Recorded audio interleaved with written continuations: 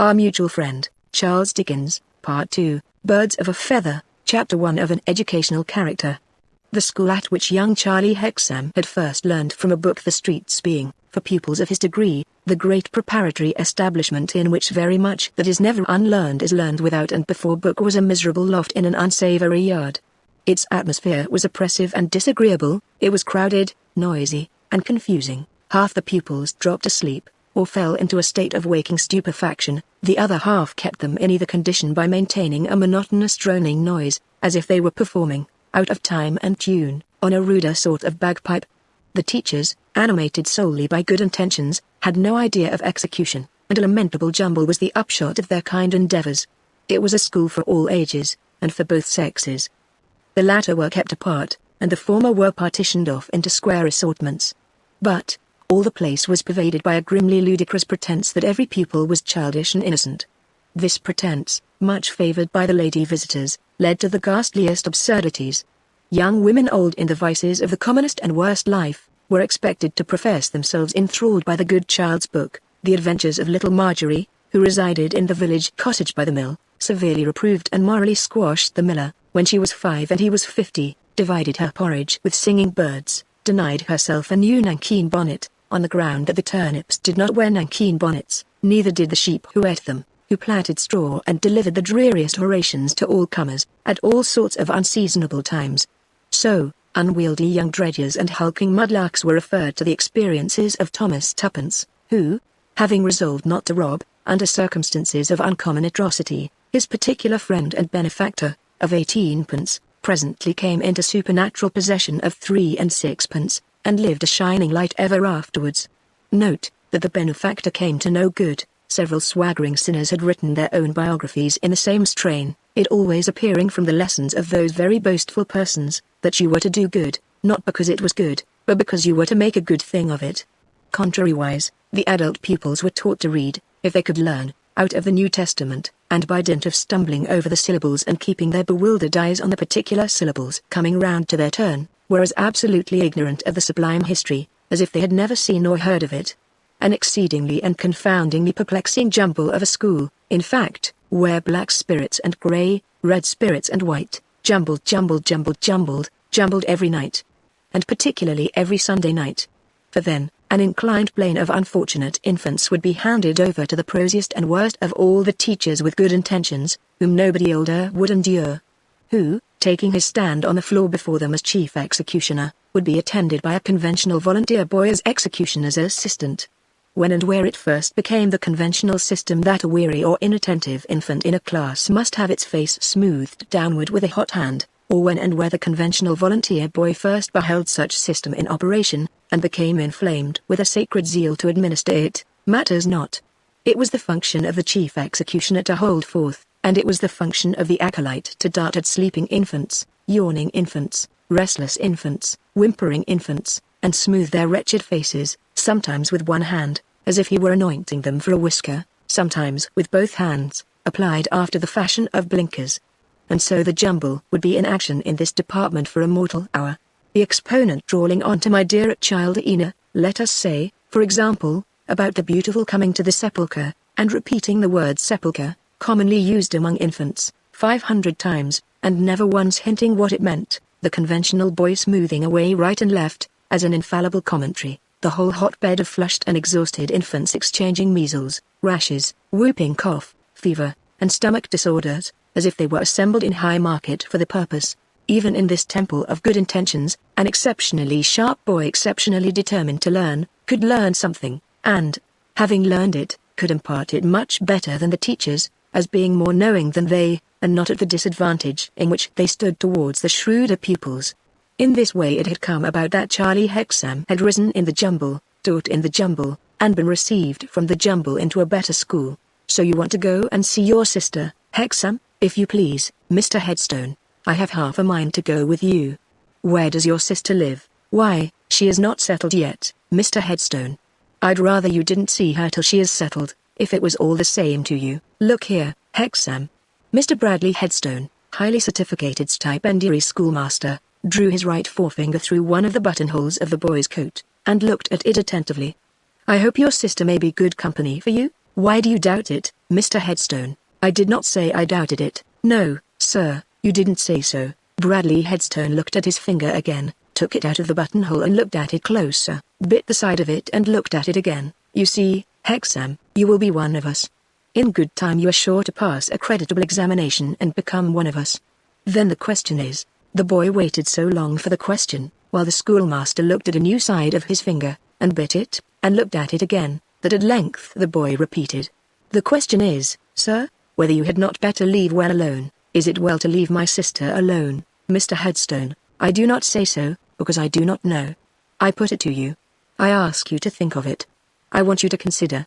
You know how well you are doing here. After all, she got me here, said the boy, with a struggle. Perceiving the necessity of it, acquiesced the schoolmaster, and making up her mind fully to the separation. Yes, the boy, with a return of that former reluctance or struggle or whatever it was, seemed to debate with himself. At length he said, raising his eyes to the master's face, I wish you'd come with me and see her, Mr. Headstone, though she is not settled. I wish you'd come with me, and take her in the rough, and judge her for yourself. You are sure you would not like, asked the schoolmaster, to prepare her? My sister Lizzie, said the boy, proudly, wants no preparing, Mr. Headstone. What she is, and shows herself to be. There's no pretending about my sister. His confidence in her sat more easily upon him than the indecision with which he had twice contended. It was his better nature to be true to her, if it were his worse nature to be wholly selfish. And as yet the better nature had the stronger hold. Well, I can spare the evening, said the schoolmaster. I am ready to walk with you, thank you, Mr. Headstone. And I am ready to go. Bradley Headstone, in his decent black coat and waistcoat, and decent white shirt, and decent formal black tie, and decent pantaloons of pepper and salt, with his decent silver watch in his pocket and its decent hair guard round his neck, looked a thoroughly decent young man of 26. He was never seen in any other dress, and yet there was a certain stiffness in his manner of wearing this, as if there were a want of adaptation between him and it, recalling some mechanics in their holiday clothes. He had acquired mechanically a great store of teacher's knowledge. He could do mental arithmetic mechanically, sing at sight mechanically, blow various wind instruments mechanically, even play the great church organ mechanically. From his early childhood up, his mind had been a place of mechanical stowage. The arrangement of his wholesale warehouse, so that it might be always ready to meet the demands of retail dealers, history here, geography there, astronomy to the right, political economy to the left, natural history, the physical sciences, figures, music, the lower mathematics, and what not, all in their several places. This care had imparted to his countenance a look of care, while the habit of questioning and being questioned had given him a suspicious manner, or a manner that would be better described as one of lying in wait. There was a kind of settled trouble in the face. It was the face belonging to a naturally slow or inattentive intellect that had toiled hard to get what it had won, and that had to hold it now that it was gotten. He always seemed to be uneasy lest anything should be missing from his mental warehouse, and taking stock to assure himself, suppression of so much to make room for so much, had given him a constrained manner, over and above. Yet there was enough of what was animal, and of what was fiery, though smouldering, still visible in him, to suggest that if young Bradley Headstone, when a pauper lad, had chanced to be told off for the sea, he would not have been the last man in a ship's crew. Regarding that origin of his, he was proud, moody, and sullen, desiring it to be forgotten. And few people knew of it. In some visits to the jumble his attention had been attracted to this boy Hexam. An undeniable boy for a pupil teacher, an undeniable boy to do credit to the master who should bring him on. Combined with this consideration, there may have been some thought of the pauper lad now never to be mentioned. Be that how it might, he had with pains gradually worked the boy into his own school, and procured him some offices to discharge there, which were repaid with food and lodging. Such were the circumstances that had brought together Bradley Headstone and young Charlie Hexam that autumn evening. Autumn, because full half a year had come and gone since the bird of prey lay dead upon the river shore. The schools, for they were twofold, as the sexes were down in that district of the flat country tending to the Thames, where Kent and Surrey meet, and where the railways still bestride the market gardens that will soon die under them. The schools were newly built, and there were so many like them all over the country, that one might have thought the whole were but one restless edifice with a locomotive gift of Aladdin's palace. They were in a neighborhood which looked like a toy neighborhood taken in blocks out of a box by a child of particularly incoherent mind, and set up anyhow. Here, one side of a new street, there, a large solitary public house facing nowhere, here, another unfinished street already in ruins, there, a church, here, an immense new warehouse, there, a dilapidated old country villa, then, a medley of black ditch, sparkling cucumber frame, rank field, richly cultivated kitchen garden, brick viaduct, arch-spanned canal, and disorder of frowsiness and fog. As if the child had given the table a kick, and gone to sleep. But, even among school buildings, school teachers, and school pupils, all according to pattern and all engendered in the light of the latest gospel according to monotony, the older pattern into which so many fortunes have been shaped for good and evil, comes out. It came out in Miss Beecher the schoolmistress, watering her flowers, as Mr. Bradley Heatherstone walked forth.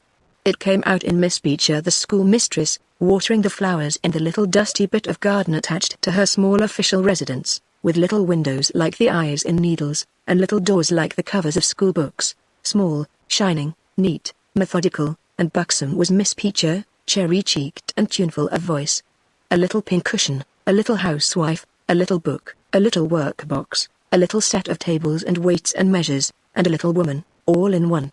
She could write a little essay on any subject, exactly a slate long, beginning at the left-hand top of one side and ending at the right-hand bottom of the other, and the essay should be strictly according to rule.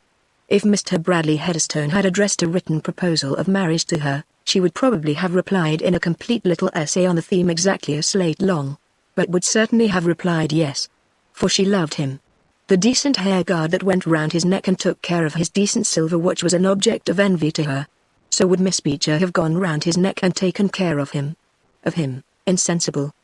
Because he did not love Miss Beecher, Miss Beecher's favorite pupil, who assisted her in her little household, was in attendance with a can of water to replenish her little watering pot, and sufficiently divined the state of Miss Beecher's affections to feel it necessary that she herself should love young Charlie Hexam.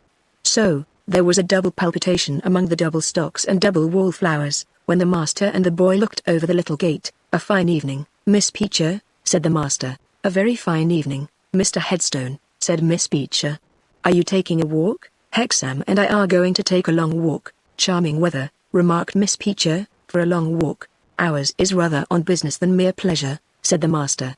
Miss Beecher inverting her watering pot, and very carefully shaking out the few last drops over a flower, as if there was some special virtue in them which would make it a Jack's beanstalk before morning, called for replenishment to her pupil, who had been speaking to the boy. Good night, Miss Beecher, said the master. Good night, Mr. Headstone, said the mistress. The pupil had been, in her state of pupilage, so imbued with the class custom of stretching out an arm, as if to hail a cab or omnibus, whenever she found she had an observation on hand to offer to Miss Beecher, that she often did it in their domestic relations, and she did it now. Well, Marianne, said Miss Beecher, if you please, ma'am, Hexam said they were going to see his sister.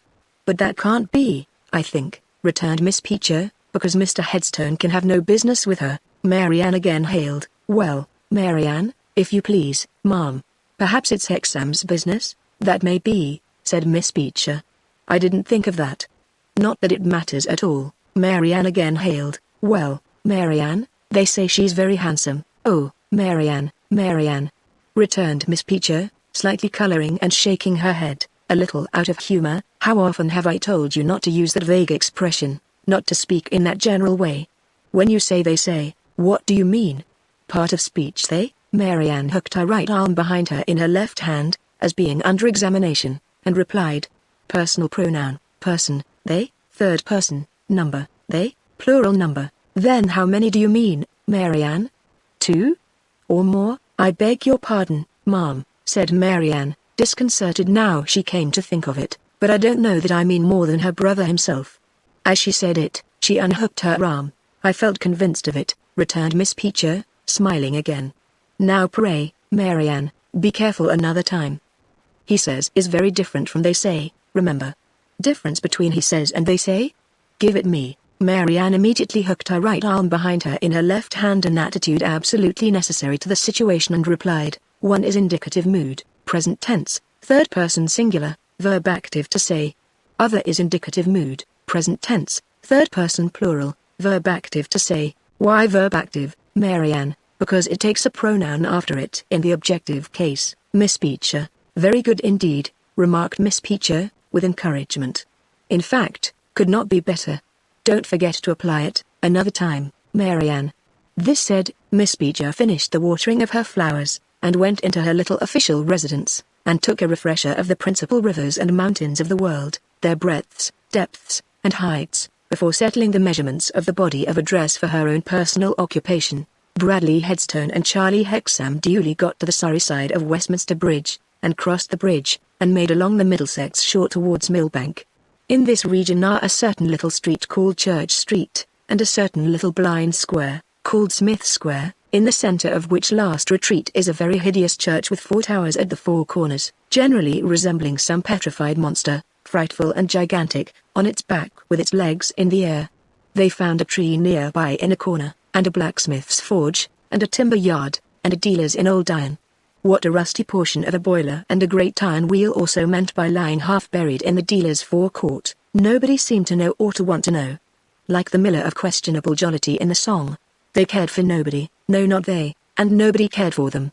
After making the round of this place, and noting that there was a deadly kind of repose on it, more as though it had taken laudanum than fallen into a natural rest, they stopped at the point where the street and the square joined, and where there were some little quiet houses in a row. To these Charlie Hexam finally led the way, and at one of these stopped. "This must be where my sister lives, sir.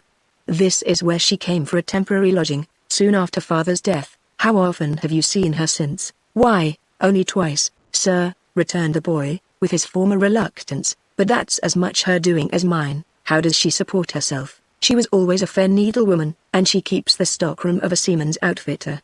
"Does she ever work at her own lodging here?" "Sometimes, but her regular hours and regular occupation are at their place of business, I believe, sir."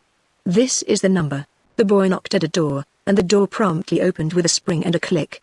A parlor door within a small entry stood open, and disclosed a child, a dwarf, a girl, a something, sitting on a little low old-fashioned armchair, which had a kind of little working bench before it. "I can't get up," said the child, "because my back's bad, and my legs are queer."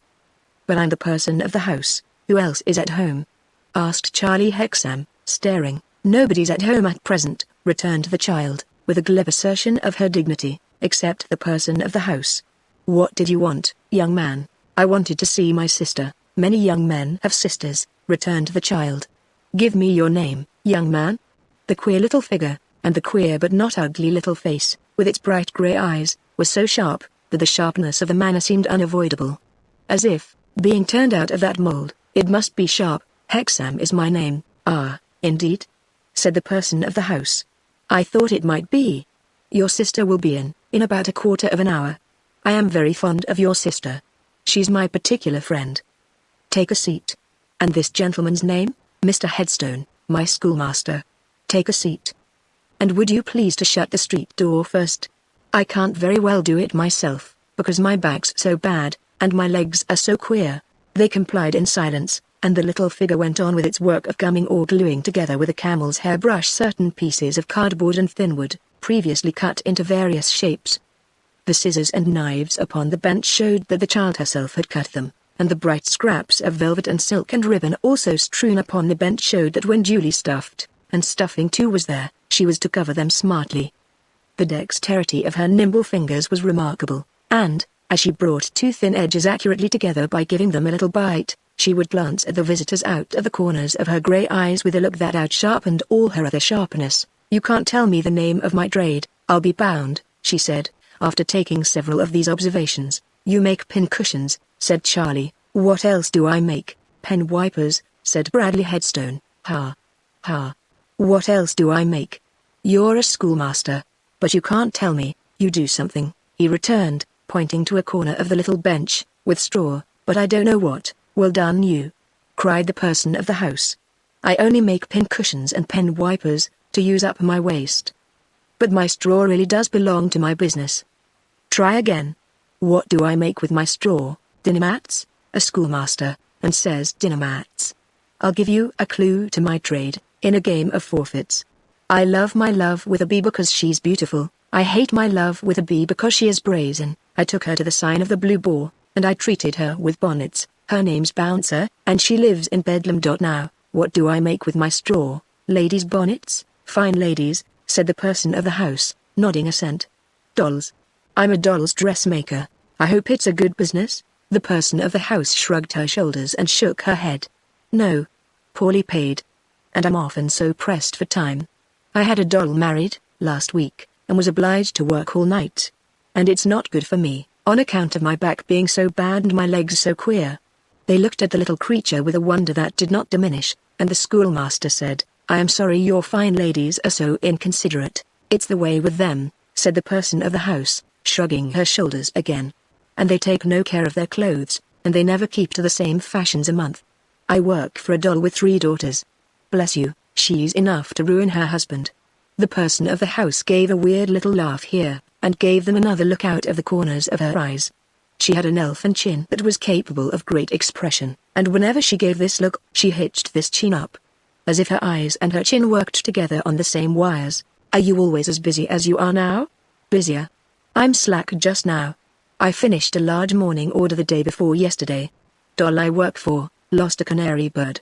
The person of the house gave another little laugh, and then nodded her head several times, as who should moralize. "Oh, this world, are you alone all day?"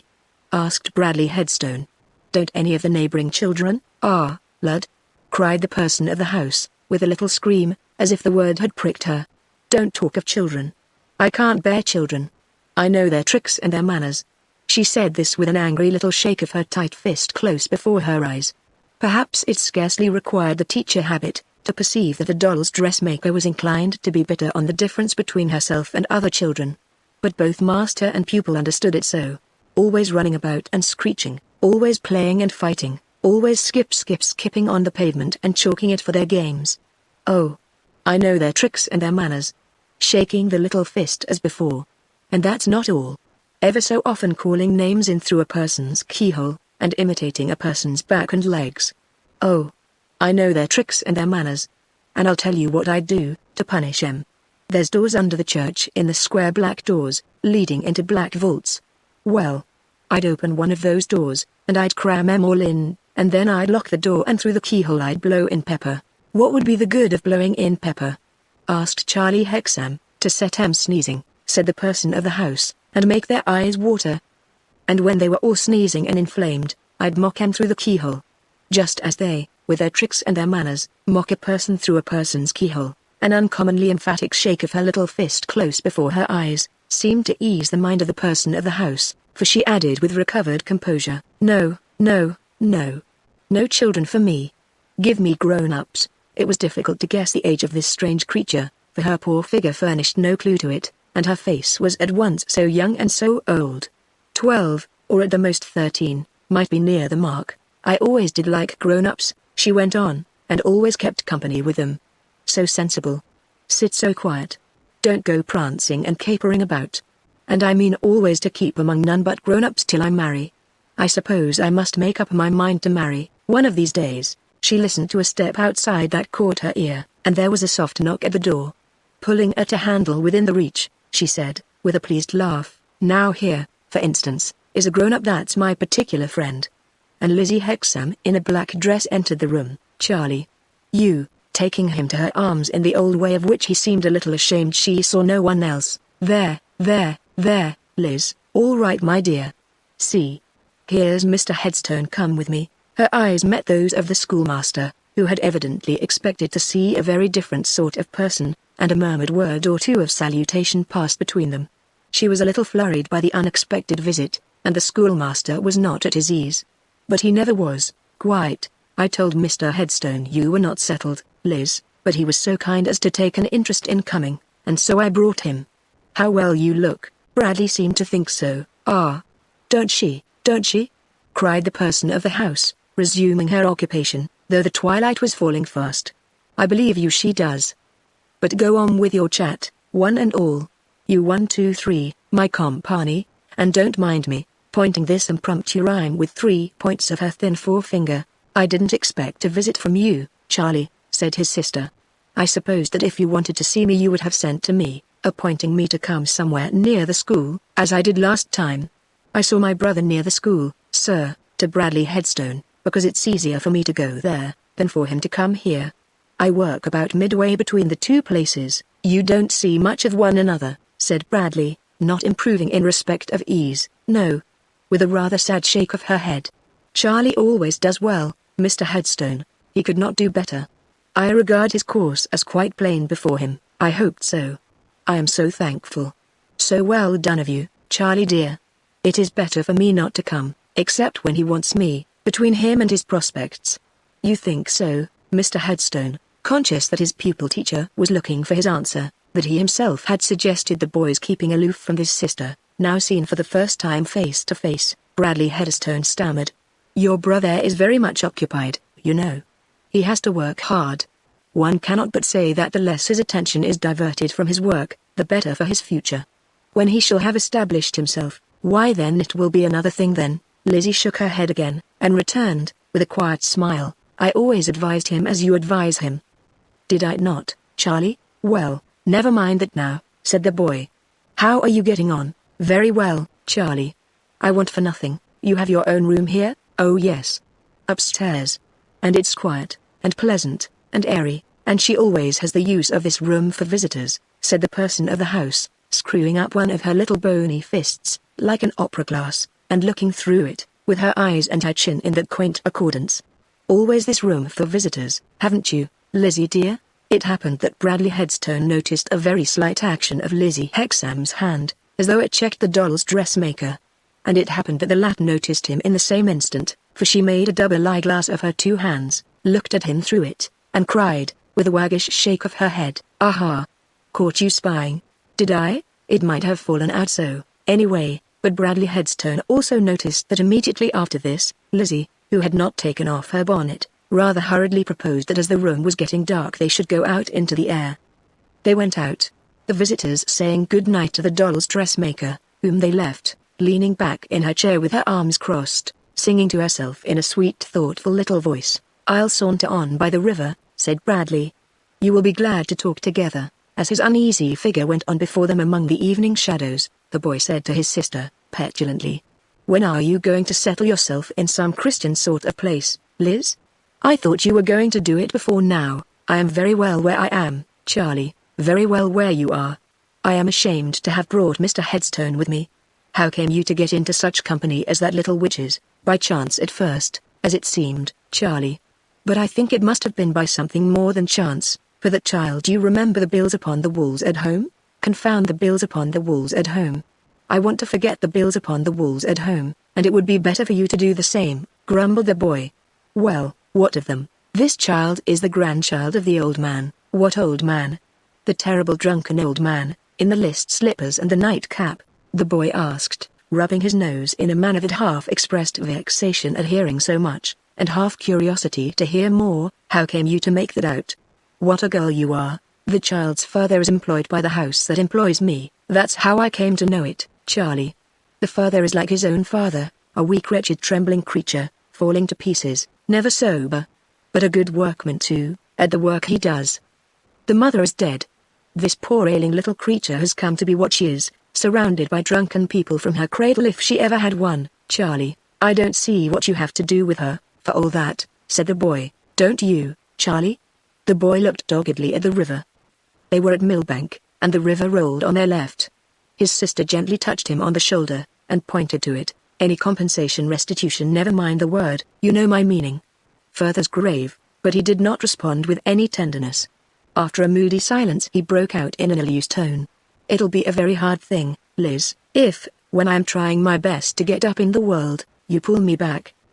Charlie? Yes, you, Liz. Why can't you let bygones be bygones? Why can't you, as Mr. Headstone said to me this very evening about another matter, leave well alone? What we have got to do, is, to turn our faces full in a new direction, and keep straight on, and never look back? Not even to try to make some amends? You are such a dreamer, said the boy, with his former petulance. It was all very well when we sat before the fire, when we looked into the hollow down by the flare, but we are looking into the real world, now. We were looking into the real world then, Charlie. I understand what you mean by that, but you are not justified in it. I don't want, as I raise myself, to shake you off, Liz. I want to carry you up with me. That's what I want to do, and mean to do. I know what I owe you. I said to Mr. Headstone this very evening, after all, my sister got me here. Well, then. Don't pull me back, and hold me down. That's all I ask, and surely that's not unconscionable. She had kept a steadfast look upon him, and she answered with composure. I am not here selfishly, Charlie. To please myself I could not be too far from that river, nor could you be too far from it to please me. Let us get quit of it equally. Why should you linger about it any more than I? I give it a wide berth. I can't get away from it, I think, said Lizzie, passing her hand across her forehead. It's no purpose of mine that I live by it still. There you go, Liz. Dreaming again. You lodge yourself of your own accord in a house with a drunken tailor, I suppose, or something of the sort, and a little crooked antic of a child, or old person, or whatever it is, and then you talk as if you were drawn or driven there. Now, do be more practical. She had been practical enough with him, in suffering and striving for him, but she only laid her hand upon his shoulder not reproachfully and tapped it twice or thrice. She had been used to do so, to soothe him when she carried him about, a child as heavy as herself. Tears started to his eyes. Upon my word, Liz, drawing the back of his hand across them, I mean to be a good brother to you, and to prove that I know what I owe you. All I say is, that I hope you'll control your fancies a little, on my account. I'll get a school, and then you must come and live with me, and you'll have to control your fancies then, so why not now? Now, say I haven't vexed you. You haven't, Charlie, you haven't, and say I haven't hurt you. You haven't, Charlie. But this answer was less ready. Say you are sure I didn't mean to. Come. There's Mr. Headstone stopping and looking over the wall at the tide, to hint that it's time to go. Kiss me, and tell me that you know I didn't mean to hurt you. She told him so, and they embraced, and walked on and came up with the schoolmaster. But we go your sister's way, he remarked, when the boy told him he was ready. And with his cumbrous and uneasy action he stiffly offered her his arm. Her hand was just within it, when she drew it back. He looked round with a start, as if he thought she had detected something that repelled her, in the momentary touch. I will not go in just yet, said Lizzie. And you have a distance before you, and will walk faster without me. Being by this time close to Vauxhall Bridge, they resolved, in consequence, to take that way over the Thames, and they left her, Bradley Headstone giving her his hand at parting, and she thanking him for his care of her brother. The master and the pupil walked on, rapidly and silently. They had nearly crossed the bridge, when a gentleman came coolly sauntering towards them, with a cigar in his mouth, his coat thrown back, and his hands behind him. Something in the careless manner of this person, and in a certain lazily arrogant air with which he approached, holding possession of twice as much pavement as another would have claimed, instantly caught the boy's attention. As the gentleman passed, the boy looked at him narrowly, and then stood still, looking after him. Who is it that you stare after? Asked Bradley. Why, said the boy, with a confused and pondering frown upon his face, it is that Rayburn one. Bradley Headstone scrutinized the boy as closely as the boy had scrutinized the gentleman. I beg your pardon, Mr. Headstone, but I couldn't help wondering what in the world brought him here. Though he said it as if his wonder were past, at the same time resuming the walk, it was not lost upon the master that he looked over his shoulder after speaking, and that the same perplexed and pondering frown was heavy on his face. You don't appear to like your friend, Hexam. I don't like him, said the boy. Why not? He took hold of me by the chin in a precious impertinent way, the first time I ever saw him, said the boy. Again, why, for nothing. Or it's much the same, because something I happened to say about my sister didn't happen to please him. Then he knows your sister? He didn't at that time, said the boy, still moodily pondering. Does now? The boy had so lost himself that he looked at Mr. Bradley Headstone as they walked on side by side, without attempting to reply until the question had been repeated. Then he nodded and answered, Yes, sir, going to see her. I dare say. It can't be, said the boy, quickly. He doesn't know her well enough. I should like to catch him at it. When they had walked on for a time, more rapidly than before, the master said, clasping the pupil's arm between the elbow and the shoulder with his hand. You were going to tell me something about that person. What did you say his name was? Rayburn? Mr. Eugene Rayburn? He is what they call a barrister, with nothing to do. The first time he came to our old place was when my father was alive. He came on business, not that it was his business, he never had any business, he was brought by a friend of his. And the other times? There was only one other time that I know of. When my father was killed by accident, he chanced to be one of the finders. He was mooning about, I suppose, taking liberties with people's chins, but there he was, somehow. He brought the news home to my sister early in the morning, and brought Miss Abby Potterson, a neighbor, to help break it to her. He was mooning about the house when I was fetched home in the afternoon. They didn't know where to find me till my sister could be brought round sufficiently to tell them, and then he mooned away. And is that all? That's all, sir, Bradley Headstone gradually released the boy's arm, as if he were thoughtful, and they walked on side by side as before. After a long silence between them, Bradley resumed the talk. I suppose your sister, with a curious break both before and after the words, has received hardly any teaching, Hexam? Hardly any, sir, sacrificed, no doubt, to her father's objections. I remember them in your case. Yet your sister scarcely looks or speaks like an ignorant person. Lizzie has as much thought as the best, Mr. Headstone. Too much, perhaps, without teaching. I used to call the fire at home her books, for she was always full of fancies, sometimes quite wise fancies, considering when she sat looking at it. I don't like that, said Bradley Headstone. His pupil was a little surprised by this striking in with so sudden and decided and emotional an objection, but took it as a proof of the master's interest in himself. It emboldened him to say, I have never brought myself to mention it openly to you, Mr. Headstone, and you're my witness that I couldn't even make up my mind to take it from you before we came out tonight. But it's a painful thing to think that if I get on as well as you hope, I shall be, I won't say disgraced, because I don't mean disgraced, but rather put to the blush if it was known by a sister who has been very good to me. Yes, said Bradley Headstone in a slurring way, for his mind scarcely seemed to touch that point, so smoothly did it glide to another, and there is this possibility to consider. Some man who had worked his way might come to admire your sister and might even in time bring himself to think of marrying your sister, and it will be a sad drawback and a heavy penalty upon him, if, overcoming in his mind other inequalities of condition and other considerations against it, this inequality and this consideration remained in full force. That's much my own meaning, sir. Said Bradley Headstone, but you spoke of a mere brother. Now, the case, I have supposed, would be a much stronger case, because an admirer, a husband, would form the connection voluntarily, besides being obliged to proclaim it, which a brother is not.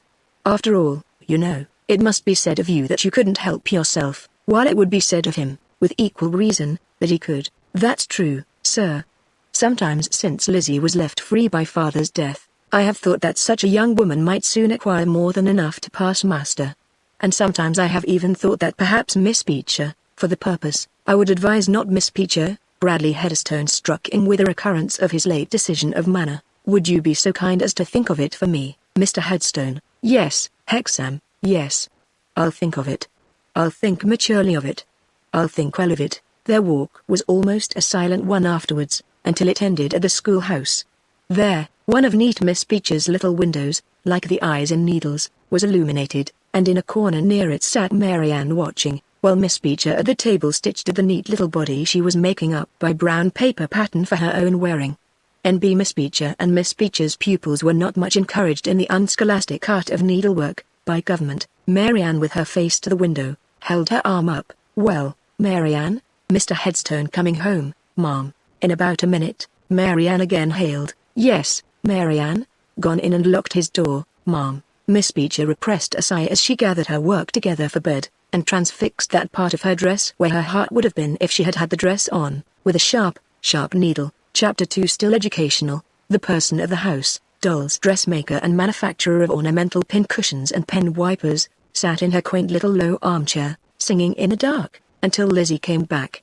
The person of the house had attained that dignity while yet of very tender years indeed, through being the only trustworthy person in the house. Well, Lizzie Mizzy Wizzy, said she, breaking off in her song. What's the news out of doors? What's the news indoors? Returned Lizzie, playfully smoothing the bright long fair hair which grew very luxuriant and beautiful on the head of the doll's dressmaker. Let me see, said the blind man. Why, the last news is, that I don't mean to marry your brother. No, oh, shaking her head and her chin. Don't like the boy. What do you say to his master? I say that I think he's bespoke. Lizzie finished putting the hair carefully back over the misshapen shoulders, and then lighted a candle. It showed the little parlor to be dingy, but orderly and clean. She stood it on the mantel-shelf, remote from the dressmaker's eyes, and then put the room door open, and the house door open, and turned the little low chair and its occupant towards the outer air. It was a sultry night, and this was a fine weather arrangement when the day's work was done. To complete it, she seated herself in a chair by the side of the little chair, and protectingly drew under her arm the spare hand that crept up to her. This is what your loving Jenny Wren calls the best time in the day and night, said the person of the house. Her real name was Fanny Cleaver, but she had long ago chosen to bestow upon herself the appellation of Miss Jenny Wren. I have been thinking, Jenny went on, as I sat at work today, what a thing it would be, if I should be able to have your company till I am married, or at least courted. Because when I am courted, I shall make him do some of the things that you do for me. He couldn't brush my hair like you do, or help me up and down stairs like you do, and he couldn't do anything like you do, but he could take my work home, and he could call for orders in his clumsy way. And he shall too. I'll trot him about, I can tell him." Jenny Wren had her personal vanities happily for her, and no intentions were stronger in her breast than the various trials and torments that were, in the fullness of time, to be inflicted upon him, wherever he may happen to be just at present, or whoever he may happen to be, said Miss Wren. "I know his tricks and his manners, and I give him warning to look out." "Don't you think you are rather hard upon him?" asked her friend, smiling, and smoothing her hair. "Not a bit," replied the sage Miss Wren, with an air of vast experience. "My dear, they don't care for you, those fellows, if you're not hard upon 'em. But I was saying if I should be able to have your company." "Ah, what a large if.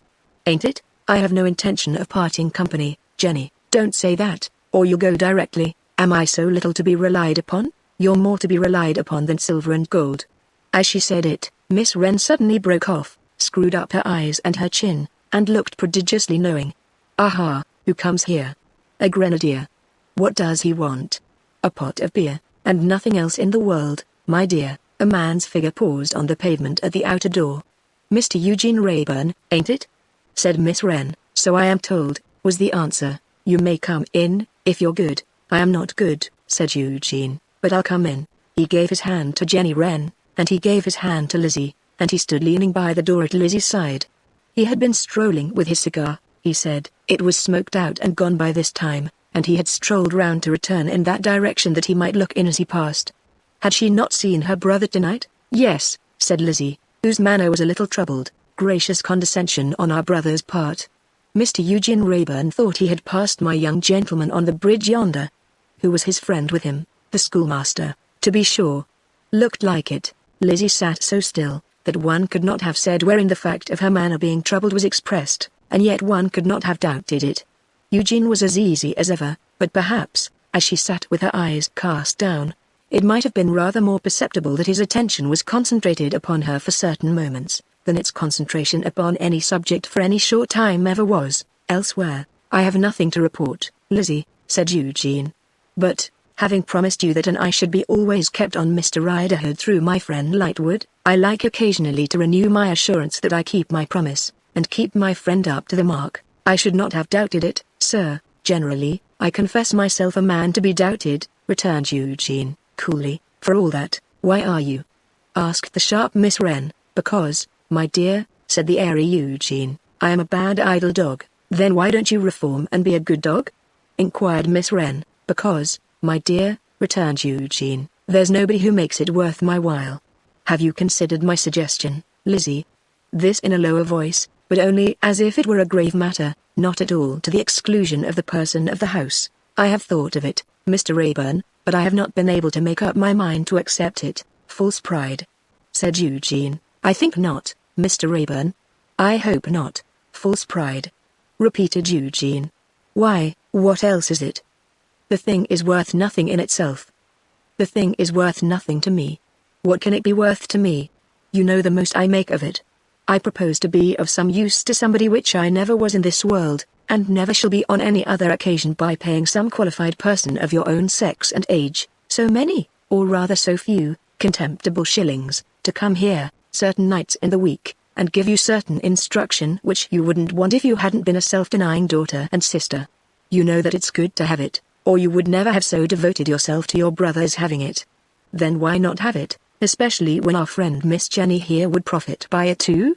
If I propose to be the teacher, or to attend the lessons, obviously incongruous ! But as to that, I might as well be on the other side of the globe, or not on the globe at all." "False pride, Lizzie. Because true pride wouldn't shame, or be shamed by, your thankless brother. True pride wouldn't have schoolmasters brought here, like doctors, to look at a bad case. True pride would go to work and do it. You know that, well enough, for you know that your own true pride would do it tomorrow, if you had the ways and means which false pride won't let me supply. Very well. I add no more than this. Your false pride does wrong to yourself and does wrong to your dead father." "How to my father, Mr. Rayburn?" she asked, with an anxious face. "How to your father? Can you ask?" by perpetuating the consequences of his ignorant and blind obstinacy, by resolving not to set right the wrong he did you, by determining that the deprivation to which he condemned you, and which he forced upon you, shall always rest upon his head. It chanced to be a subtle string to sound, in her who had so spoken to her brother within the hour. It sounded far more forcibly, because of the change in the speaker for the moment, the passing appearance of earnestness, complete conviction, injured resentment of suspicion, generous and unselfish interest. All these qualities, in him usually so light and careless, she felt to be inseparable from some touch of their opposites in her own breast.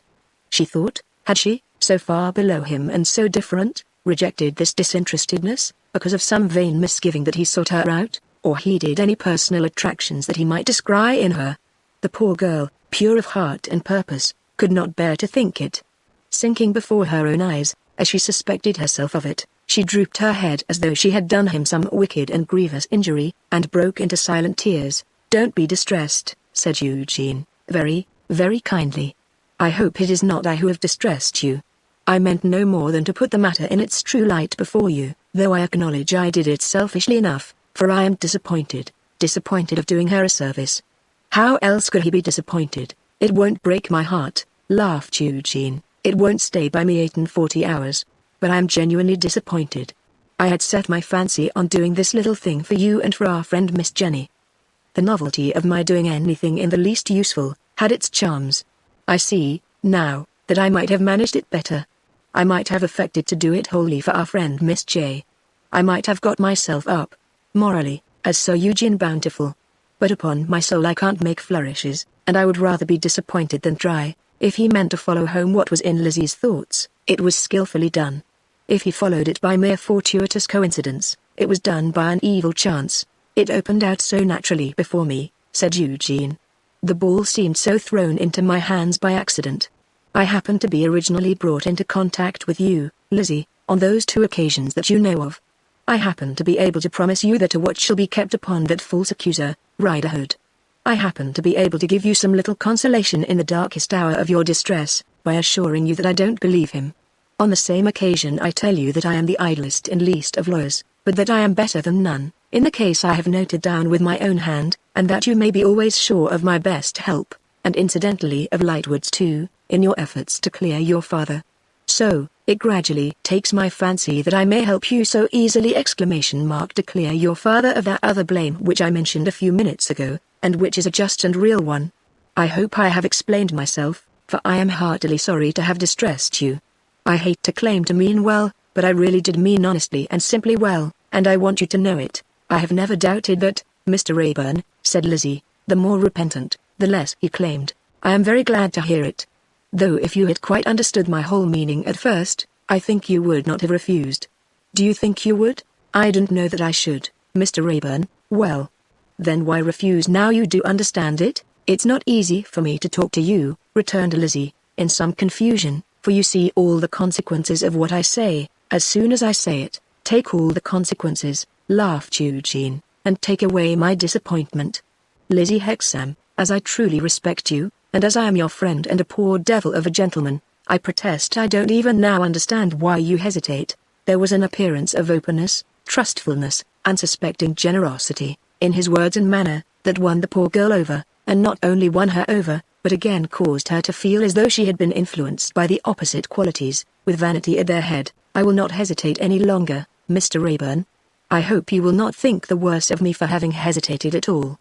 For myself and for Jenny you let me answer for you, Jenny dear." The little creature had been leaning back, attentive, with her elbows resting on the elbows of her chair, and her chin upon her hands. Without changing her attitude, she answered, "Yes." So suddenly that it rather seemed as if she had chopped the monosyllable than spoken it. "For myself and for Jenny, I thankfully accept your kind offer." "Agreed." "Dismissed," said Eugene, giving Lizzie his hand before lightly waving it, as if he waved the whole subject away. "I hope it may not be often that so much is made of so little." Then he fell to talking playfully with Jenny Wren. "I think of setting up a doll, Miss Jenny," he said. "You had better not," replied the dressmaker. "Why not? You are sure to break it. All you children do, but that makes good for trade, you know, Miss Wren," returned Eugene. "Much as people's breaking promises and contracts and bargains of all sorts, makes good for my trade. I don't know about that, Miss Wren retorted. But you had better by half set up a pen wiper, and turn industrious, and use it. Why, if we were all as industrious as you, little busybody, we should begin to work as soon as we could crawl, and there would be a bad thing. Do you mean, returned the little creature, with a flush suffusing her face, bad for your backs and your legs? No, no, no, said Eugene, shocked to do him justice at the thought of trifling with her infirmity. Bad for business, bad for business. If we all set to work as soon as we could use our hands, it would be all over with the dolls' dressmakers. There's something in that, replied Miss Wren. You have a sort of an idea in your noddle sometimes. Then, in a changed tone, talking of ideas, my Lizzie, they were sitting side by side as they had sat at first. I wonder how it happens that when I am working here, all alone in the summertime, I smell flowers. As a commonplace individual, I should say, Eugene suggested languidly, for he was growing weary of the person of the house. That you smell flowers because you do smell flowers. No, I don't, said the little creature, resting one arm upon the elbow of her chair, resting her chin upon that hand, and looking vacantly before her. This is not a flowery neighborhood. It's anything but that. And yet as I sit at work, I smell miles of flowers. I smell roses, till I think I see the rose leaves lying in heaps, bushels, on the floor. I smell fallen leaves, till I put down my hand so and expect to make them rustle. I smell the white and the pink may in the hedges, and all sorts of flowers that I never was among. For I have seen very few flowers indeed, in my life. Pleasant fancies to have, Jenny dear, said her friend, with a glance towards Eugene as if she would have asked him whether they were given the child in compensation for her losses. So I think, Lizzie, when they come to me. And the birds I hear. Oh, cried the little creature, holding out her hand and looking upward, how they sing. There was something in the face and action for the moment, quite inspired and beautiful. Then the chin dropped musingly upon the hand again. I dare say my birds sing better than other birds, and my flowers smell better than other flowers. For when I was a little child, in a tone as though it were ages ago, the children that I used to see early in the morning were very different from many others that I ever saw. They were not like me, they were not chilled, anxious, ragged, or beaten, they were never in pain. They were not like the children of the neighbors, they never made me tremble all over, by setting up shrill noises, and they never mocked me. Such numbers of them too. All in white dresses, and with something shining on the borders, and on their heads, that I have never been able to imitate with my work, though I know it so well. They used to come down in long bright slanting rows, and say all together, "Who is this in pain? Who is this in pain?" When I told them who it was, they answered, "Come and play with us." When I said I never play, I can't play, they swept about me and took me up, and made me light. Then it was all delicious ease and rest till they laid me down, and said, "All together, have patience, and we will come again." Whenever they came back, I used to know they were coming before I saw the long bright rows, by hearing them ask, all together a long way off, "Who is this in pain? Who is this in pain?" And I used to cry out, "Oh my blessed children, it's poor me. Have pity on me. Take me up and make me light." By degrees, as she progressed in this remembrance, the hand was raised, the late ecstatic look returned, and she became quite beautiful. Having so paused for a moment, silent, with a listening smile upon her face, she looked round and recalled herself. "What poor fun you think me, don't you, Mr. Rayburn? You may well look tired of me. But it's Saturday night, and I won't detain you. That is to say, Miss Wren," observed Eugene, quite ready to profit by the hint. "You wish me to go? Well, it's Saturday night," she returned, "and my child's coming home. And my child is a troublesome bad child, and costs me a world of scolding. I would rather you didn't see my child, a doll," said Eugene, not understanding, and looking for an explanation, but Lizzie, with her lips only, shaping the two words, "her father," he delayed no longer. He took his leave immediately. At the corner of the street he stopped to light another cigar, and possibly to ask himself what he was doing otherwise. If so, the answer was indefinite and vague. Who knows what he is doing, who is careless what he does? A man stumbled against him as he turned away, who mumbled some maudlin apology. Looking after this man, Eugene saw him go in at the door by which he himself had just come out. On the man stumbling into the room, Lizzie rose to leave it. "Don't go away, Miss Hexam," he said in a submissive manner, speaking thickly and with difficulty. "Don't fly from unfortunate man in shattered state of health. Give poor invalid honor of your company." "It ain't catching." Lizzie murmured that she had something to do in her own room, and went away upstairs, "How's my Jenny?" said the man, timidly. "How's my Jenny Wren, best of children, object dearest affection's broken-hearted invalid?" To which the person of the house, stretching out her arm in an attitude of command, replied with irresponsive asperity, "Go along with you. Go along into your corner. Get into your corner directly." The wretched spectacle made as if he would have offered some remonstrance, but not venturing to resist the person of the house, thought better of it, and went and sat down on a particular chair of disgrace. "Oh!" cried the person of the house, pointing her little finger, "you bad old boy. Oh! You naughty, wicked creature. What do you mean by it?" The shaking figure, unnerved and disjointed from head to foot, put out its two hands a little way, as making overtures of peace and reconciliation. Abject tears stood in its eyes, and stained the blotched red of its cheeks. The swollen lead-colored underlip trembled with a shameful whine. The whole indecorous threadbare ruin, from the broken shoes to the prematurely grey scanty hair, grovelled, not with any sense worthy to be called a sense, of this dire reversal of the places of parent and child, but in a pitiful expostulation to be let off from a scolding. "I know your tricks and your manners," cried Miss Wren. "I know where you've been to." Which indeed it did not require discernment to discover. "Oh, you disgraceful old chap." The very breathing of the figure was contemptible, as it labored and rattled in that operation, like a blundering clock. "Slave, slave, slave, from morning to night," pursued the person of the house, "and all for this. What do you mean by it?" There was something in that emphasized "what," which absurdly frightened the figure. As often as the person of the house worked her way round to it, even as soon as he saw that it was coming, he collapsed in an extra degree. "I wish you had been taken up, and locked up," said the person of the house. "I wish you had been poked into cells and black holes, and run over by rats and spiders and beetles. I know their tricks and their manners, and they'd have tickled you nicely. Ain't you ashamed of yourself?" "Yes, my dear," stammered the father. "Then," said the person of the house, terrifying him by a grand muster of her spirits and forces before occurring to the emphatic word, "What do you mean by it?" Circumstances over which had no control, was the miserable creature's plea in extenuation. "I'll circumstance you and control you too," retorted the person of the house, speaking with vehement sharpness, "if you talk in that way. I'll give you in charge to the police, and have you fined 5 shillings when you can't pay, and then I won't pay the money for you, and you'll be transported for life." "How should you like to be transported for life?" "Shouldn't like it. Poor shattered invalid."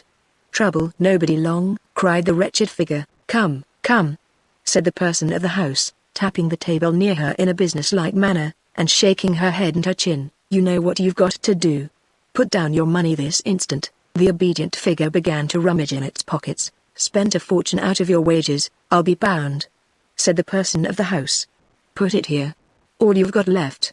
Every farthing." Such a business as he made of collecting it from his dog's eared pockets, of expecting it in this pocket, and not finding it, of not expecting it in that pocket, and passing it over, of finding no pocket where that other pocket ought to be. "Is this all?" demanded the person of the house, when a confused heap of pence and shillings lay on the table. "Got no more," was the rueful answer, with an accordant shake of the head. "Let me make sure. You know what you've got to do. Turn all your pockets inside out, and leave 'em so," cried the person of the house. He obeyed. And if anything could have made him look more abject or more dismally ridiculous than before, it would have been his so displaying himself. "Here's but 7 and 8pence halfpenny," exclaimed Miss Wren, after reducing the heap to order. "Oh, you prodigal old son. Now you shall be starved." "No, don't starve me," he urged, whimpering. "If you were treated as you ought to be," said Miss Wren, "you'd be fed upon the skewers of cat's meat only the skewers, after the cats had had the meat. As it is, go to bed." When he stumbled out of the corner to comply, he again put out both his hands, and pleaded, circumstances over which no control. "Get along with you to bed," cried Miss Wren, snapping him up. "Don't speak to me. I'm not going to forgive you. Go to bed this moment." Seeing another emphatic word upon its way, he evaded it by complying and was heard to shuffle heavily upstairs, and shut his door, and throw himself on his bed.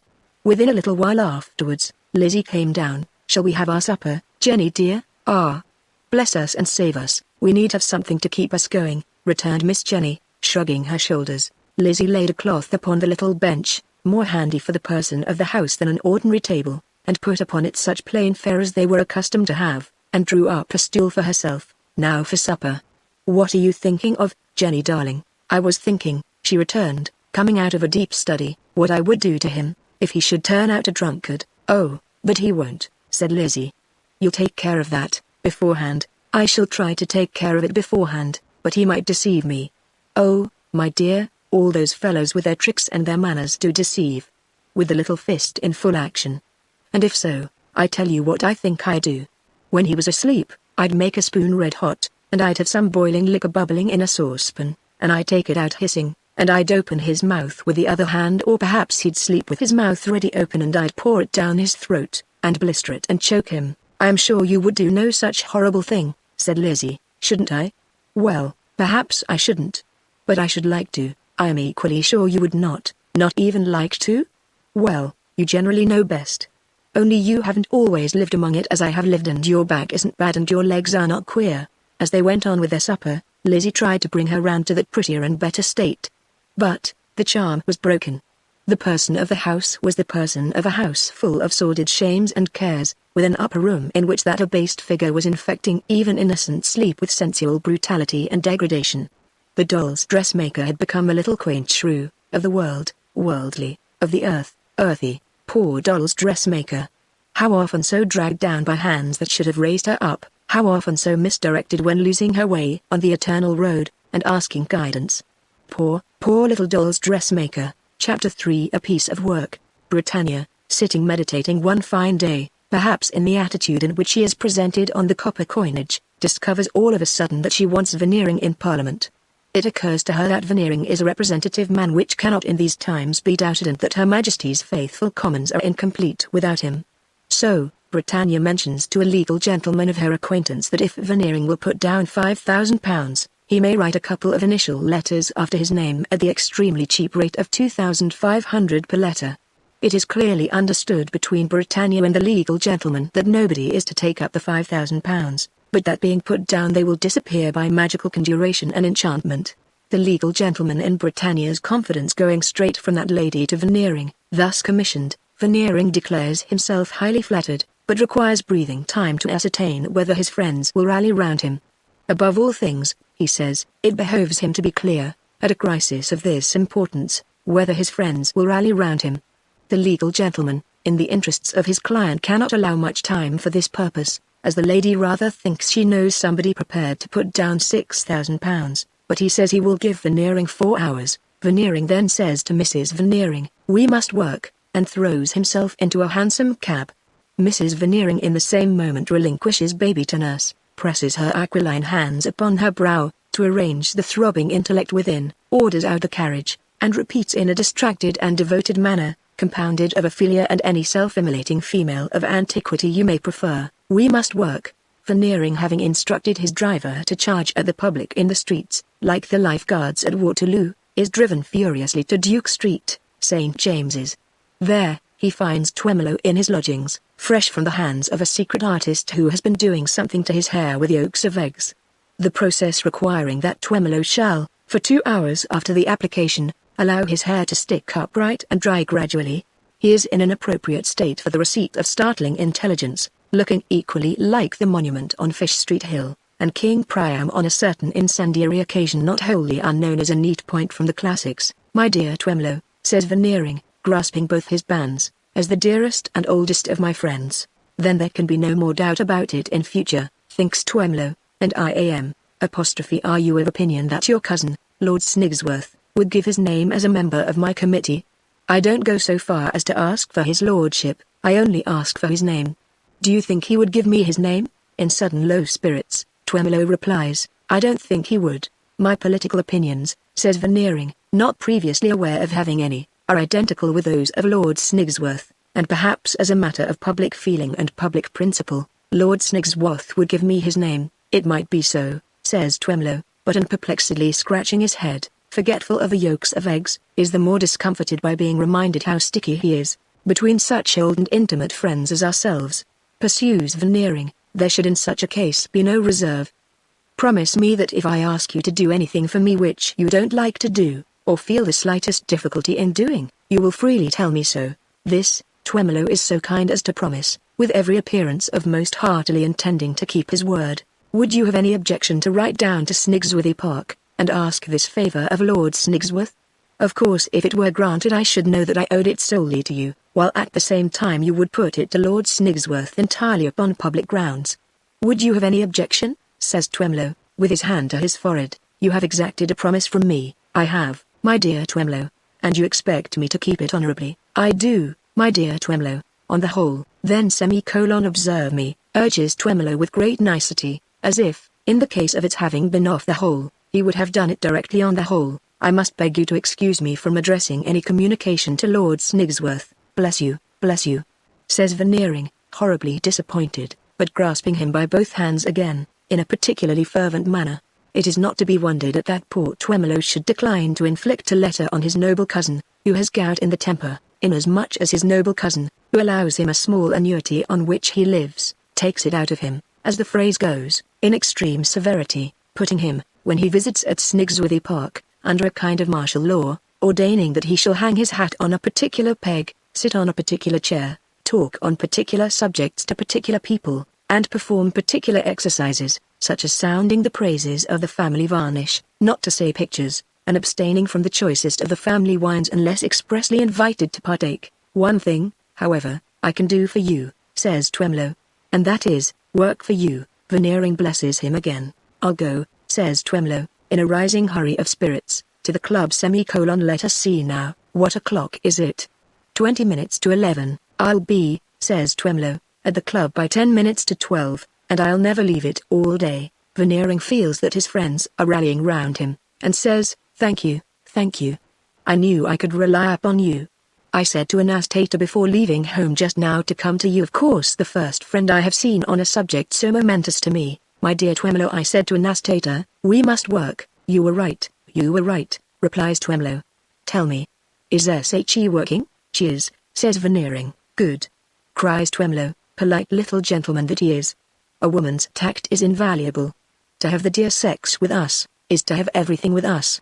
But you have not imparted to me, remarks Veneering, what you think of my entering the House of Commons. I think, rejoins Twemlow, feelingly, that it is the best club in London. Veneering again blesses him, plunges downstairs, rushes into his hansom, and directs the driver to be up and at the British public, and to charge into the city. Meanwhile Twemlow, in an increasing hurry of spirits, gets his hair down as well as he can, which is not very well, for, after these glutinous applications it is restive, and has a surface on it somewhat in the nature of pastry, and gets to the club by the appointed time. At the club he promptly secures a large window, writing materials, and all the newspapers, and establishes himself, immovable, to be respectfully contemplated by Pall Mall. Sometimes, when a man enters who nods to him, Twemlow says, do you know Veneering? Man says, no. Member of the club? Twemlow says, yes. Coming in for pocket breeches. Man says, ah. Hope he may find it worth the money. Yawns, and saunters out. Towards 6 o'clock of the afternoon, Twemlow begins to persuade himself that he is positively jaded with work, and thinks it much to be regretted that he was not brought up as a parliamentary agent. From Twemlow's, Veneering dashes at Podsnap's place of business. Finds Podsnap reading the paper, standing, and inclined to be oratorical over the astonishing discovery he has made, that Italy is not England. Respectfully entreats Podsnap's pardon for stopping the flow of his words of wisdom, and informs him what is in the wind. Tells Podsnap that their political opinions are identical. Gives Podsnap to understand that he, Veneering, formed his political opinions while sitting at the feet of him, Podsnap.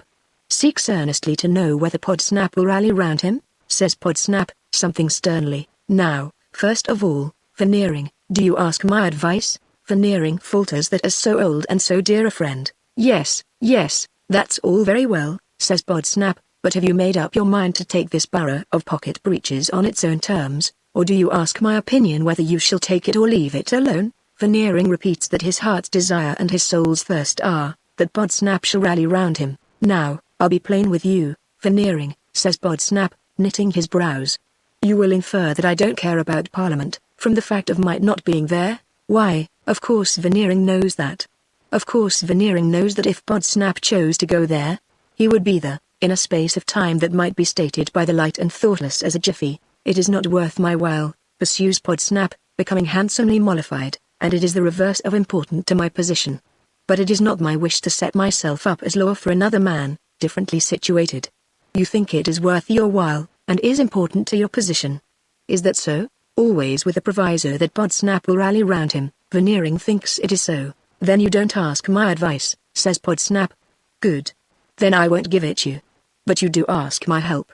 Good. Then I'll work for you. Veneering instantly blesses him, and apprises him that Twemlow is already working.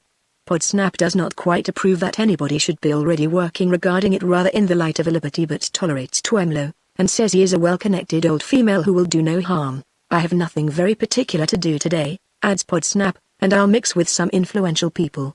I had engaged myself to dinner, but I'll send Mrs. Podsnap and get off going myself, and I'll dine with you at 8. It's important we should report progress and compare notes. Now, let me see. You ought to have a couple of active, energetic fellows, of gentlemanly manners, to go about. Veneering, after cogitation, thinks of Boots and Brewer, whom I have met at your house, says Podsnap. Yes. They'll do very well. Let them each have a cab, and go about. Veneering immediately mentions what a blessing he feels it, to possess a friend capable of such grand administrative suggestions, and really is elated at this going about of Boots and Brewer, as an idea wearing an electioneering aspect and looking desperately like business. Leaving Podsnap, at a hand gallop, he descends upon Boots and Brewer, who enthusiastically rally round him by at once bolting off in cabs, taking opposite directions. Then Veneering repairs to the legal gentleman in Britannia's confidence, and with him transacts some delicate affairs of business, and issues an address to the independent electors of Pocket Breaches, announcing that he is coming among them for their suffrages, as the mariner returns to the home of his early childhood, a phrase which is none the worse for his never having been near the place in his life, and not even now distinctly knowing where it is. Mrs. Veneering, during the same eventful hours, is not idle. No sooner does the carriage turn out, all complete, than she turns into it, all complete, and gives the word to Lady Tippins's. That charmer dwells over a staymaker's in the Belgravian borders, with a life-size model in the window on the ground floor of a distinguished beauty in a blue petticoat, staylace in hand, looking over her shoulder at the town in innocent surprise. As well she may, to find herself dressing under the circumstances. Lady Tippins at home? Lady Tippins at home, with the room darkened, and her back, like the ladies at the ground floor window, though for a different reason, cunningly turned towards the light. Lady Tippins is so surprised by seeing her dear Mrs. Veneering so early in the middle of the night. The pretty creature calls it that her eyelids almost go up, under the influence of that emotion, to whom Mrs. Veneering incoherently communicates, how that Veneering has been offered Pocket Breaches, how that it is the time for rallying round, how that Veneering has said we must work, how that she is here, as a wife and mother, to entreat Lady Tippins to work, how that the carriage is at Lady Tippins's disposal for purposes of work, how that she, proprietress of said brand new elegant equipage, will return home on foot on bleeding feet if need be to work, not specifying how, until she drops by the side of baby's crib. My love, says Lady Tippins, compose yourself, we'll bring him in. And Lady Tippins really does work, and work the Veneering horses too, for she clatters about town all day, calling upon everybody she knows, and showing her entertaining powers and green fan to immense advantage, by rattling on with, my dear soul, what do you think? What do you suppose me to be? You'll never guess. I'm pretending to be an electioneering agent. And for what place of all places? Pocket Breaches. And why? Because the dearest friend I have in the world has bought it. And who is the dearest friend I have in the world? A man of the name of Veneering. Not omitting his wife, who is the other dearest friend I have in the world, and I positively declare I forgot their baby, who is the other. And we are carrying on this little farce to keep up appearances, and isn't it refreshing? Then, my precious child, the fun of it is that nobody knows who these Veneerings are, and that they know nobody, and that they have a house out of the tales of the genii, and give dinners out of the Arabian Nights. Curious to see M, my dear? Say you'll know M. Come and dine with M. They shan't bore you. Say who shall meet you. We'll make up a party of our own, and I'll engage that they shall not interfere with you for one single moment. You really ought to see their gold and silver camels. I call their dinner table, the caravan. Do come and dine with my Veneerings, my own Veneerings, my exclusive property, the dearest friends I have in the world. And above all, my dear, be sure you promise me your vote and interest and all sorts of plumpers for Pocket Breaches, for we couldn't think of spending sixpence on it, my love, and can only consent to be brought in by the spontaneous thingamies of the incorruptible Wadocolums. Now, the point of view seized by the bewitching Tippins, that this same working and rallying round is to keep up appearances, may have something in it, but not all the truth. more is done, or considered to be done, which does as well by taking cabs, and going about, than the fair Tippins knew of. Many vast vague reputations have been made, solely by taking cabs and going about. This particularly obtains in all parliamentary affairs. Whether the business in hand be to get a man in, or get a man out, or get a man over, or promote a railway, or jockey a railway, or what else, nothing is understood to be so effectual as scouring nowhere in a violent hurry, in short, as taking cabs and going about. Probably because this reason is in the air, Twemlow, far from being singular in his persuasion that he works like a Trojan, is capped by Podsnap, who in his turn is capped by Boots and Brewer. At 8 o'clock, when all these hard workers assemble to dine at Veneering's, it is understood that the cabs of Boots and Brewer mustn't leave the door, but that pails of water must be brought from the nearest baiting place, and cast over the horses' legs on the very spot, lest Boots and Brewer should have instant occasion to mount and away. Those fleet messengers require the analytical to see that their hats are deposited where they can be laid hold of at an instant's notice, and they dine, remarkably well though, with the air of firemen in charge of an engine, expecting intelligence of some tremendous conflagration. Mrs. Veneering faintly remarks, as dinner opens, that many such days would be too much for her, many such days would be too much for all of us, says Podsnap, but we'll bring him in, says Lady Tippins, sportively waving her green fan. Veneering forever, we'll bring him in, says Twemlow, we'll bring him in, say Boots and Brewer. Strictly speaking, it would be hard to show cause why they should not bring him in, Pocket Breeches having closed its little bargain, and there being no opposition. However, it is agreed that they must work to the last, and that if they did not work, something indefinite would happen. It is likewise agreed that they are also exhausted with the work behind them, and need to be so fortified for the work before them, as to require peculiar strengthening from Veneering's cellar. Therefore, the analytical has orders to produce the cream of his bins, and therefore it falls out that rallying becomes rather a trying word for the occasion, Lady Tippins being observed gamely to inculcate the necessity of rearing round their dear Veneering, Podsnap advocating roaring round him, Boots and Brewer declaring their intention of reeling round him, and Veneering thanking his devoted friends one and all, with great emotion, for our ruler ruling round him. In these inspiring moments, Brewer strikes out an idea which is the great hit of the day.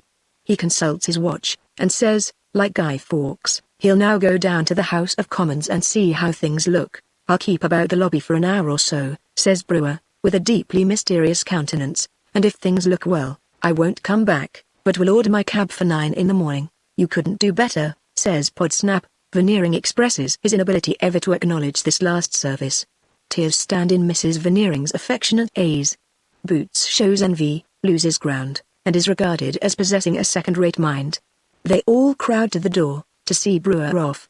Brewer says to his driver, "Now, is your horse pretty fresh?" eyeing the animal with critical scrutiny.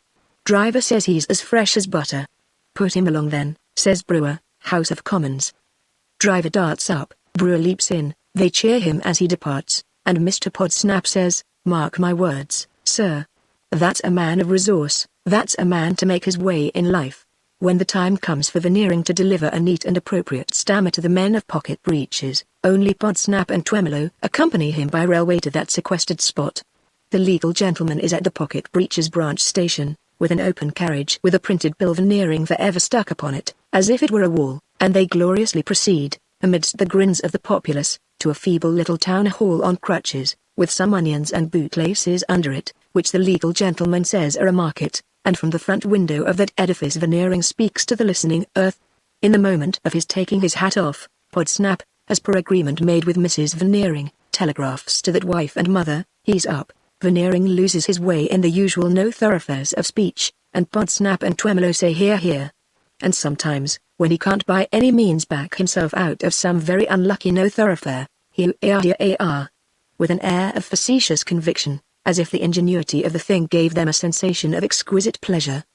But Veneering makes 2 remarkably good points, so good, that they are supposed to have been suggested to him by the legal gentleman in Britannia's confidence, while briefly conferring on the stairs. Point the first is this. Veneering institutes an original comparison between the country, and a ship, pointedly calling the ship the vessel of the state, and the minister the man at the helm. Veneering's object is to let Pocket Breeches know that his friend on his right, Podsnap, is a man of wealth. Consequently, says he, and, gentlemen, when the timbers of the vessel of the state are unsound and the man at the helm is unskillful, Would those great marine insurers, who rank among our world-famed merchant princes, would they insure her, gentlemen? Would they underwrite her? Would they incur a risk in her? Would they have confidence in her?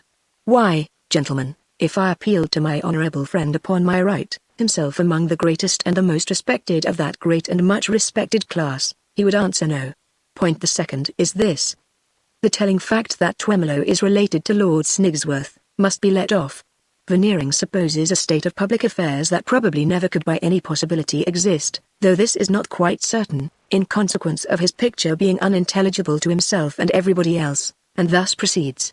Why, gentlemen, if I were to indicate such a program to any class of society, I say it would be received with derision, would be pointed at by the finger of scorn.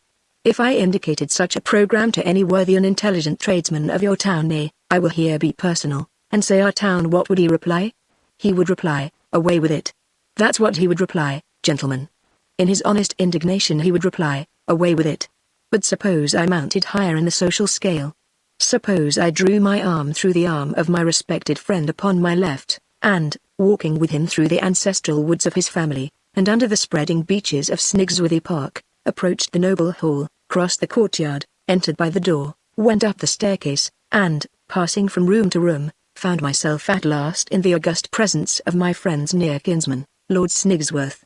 And suppose I said to that venerable Earl, my lord, I am here before your lordship, presented by your lordship's near kinsman, my friend upon my left, to indicate that program, what would his lordship answer? Why, he would answer, away with it. That's what he would answer, gentlemen. Away with it. Unconsciously using, in his exalted sphere, the exact language of the worthy and intelligent tradesman of our town, the near and dear kinsman of my friend upon my left would answer, in his wrath, away with it. Veneering finishes with this last success, and Mr. Podsnap telegraphs to Mrs. Veneering, he's down. Then, dinner is had at the hotel with the legal gentleman, and then there are in due succession, nomination, and declaration. Finally Mr. Podsnap telegraphs to Mrs. Veneering, we have brought him in. Another gorgeous dinner awaits them on their return to the Veneering halls, and Lady Tippins awaits them, and Boots and Brewer await them. There is a modest assertion on everybody's part that everybody single-handed brought him in, but in the main it is conceded by all, that that stroke of business on Brewer's part, in going down to the house that night to see how things looked, was the master stroke. A touching little incident is related by Mrs. Veneering, in the course of the evening. Mrs. Veneering is habitually disposed to be tearful, and has an extra disposition that way after her late excitement. Previous to withdrawing from the dinner table with Lady Tippins, she says, in a pathetic and physically weak manner, you will all think it foolish of me, I know, but I must mention it. As I sat by Baby's crib, on the night before the election, Baby was very uneasy in her sleep.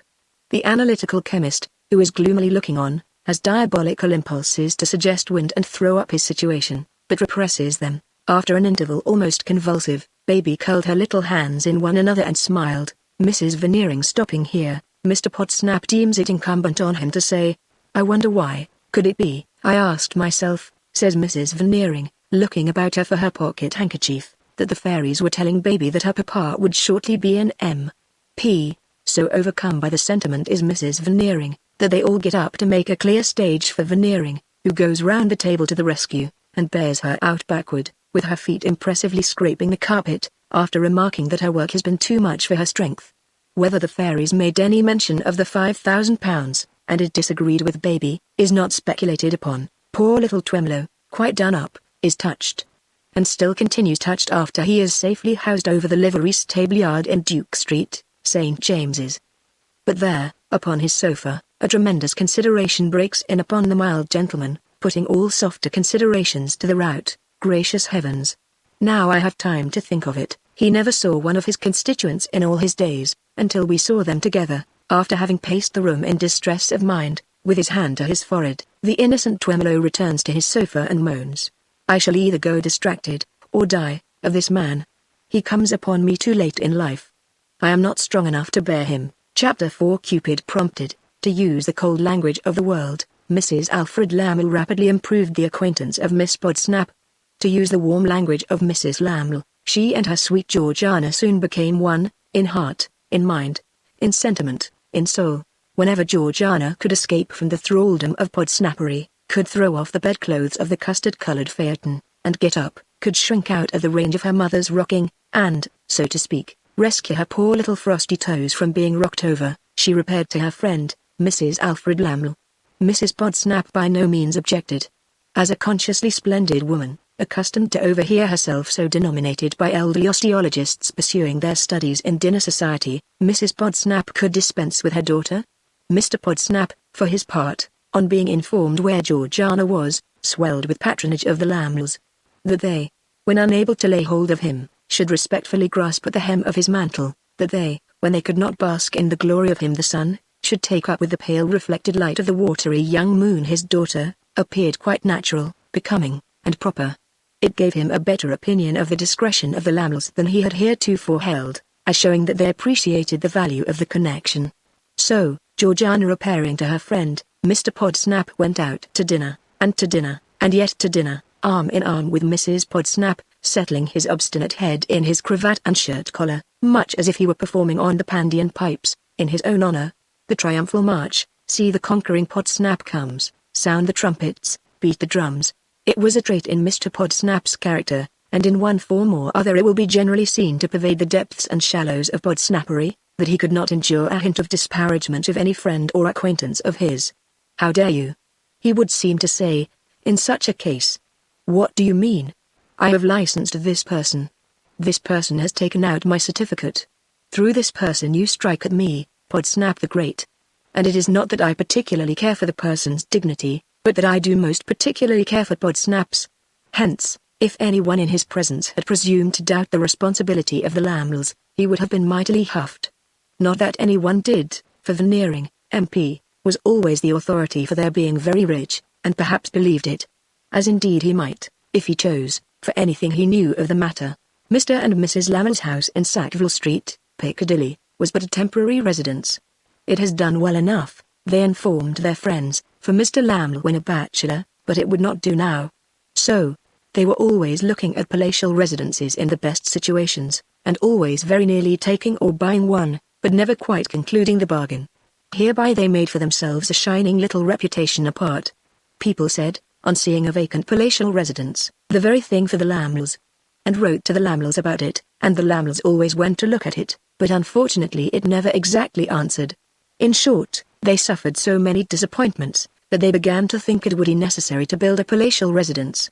And hereby they made another shining reputation, many persons of their acquaintance becoming by anticipation dissatisfied with their own houses, and envious of the non-existent Laml structure. The handsome fittings and furnishings of the house in Sackville Street were piled thick and high over the skeleton upstairs, and if it ever whispered from under its load of upholstery, "Here I am in the closet," it was to very few ears, and certainly never to Miss Podsnap's. What Miss Podsnap was particularly charmed with, next to the graces of her friend, was the happiness of her friend's married life. This was frequently their theme of conversation. "I am sure," said Miss Podsnap, "Mr. Laml is like a lover. At least I should think he was, Georgiana, darling," said Mrs. Laml, holding up a forefinger. "Take care, oh my goodness me!" exclaimed Miss Podsnap, reddening. "What have I said now, Alfred, you know," hinted Mrs. Laml, playfully shaking her head. "You were never to say Mr. Laml any more, Georgiana." "Oh, Alfred, then. I am glad it's no worse. I was afraid I had said something shocking. I am always saying something wrong to me, Georgiana dearest." "No, not to you, you are not Ma. I wish you were." Mrs. Laml bestowed a sweet and loving smile upon her friend, which Miss Podsnap returned as she best could. They sat at lunch in Mrs. Laml's own boudoir, and so, "Dearest Georgiana, Alfred is like your notion of a lover." "I don't say that, Sophronia," Georgiana replied, beginning to conceal her elbows. "I haven't any notion of a lover. The dreadful wretches that Ma brings up at places to torment me, and not lovers. I only mean that Mr. Again, dearest Georgiana, that Alfred, sounds much better, darling, apostrophe loves you so. He always treats you with such delicate gallantry and attention. Now, don't he, truly, my dear?" said Mrs. Laml, with a rather singular expression crossing her face. "I believe that he loves me, fully as much as I love him." "Oh, what happiness!" exclaimed Miss Podsnap. "But do you know, my Georgiana," Mrs. Laml resumed presently, "that there is something suspicious in your enthusiastic sympathy with Alfred's tenderness?" "Good gracious no, I hope not. Doesn't it rather suggest," said Mrs. Laml archly, that my Georgiana's little heart is. Oh, don't. Miss Podsnap blushingly besought her. Please don't. I assure you, Sophronia, that I only praise Alfred, because he is your husband and so fond of you. Sophronia's glance was as if a rather new light broke in upon her. It shaded off into a cool smile, as she said, with her eyes upon her lunch, and her eyebrows raised. You are quite wrong, my love, in your guess at my meaning. What I insinuated was, that my Georgiana's little heart was growing conscious of a vacancy. No, no, no, said Georgiana. I wouldn't have anybody say anything to me in that way for I don't know how many £1,000. In what way, my Georgiana? Inquired Mrs. Laml, still smiling coolly with her eyes upon her lunch, and her eyebrows raised. You know, returned poor little Miss Podsnap. I think I should go out of my mind, Sophronia, with vexation and shyness and detestation, if anybody did. It's enough for me to see how loving you and your husband are. That's a different thing. I couldn't bear to have anything of that sort going on with myself. I should beg and pray to have the person taken away and trampled upon. Ah! Here was Alfred. Having stolen in unobserved, he playfully leaned on the back of Sophronia's chair, and, as Miss Podsnap saw him, put one of Sophronia's wandering locks to his lips, and waved a kiss from it towards Miss Podsnap. What is this about husbands and detestations? Inquired the captivating Alfred. Why, they say, returned his wife, that listeners never hear any good of themselves. Though you but pray how long have you been here, sir? This instant arrived, my own. Then I may go on though if you had been here but a moment or two sooner, you would have heard your praises sounded by Georgiana, only, if they were to be called praises at all, which I really don't think they were, explained Miss Podsnap in a flutter, for being so devoted to Sophronia. Sophronia, murmured Alfred. My life. And kissed her hand. In return for which he kissed his watch chain. But it was not I who was to be taken away and trampled upon, I hope? Said Alfred, drawing a seat between them. Ask Georgiana, my soul, replied his wife. Alfred touchingly appealed to Georgiana. Oh, it was nobody, replied Miss Podsnap. It was nonsense, but if you are determined to know, Mr. Inquisitive Pet, as I suppose you are, said the happy and fond Sophronia, smiling, it was anyone who should venture to aspire to Georgiana. Sophronia, my love, remonstrated Mr. Laml, becoming graver. You are not serious, Alfred, my love, returned his wife. I dare say Georgiana was not, but I am. Now this, said Mr. Laml, shows the accidental combinations that there are in things. Could you believe, my ownest, that I came in here with the name of an aspirant to our Georgiana on my lips? Of course I could believe, Alfred, said Mrs. Laml, anything that you told me, you dear one. And I anything that you told me. How delightful those interchanges, and the looks accompanying them. Now, if the skeleton upstairs had taken that opportunity, for instance, of calling out here I am, suffocating in the closet, I give you my honor, my dear Sophronia, and I know what that is, love, said she. You do, my darling, that I came into the room all but uttering young Fledgeby's name. Tell Georgiana, dearest, about young Fledgeby. Oh no, don't. Please don't, cried Miss Podsnap, putting her fingers in her ears. I'd rather not. Mrs. Lammer laughed in her gayest manner, and, removing her Georgiana's unresisting hands, and playfully holding them in her own at arm's length, sometimes near together and sometimes wide apart, went on. You must know, you dearly beloved little goose, that once upon a time there was a certain person called young Fledgeby. And this young Fledgeby, who was of an excellent family and rich, was known to two other certain persons, dearly attached to one another and called Mr. and Mrs. Alfred Laml. So this young Fledgeby, being one night at the play, the seas with Mr. and Mrs. Alfred Laml, a certain heroine called, no, don't say Georgiana Podsnap, pleaded that young lady almost in tears. Please don't. Oh do say somebody else. Not Georgiana Podsnap. Oh don't, no other, said Mrs. Laml, laughing airily, and, full of affectionate blandishments, opening and closing Georgiana's arms like a pair of compasses, than my little Georgiana Podsnap. So this young Fledgeby goes to that Alfred Laml and says, oh please don't.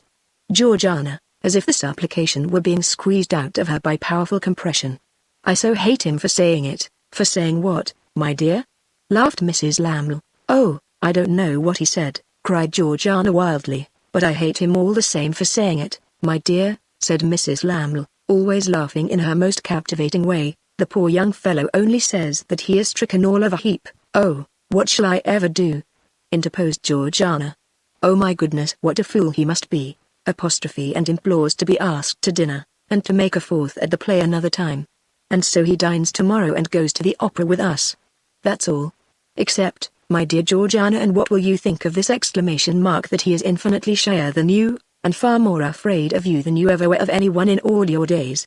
In perturbation of mind, Miss Podsnap still fumed and plucked at her hands a little, but could not help laughing at the notion of anybody's being afraid of her.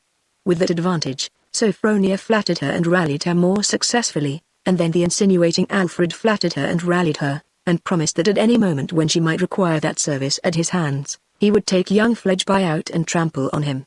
Thus it remained amicably understood that young Fledgeby was to come to admire, and that Georgiana was to come to be admired, and Georgiana, with the entirely new sensation in her breast of having that prospect before her, and with many kisses from her dear Sophronia in present possession, proceeded 6 feet 1 of discontented footman, an amount of the article that always came for her when she walked home, to her father's dwelling. The happy pair being left together, Mrs. Lamel said to her husband, "If I understand this girl, sir, your dangerous fascinations have produced some effect upon her. I mention the conquest in good time because I apprehend your scheme to be more important to you than your vanity." There was a mirror on the wall before them, and her eyes just caught him smirking in it. She gave the reflected image a look of the deepest disdain, and the image received it in the glass. Next moment they quietly eyed each other, as if they, the principals, had had no part in that expressive transaction. It may have been that Mrs. Lamel tried in some manner to excuse her conduct to herself by depreciating the poor little victim of whom she spoke with acrimonious contempt. It may have been too that in this she did not quite succeed, for it is very difficult to resist confidence, and she knew she had Georgiana's. Nothing more was said between the happy pair.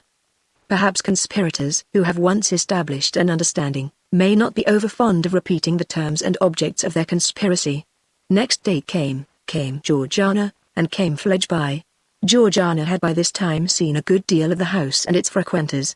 As there was a certain handsome room with a billiard table in it on the ground floor, eating out a backyard which might have been Mr. Lamel's office, or library, but was called by neither name, but simply Mr. Lamel's room, so it would have been hard for stronger female heads than Georgiana's to determine whether its frequenters were men of pleasure or men of business.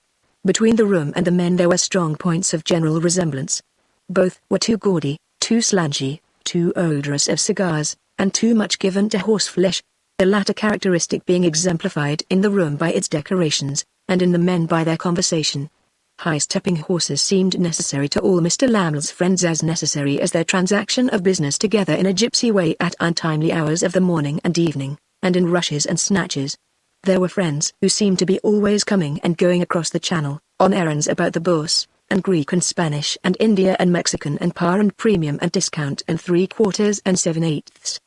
There were other friends who seemed to be always lolling and lounging in and out of the city, on questions of the Bourse, and Greek and Spanish and India and Mexican and par and premium and discount and 3/4 and 7/8. They were all feverish, boastful, and indefinably loose, and they all ate and drank a great deal, and made bets in eating and drinking. They all spoke of sums of money, and only mentioned the sums and left the money to be understood, as 45,000 Tom, or 222 on every individual share in the lot Joe. They seemed to divide the world into 2 classes of people who were making enormous fortunes, and people who were being enormously ruined. They were always in a hurry, and yet seemed to have nothing tangible to do, except a few of them, these, mostly asthmatic and thick-lipped, who were forever demonstrating to the rest, with gold pencil cases which they could hardly hold because of the big rings on their forefingers, how money was to be made. Lastly, they all swore at their grooms, and the grooms were not quite as respectful or complete as other men's grooms, seeming somehow to fall short of the groom point as their masters fell short of the gentleman point. Young Fledgeby was none of these.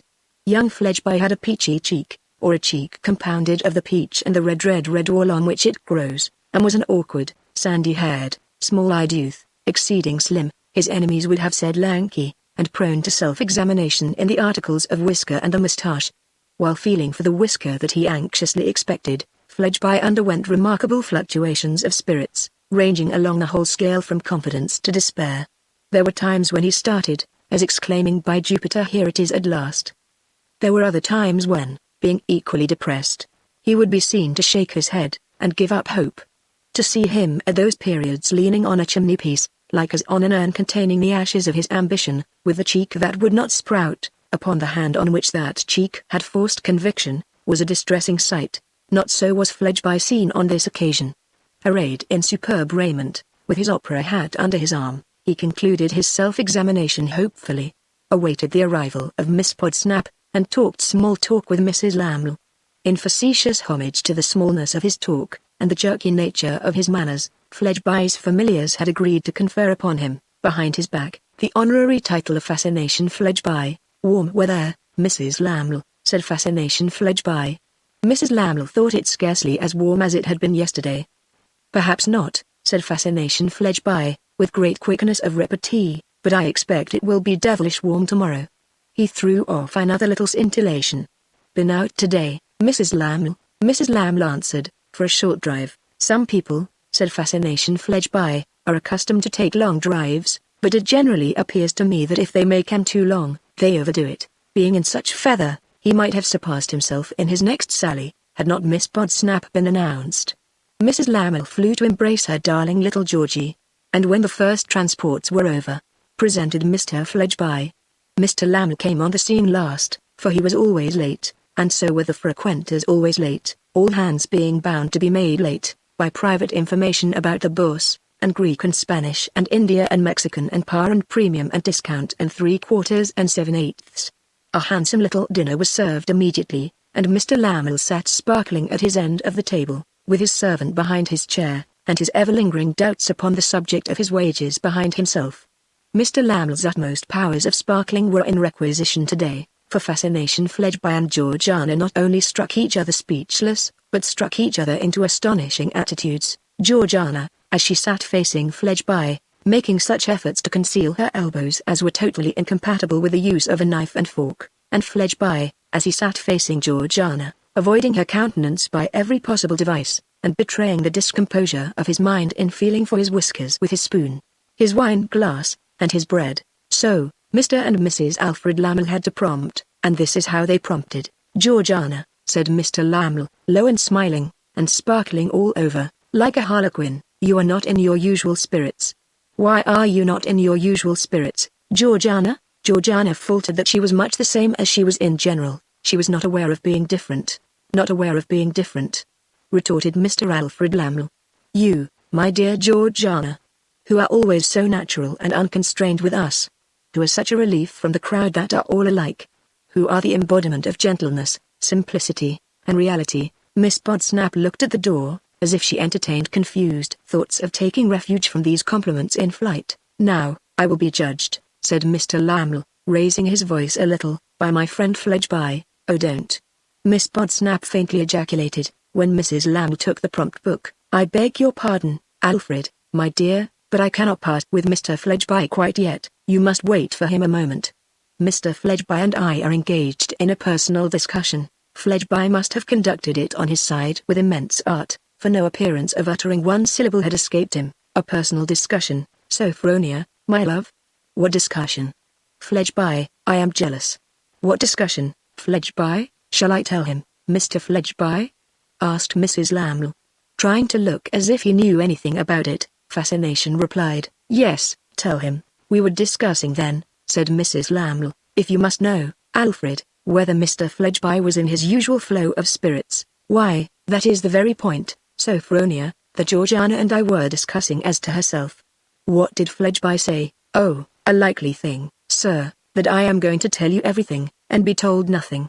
"What did Georgiana say?" "Georgiana said she was doing her usual justice to herself today, and I said she was not." "Precisely," exclaimed Mrs. Laml, "what I said to Mr. Fledgeby. Still, it wouldn't do. They would not look at one another. No, not even when the sparkling host proposed that the quartet should take an appropriately sparkling glass of wine. Georgiana looked from her wine glass at Mr. Laml and at Mrs. Laml, but mightn't, couldn't, shouldn't, wouldn't, look at Mr. Fledgeby. Fascination looked from his wine glass at Mrs. Laml and at Mr. Laml, but mightn't, couldn't, shouldn't, wouldn't, look at Georgiana.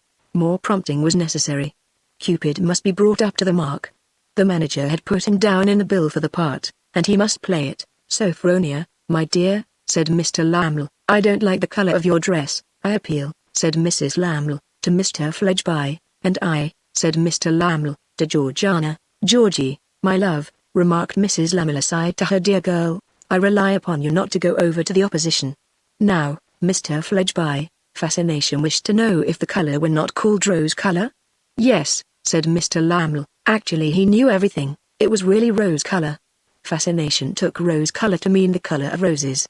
In this he was very warmly supported by Mr. and Mrs. Lamel. Fascination had heard the term Queen of Flowers applied to the rose.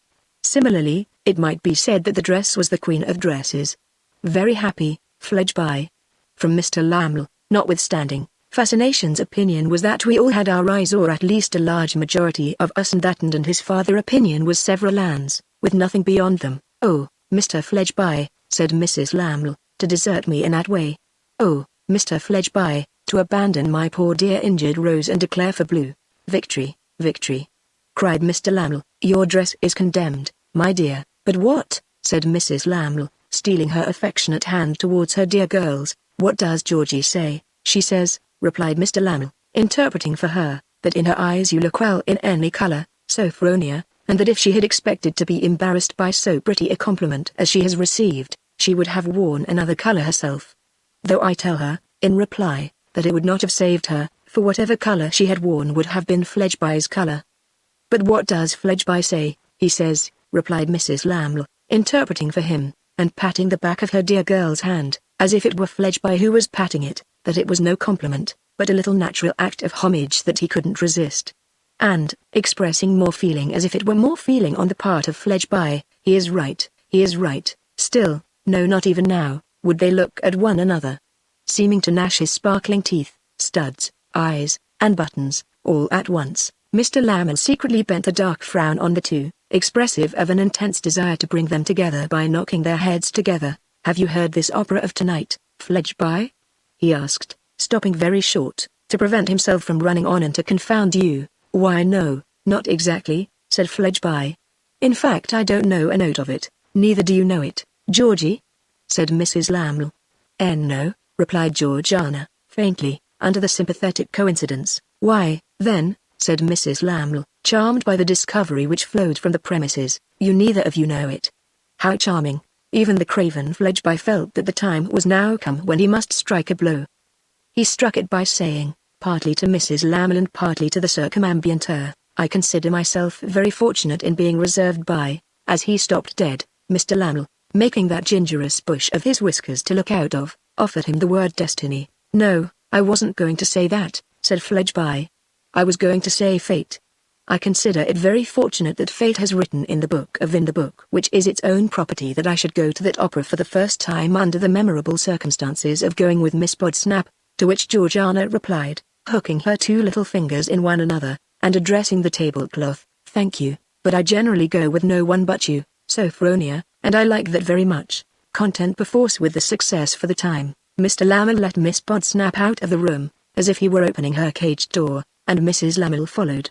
Coffee being presently served upstairs, he kept a watch on Fledgeby until Miss Podsnap's cup was empty, and then directed him with his finger, as if that young gentleman were a slow retriever, to go and fetch it.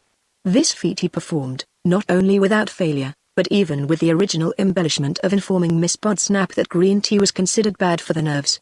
Though the Miss Podsnap unintentionally threw him out by faltering, "Oh, is it indeed? How does it act?" which he was not prepared to elucidate. The carriage announced, Mrs. Lamel said, "Don't mind me, Mr. Fledgeby, my skirts and cloak occupy both my hands, take Miss Podsnap." And he took her, and Mrs. Lamel went next, and Mr. Lamel went last, savagely following his little flock, like a drover, but he was all sparkle and glitter in the box at the opera. And there he and his dear wife made a conversation between Fledgeby and Georgiana in the following ingenious and skillful manner.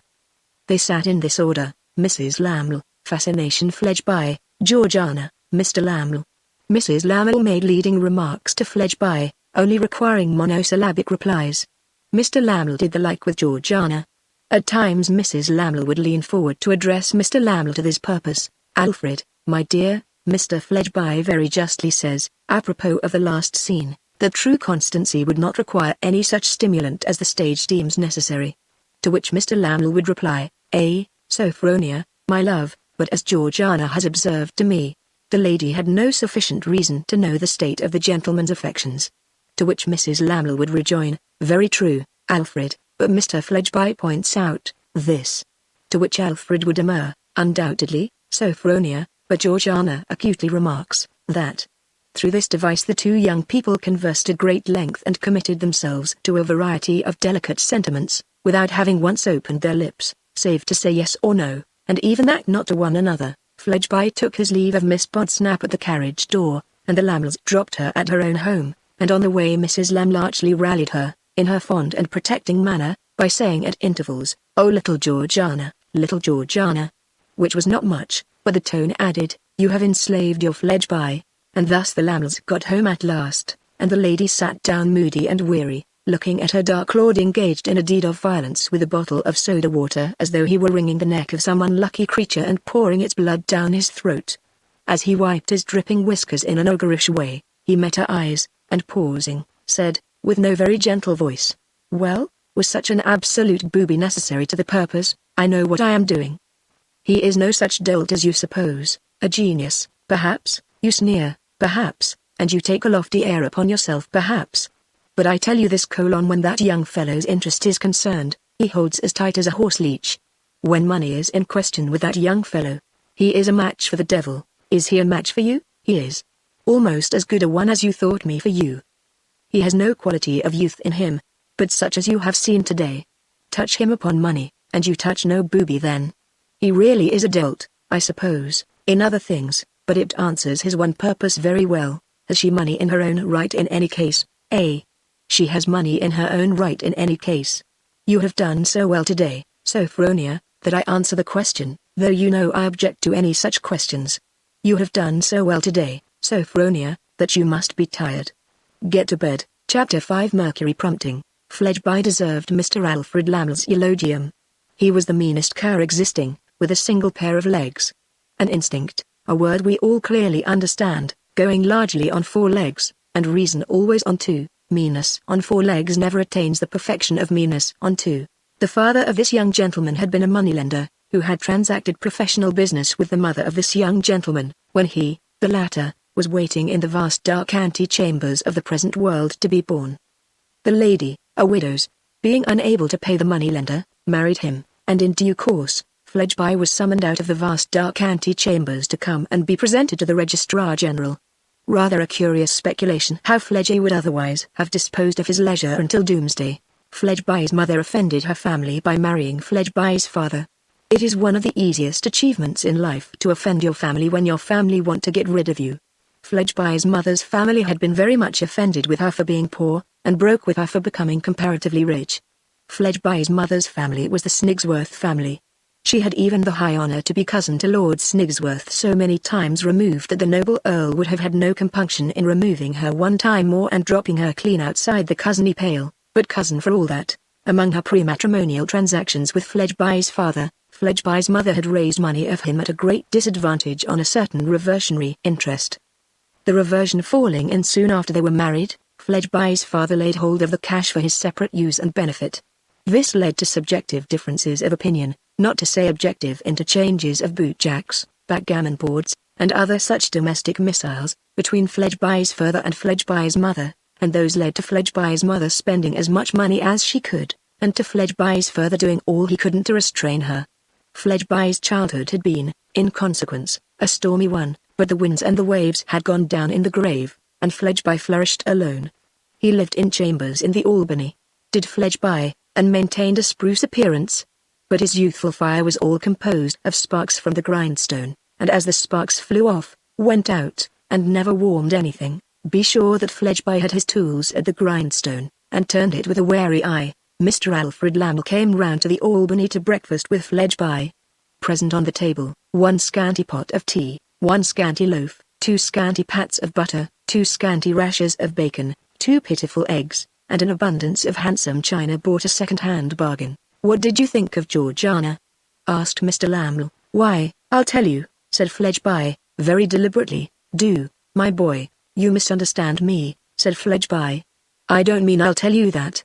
I mean I'll tell you something else." "Tell me anything, old fellow." "Ah, but you misunderstand me again," said Fledgeby. "I mean I'll tell you nothing." Mr. Lamel sparkled at him, but frowned at him too. "Look here," said Fledgeby. "You're deep and you're ready.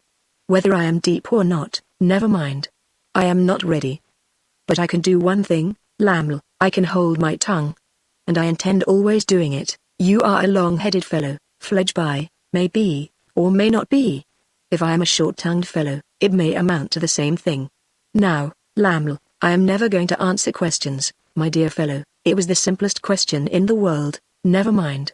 It seemed so, but things are not always what they seem. I saw a man examined as a witness in Westminster Hall. Questions put to him seemed the simplest in the world, but turned out to be anything rather than that, after he had answered them. Very well. Then he should have held his tongue.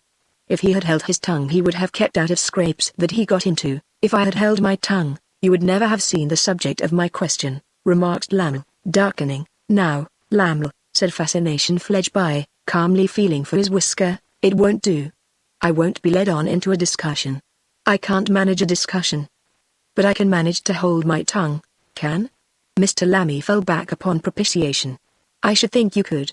Why, when these fellows of our acquaintance drink and you drink with them, the more talkative they get, the more silent you get. The more they let out, the more you keep in." "I don't object, Lamel," returned Fledgeby, with an internal chuckle, "to being understood, though I object to being questioned. That certainly is the way I do it. And when all the rest of us are discussing our ventures, none of us ever know what a single venture of yours is, and none of you ever will from me, Lamel," replied Fledgeby, with another internal chuckle. "That certainly is the way I do it." "Why, of course it is, I know," rejoined Lamel, with a flourish of frankness, and a laugh, and stretching out his hands as if to show the universe a remarkable man in Fledgeby. "If I hadn't known it of my Fledgeby, should I have proposed our little compact of advantage, to my Fledgeby?" "Ah," remarked Fascination, shaking his head slyly. "But I am not to be got at in that way. I am not vain. That sort of vanity don't pay, Lamel. No, no, no. Compliments only make me hold my tongue the more." Alfred Lamel pushed his plate away, no great sacrifice under the circumstances of there being so little in it, thrust his hands in his pockets, leaned back in his chair, and contemplated Fledgeby in silence. Then he slowly released his left hand from its pocket, and made that bush of his whiskers, still contemplating him in silence. Then he slowly broke silence, and slowly said, "What the devil is this fellow about this morning?" "Now, look here, Lamel," said Fascination Fledgeby, with the meanest of twinkles in his meanest of eyes, which were too near together. "By the way, look here, Lamel, I am very well aware that I didn't show to advantage last night, and that you and your wife, who, I consider, is a very clever woman and an agreeable woman, did. I am not calculated to show to advantage under that sort of circumstances. I know very well you two did show to advantage, and managed capitally. But don't you on that account come talking to me as if I was your doll and puppet, because I am not." "And all this," cried Alfred, after studying with a look the meanness that was fain to have the meanest help, and yet was so mean as to turn upon it, "all this because of one simple natural question. You should have waited till I thought proper to say something about it of myself. I don't like your coming over me with your Georgianas, as if you was her proprietor and mine too." "Well, when you are in the gracious mind to say anything about it of yourself," retorted Lamel, "pray do." "I have done it.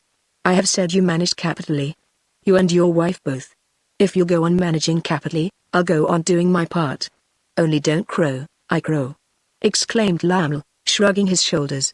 "Or," pursued the other, "or take it in your head that people are your puppets because they don't come out to advantage at the particular moments when you do, with the assistance of a very clever and agreeable wife.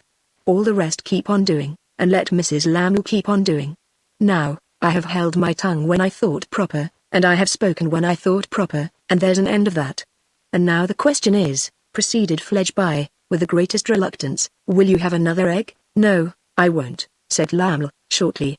"Perhaps you're right and will find yourself better without it," replied Fascination, in greatly improved spirits. "To ask you if you'll have another rasher would be unmeaning flattery, for it would make you thirsty all day. Will you have some more bread and butter?" "No, I won't," repeated Lamel. "Then I will," said Fascination. And it was not a mere retort for the sound's sake, but it was a cheerful cogent consequence of the refusal, for if Lamel had applied himself again to the loaf, it would have been so heavily visited, in Fledgeby's opinion, as to demand abstinence from bread, on his part, for the remainder of that meal at least, if not for the whole of the next. whether this young gentleman, for he was but 23, combined with the miserly vice of an old man, any of the open-handed vices of a young one, was a moot point, so very honorably did he keep his own counsel. He was sensible of the value of appearances as an investment, and liked to dress well, but he drove a bargain for every movable about him, from the coat on his back to the china on his breakfast table, and every bargain by representing somebody's ruin or somebody's loss, acquired a peculiar charm for him. It was a part of his avarice to take, within narrow bounds, long odds at races. If he won, he drove harder bargains; if he lost, he half-starved himself until next time. Why money should be so precious to an ass too dull and mean to exchange it for any other satisfaction, is strange, but there is no animal so sure to get laden with it, as the ass who sees nothing written on the face of the earth and sky but the three letters L. S. D. Not luxury, sensuality, dissoluteness, which they often stand for, but the three dry letters. Your concentrated fox is seldom comparable to your concentrated ass in money breeding. Fascination Fledgeby feigned to be a young gentleman living on his means, but was known secretly to be a kind of outlaw in the bill-broking line, and to put money out at high interest in various ways. His circle of familiar acquaintance, from Mr. Lammle round, all had a touch of the outlaw. As to their rovings in the merry greenwood of Jobbery Forest, lying on the outskirts of the share market and the stock exchange, I suppose you, Lammle, said Fledgeby, eating his bread and butter, always did go in for female society. Always, replied Lammle, glooming considerably under his late treatment. Came natural to you, eh? Said Fledgeby. The sex were pleased to like me, sir, said Lammle sulkily, but with the air of a man who had not been able to help himself. Made a pretty good thing of marrying, didn't you? Asked Fledgeby. The other smiled, an ugly smile, and tapped one tap upon his nose. My late governor made a mess of it, said Fledgeby. But is the right name Georgina or Georgiana? Georgiana. I was thinking yesterday, I didn't know there was such a name. I thought it must end in a. Why, you play if you can the concertina, you know, replied Fledgeby, meditating very slowly. And you have when you catch it the scarlatina. And you can come down from a balloon in a parack. No you can't though. Well, say Georgia I mean Georgiana. You were going to remark of Georgiana? Lammle moodily hinted, after waiting in vain. I was going to remark of Georgiana, sir, said Fledgeby, not at all pleased to be reminded of his having forgotten it, that she don't seem to be violent. Don't seem to be of the pitching in order. She has the gentleness of a dove, Mr. Fledgeby. Of course you'll say so, replied Fledgeby, sharpening, the moment his interest was touched by another. But you know, the real lookout is this: what I say, not what you say. I say having my late governor and my late mother in my eye that Georgiana don't seem to be of the pitching in order. The respected Mr. Lammle was a bully, by nature and by usual practice. Perceiving, as Fledgeby's affronts cumulated, that conciliation by no means answered the purpose here, he now directed a scowling look into Fledgeby's small eyes for the effect of the opposite treatment. Satisfied by what he saw there, he burst into a violent passion and struck his hand upon the table, making the china ring and dance. You are a very offensive fellow, sir, cried Mr. Lammle, rising. You are a highly offensive scoundrel. What do you mean by this behavior, I say? Remonstrated Fledgeby. Don't break out. You are a very offensive fellow, sir, repeated Mr. Lammle. You are a highly offensive scoundrel, I say, you know, urged Fledgeby, quailing. Why, you coarse and vulgar vagabond, said Mr. Lammle, looking fiercely about him, if your servant was here to give me 6pence of your money to get my boots cleaned afterwards, for you are not worth the expenditure, I'd kick you. No you wouldn't, pleaded Fledgeby. I am sure you'd think better of it. I tell you what, Mr. Fledgeby, said Lammle advancing on him. Since you presume to contradict me, I'll assert myself a little. Give me your nose. Fledgeby covered it with his hand instead, and said, retreating, I beg you won't. Give me your nose, sir, repeated Lammle, still covering that feature and backing. Mr. Fledgeby reiterated, apparently with a severe cold in his head, I beg, you won't. And this fellow, exclaimed Lammle, stopping and making the most of his chest, this fellow presumes on my having selected him out of all the young fellows I know, for an advantageous opportunity. This fellow presumes on my having in my desk round the corner, his dirty note of hand for a wretched sum payable on the occurrence of a certain event, which event can only be of my and my wife's bringing about. This fellow, Fledgeby, presumes to be impertinent to me, Lammle. Give me your nose, sir. No. Stop. I beg your pardon, said Fledgeby, with humility. What do you say, sir? demanded Mr. Lamel, seeming too furious to understand. "I beg your pardon," repeated Fledgeby. "Repeat your words louder, sir. The just indignation of a gentleman has sent the blood boiling to my head." "I don't hear you, I say," repeated Fledgeby, with laborious explanatory politeness. "I beg your pardon." Mr. Lamel paused. "As a man of honor," said he, throwing himself into a chair, "I am disarmed." Mr. Fledgeby also took a chair, though less demonstratively, and by slow approaches removed his hand from his nose. Some natural diffidence assailed him as to blowing it, so shortly after its having assumed a personal and delicate, not to say public, character. But he overcame his scruples by degrees, and modestly took the liberty under an implied protest. "Lamel," he said sneakingly, when that was done, "I hope we are friends again." "Mr. Fledgeby," returned Lamel, "say no more. I must have gone too far in making myself disagreeable," said Fledgeby, "but I never intended it. Say no more, say no more." Mr. Lamel repeated in a magnificent tone, "Give me your Fledgeby starched hand." They shook hands, and on Mr. Lamel's part, in particular, there ensued great geniality. For he was quite as much of a dastard as the other, and had been in equal danger of falling into the second place for good, when he took heart just in time to act upon the information conveyed to him by Fledgeby's eye. The breakfast ended in a perfect understanding. Incessant machinations were to be kept at work by Mr. and Mrs. Lamel, love was to be made for Fledgeby, and conquest was to be ensured to him. He on his part very humbly admitting his defects as to the softer social arts, and entreating to be backed to the utmost by his two able coadjutors, little recked Mr. Podsnap of the traps and toils besetting his young person. He regarded her as safe within the temple of Podsnappery, hiding the fullness of time when she, Georgiana, should take him, Podsnap, who with all his worldly goods should her endow. It would call a blush into the cheek of his standard young person to have anything to do with such matters save to take as directed, and with worldly goods as per settlement to be endowed. Who giveth this woman to be married to this man? I, Podsnap. Perish the daring thought that any smaller creation should come between. It was a public holiday, and Fledgeby did not recover his spirits or his usual temperature of nose until the afternoon. Walking into the city in the holiday afternoon, he walked against a living stream setting out of it, and thus, when he turned into the precincts of St. Mariacs, he found a prevalent repose and quiet there. A yellow overhanging plaster-fronted house at which he stopped was quiet too. The blinds were all drawn down, and the inscription Pub C and Company seemed to doze in the counting-house window on the ground floor giving on a sleepy street. Fledgeby knocked and rang, and Fledgeby rang and knocked, but no one came. Fledgeby crossed the narrow street and looked up at the house windows, but nobody looked down at Fledgeby.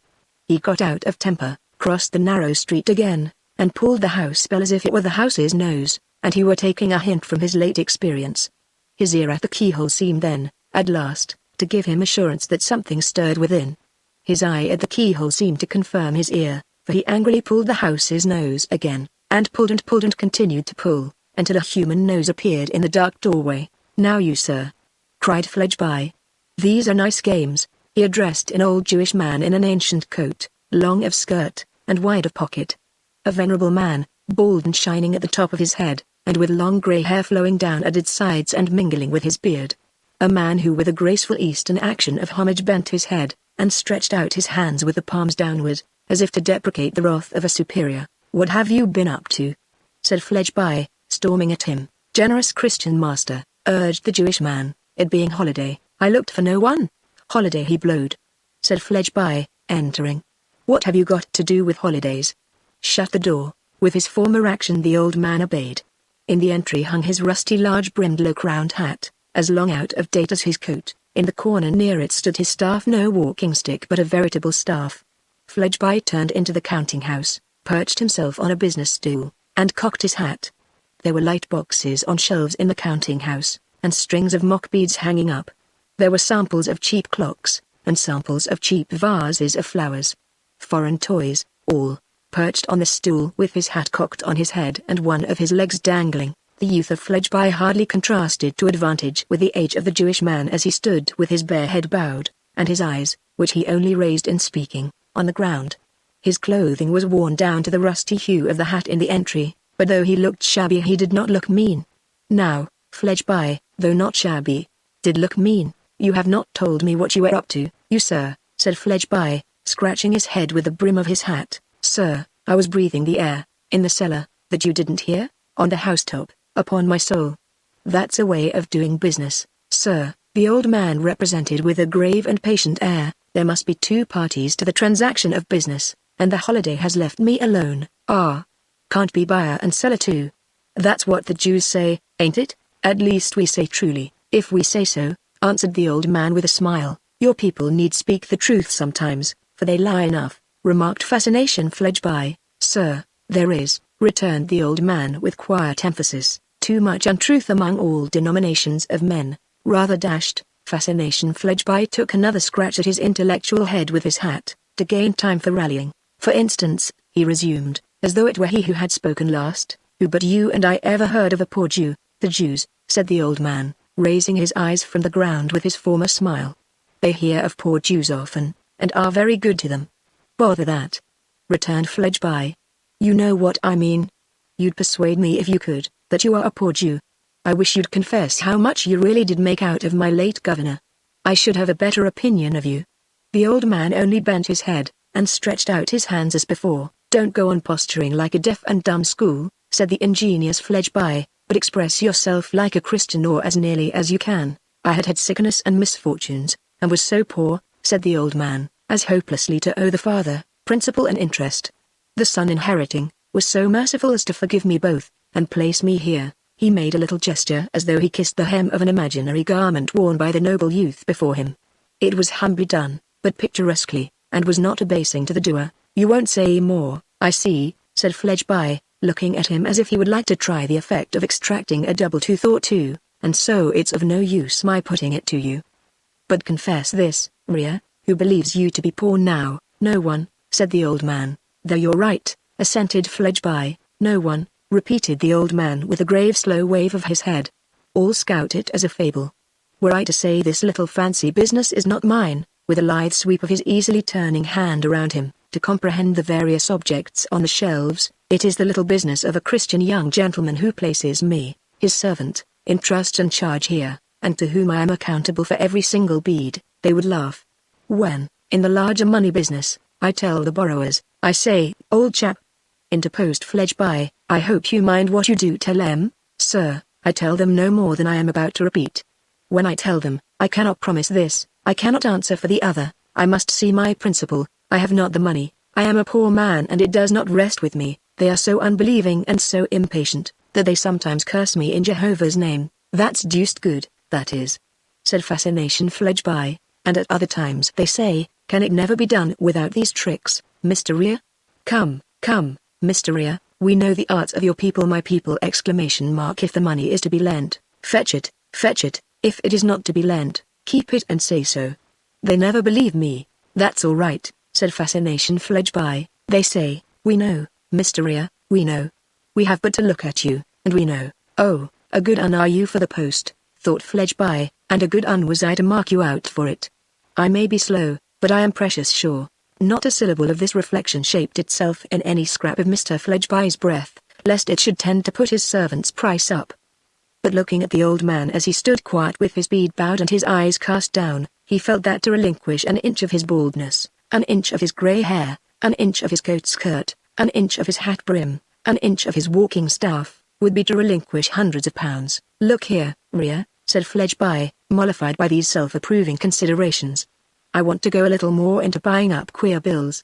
Look out in that direction, sir, it shall be done. Casting my eye over the accounts, I find that branch of business pays pretty fairly, and I am game for extending it. I like to know people's affairs likewise.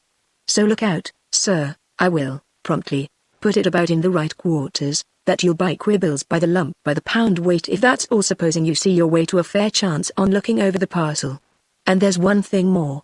Come to me with the books for periodical inspection as usual, at 8 on Monday morning. Rhea drew some folding tablets from his breast and noted it down. That's all I wanted to say at the present time, continued Fledgeby in a grudging vein, as he got off the stool, except that I wish you'd take the air where you can hear the bell, or the knocker, either one of the two or both. By the by, how do you take the air at the top of the house? Do you stick your head out of a chimney pot? Sir, there are leads there, and I have made a little garden there, to bury your money in. You old dodger, a thumbnail's space of garden would hold the treasure I bury, master, said Rhea.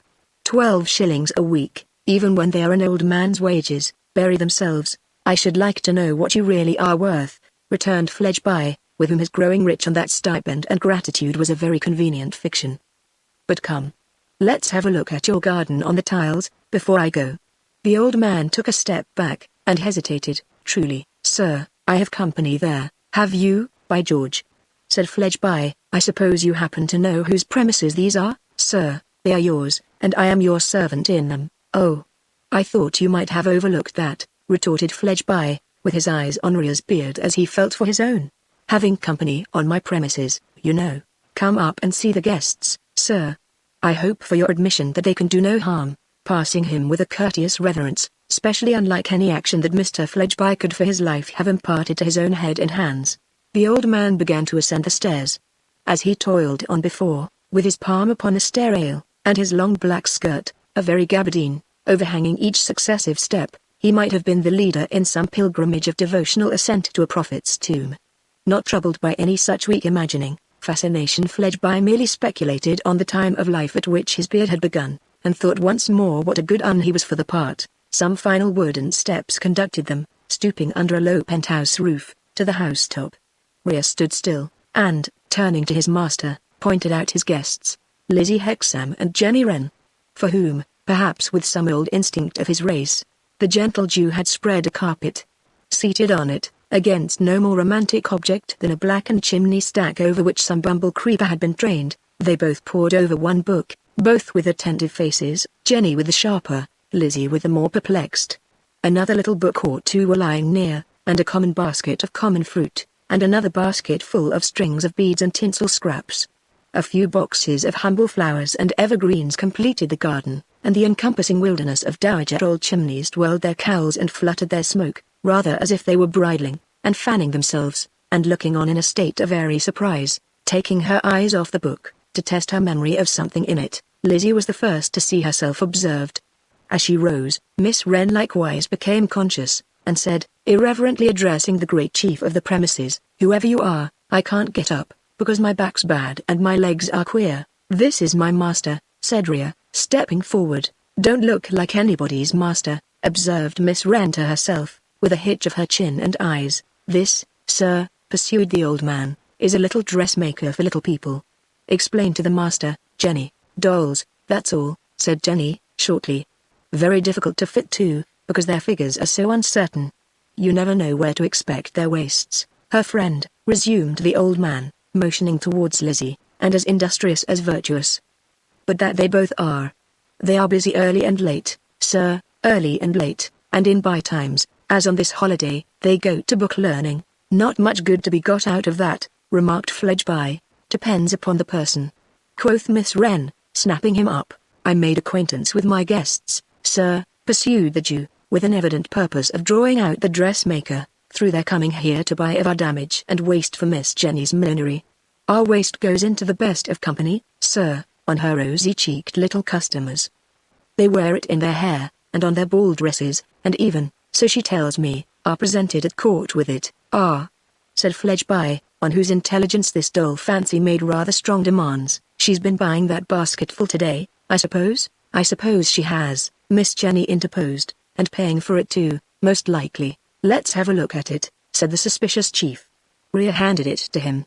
How much for this now? 2 precious silver shillings, said Miss Wren. Ria confirmed her with 2 nods, as Fledgeby looked to him. A nod for each shilling. Well, said Fledgeby, poking into the contents of the basket with his forefinger. The price is not so bad. You have got good measure, Miss What is it? Try Jenny, suggested that young lady with great calmness. You have got good measure, Miss Jenny, but the price is not so bad. And you, said Fledgeby, turning to the other visitor, do you buy anything here, miss? No, sir. Nor sell anything neither, miss? No, sir. Looking askew at the questioner, Jenny stole her hand up to her friend's, and drew her friend down, so that she bent beside her on her knee. We are thankful to come here for rest, sir, said Jenny. You see, you don't know what the rest of this place is to us, does he, Lizzie? It's the quiet, and the air. The quiet, repeated Fledgeby, with a contemptuous turn of his head towards the city's roar. And the air, with a poof? At the smoke. Ah, said Jenny. But it's so high. And you see the clouds rushing on above the narrow streets, not minding them, and you see the golden arrows pointing at the mountains in the sky from which the wind comes, and you feel as if you were dead. The little creature looked above her, holding up her slight transparent hand. How do you feel when you are dead? Asked Fledgeby, much perplexed. Oh, so tranquil, cried the little creature, smiling. Oh, so peaceful and so thankful. And you hear the people who are alive, crying, and working, and calling to one another down in the close dark streets, and you seem to pity them so. And such a chain has fallen from you, and such a strange good sorrowful happiness comes upon you. Her eyes fell on the old man, who, with his hands folded, quietly looked on. Why, it was only just now, said the little creature, pointing at him, that I fancied I saw him come out of his grave. He toiled out at that low door so bent and worn, and then he took his breath and stood upright, and looked all round him at the sky, and the wind blew upon him, and his life down in the dark was over! Till he was called back to life, she added, looking round at Fledgeby with that lower look of sharpness. Why did you call him back? He was long enough coming, anyhow, grumbled Fledgeby. But you are not dead, you know, said Jenny Wren. Get down to life. Mr. Fledgeby seemed to think it rather a good suggestion, and with a nod turned round. As Rhea followed to attend him down the stairs, the little creature called out to the Jew in a silvery tone, Don't be long gone. Come back, and be dead. And still as they went down they heard the little sweet voice, more and more faintly, half calling and half singing, Come back and be dead, come back and be dead. When they got down into the entry, Fledgeby, pausing under the shadow of the broad old hat, and mechanically poising the staff, said to the old man, That's a handsome girl, that one in her senses, and as good as handsome, answered Rhea. At all events, observed Fledgeby, with a dry whistle, I hope she ain't bad enough to put any chap up to the fastenings, and get the premises broken open. You look out. Keep your weather eye awake and don't make any more acquaintances, however handsome.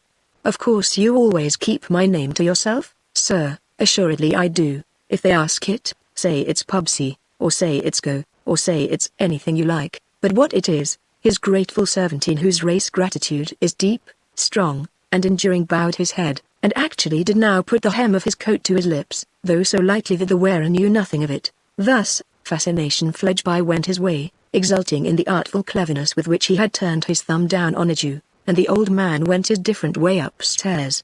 As he mounted, the call or song began to sound in his ears again, and, looking above, he saw the face of the little creature looking down out of a glory of her long bright radiant hair, and musically repeating to him, like a vision, Come up and be dead. Come up and be dead. Chapter 6 A Riddle Without an Answer. Again Mr. Mortimer Lightwood and Mr. Eugene Rayburn sat together in the temple. This evening, however, they were not together in the place of business of the eminent solicitor, but in another dismal set of chambers facing it on the same second floor, on whose dungeon-like black outer door appeared the legend, Private, Mr. Eugene Rayburn, Mr. Mortimer Lightwood, Mr. Lightwood's offices opposite. Appearances indicated that this establishment was a very recent institution. The white letters of the inscription were extremely white and extremely strong to the sense of smell. The complexion of the tables and chairs was, like Lady Tippens's, a little too blooming to be believed in, and the carpets and floorcloth seemed to rush at the beholder's face in the unusual prominency of their patterns. But the temple, accustomed to tone down both the still life and the human life that has much to do with it, would soon get the better of all that. Well, said Eugene, on one side of the fire, I feel tolerably comfortable. I hope the upholsterer may do the same. Why shouldn't he? Asked Lightwood, from the other side of the fire. To be sure, pursued Eugene, reflecting. He is not in the secret of our pecuniary affairs, so perhaps he may be in an easy frame of mind. We shall pay him, said Mortimer. Shall we, really? Returned Eugene, indolently surprised. You don't say so. I mean to pay him, Eugene, for my part, said Mortimer, in a slightly injured tone. Ah, I mean to pay him too, retorted Eugene. But then I mean so much that I don't mean, so much that I only mean and shall always only mean and nothing more, my dear Mortimer. It's the same thing. His friend, lying back in his easy chair, watched him lying back in his easy chair, as he stretched out his legs on the hearthrug, and said, with the amused look that Eugene Rayburn could always awaken in him without seeming to try or care, Anyhow, your vagaries have increased the bill. Calls the domestic virtues vagaries, exclaimed Eugene, raising his eyes to the ceiling. This very complete little kitchen of ours, said Mortimer, in which nothing will ever be cooked. My dear, dear Mortimer, returned his friend, lazily lifting his head a little to look at him. How often have I pointed out to you that its moral influence is the important thing, its moral influence on this fellow? Exclaimed Lightwood, laughing. Do me the favor, said Eugene, getting out of his chair with much gravity, to come and inspect that feature of our establishment which you rashly disparage. With that, taking up a candle, he conducted his chum into the fourth room of the set of chambers, a little narrow room which was very completely and neatly fitted as a kitchen. See, said Eugene, miniature flour barrel, rolling pin, spice box, shelf of brown jars, chopping board, coffee mill, dresser elegantly furnished with crockery, saucepans and pans, roasting jack, a charming kettle, an armory of dish covers. The moral influence of these objects, in forming the domestic virtues, may have an immense influence upon me, not upon you, for you are a hopeless case, but upon me. In fact, I have an idea that I feel the domestic virtues already forming. Do me the favor to step into my bedroom. Secretaire, you see, an abstruse set of solid mahogany pigeonholes, one for every letter of the alphabet. To what use do I devote them? I receive a bill, say from Jones. I dock it neatly at the secretaire, Jones, and I put it into pigeonhole J. It's the next thing to a receipt and is quite as satisfactory to me. And I very much wish, Mortimer, sitting on his bed, with the air of a philosopher lecturing a disciple, that my example might induce you to cultivate habits or punctuality and method, and, by means of the moral influences with which I have surrounded you, to encourage the formation of the domestic virtues. Mortimer laughed again, with his usual commentaries of how can you be so ridiculous, Eugene? And what an absurd fellow you are. But when his laugh was out, there was something serious, if not anxious, in his face. Despite that pernicious assumption of lassitude and indifference, which had become his second nature, he was strongly attached to his friend. He had founded himself upon Eugene when they were yet boys at school, and at this hour imitated him no less, admired him no less, loved him no less, than in those departed days. Eugene, said he, if I could find you in earnest for a minute, I would try to say an earnest word to you. An earnest word? Repeated Eugene. The moral influences are beginning to work. Say on. Well, I will, returned the other, though you are not earnest yet, in this desire for earnestness, murmured Eugene, with the air of one who was meditating deeply. I trace the happy influences of the little flour barrel and the coffee mill. Gratifying, Eugene, resumed Mortimer, disregarding the light interruption, and laying a hand upon Eugene's shoulder, as he, Mortimer, stood before him seated on his bed. You are withholding something from me. Eugene looked at him, but said nothing. All this past summer, you have been withholding something from me. Before we entered on our boating vacation, you were as bent upon it as I have seen you upon anything since we first rode together. But you cared very little for it when it came, often found it a tie and a drag upon you, and were constantly away. Now it was well enough half a dozen times, 20 times, to say to me in your own odd manner, which I know so well and like so much, that your disappearances were precautions against our boring one another, but of course after a short while I began to know that they covered something. I don't ask what it is, as you have not told me, but the fact is so. Say, is it not? I give you my word of honor, Mortimer, returned Eugene, after a serious pause of a few moments, that I don't know, Eugene, upon my soul, don't know. I know less about myself than about most people in the world, and I don't know. You have some design in your mind, have I? I don't think I have. At any rate, you have some subject of interest there which used not to be there. I really can't say, replied Eugene, shaking his head blankly, after pausing again to reconsider. At times I have thought yes, at other times I have thought no. Now, I have been inclined to pursue such a subject, now I have felt that it was absurd, and that it tired and embarrassed me. Absolutely, I can't say. Frankly and faithfully, I would if I could. So replying, he clapped a hand, in his turn, on his friend's shoulder, as he rose from his seat upon the bed, and said, You must take your friend as he is. You know what I am, my dear Mortimer. You know how dreadfully susceptible I am to boredom. You know that when I became enough of a man to find myself an embodied conundrum, I bored myself to the last degree by trying to find out what I meant. You know that at length I gave it up, and declined to guess any more. Then how can I possibly give you the answer that I have not discovered? The old nursery form runs, riddle me ree, perhaps you can't tell me what this may be? My reply runs, no. Upon my life, I can't. So much of what was fantastically true to his own knowledge of this utterly careless Eugene, mingled with the answer, that Mortimer could not receive it as a mere evasion. Besides, it was given with an engaging air of openness, and of special exemption of the one friend he valued, from his reckless indifference. "Come, dear boy," said Eugene. "Let us try the effect of smoking. If it enlightens me at all on this question, I will impart unreservedly." They returned to the room they had come from, and, finding it heated, opened a window. Having lighted their cigars, they leaned out of this window, smoking, and looking down at the moonlight, as it shone into the court below. "No enlightenment," resumed Eugene, after certain minutes of silence. "I feel sincerely apologetic, my dear Mortimer, but nothing comes." "If nothing comes," returned Mortimer, "nothing can come from it. So I shall hope that this may hold good throughout, and that there may be nothing on foot. Nothing injurious to you, Eugene, or—" Eugene stayed him for a moment with his hand on his arm, while he took a piece of earth from an old flower pot on the windowsill and dexterously shot it at a little point of light opposite. Having done which to his satisfaction, he said, or injurious to anyone else." "How?" said Eugene, taking another little piece of earth, and shooting it with great precision at the former mark. "How injurious to anyone else, I don't know." "And," said Eugene, taking, as he said the word, another shot, "to whom else, I don't know." Checking himself with another piece of earth in his hand, Eugene looked at his friend inquiringly and a little suspiciously. There was no concealed or half-expressed meaning in his face. "Two belated wanderers in the mazes of the law," said Eugene, attracted by the sound of footsteps, and glancing down as he spoke, "stray into the court. They examine the doorposts of number 1, seeking the name they want. Not finding it at number 1, they come to number 2. On the hat of wanderer number 2, the shorter one, I drop this pellet.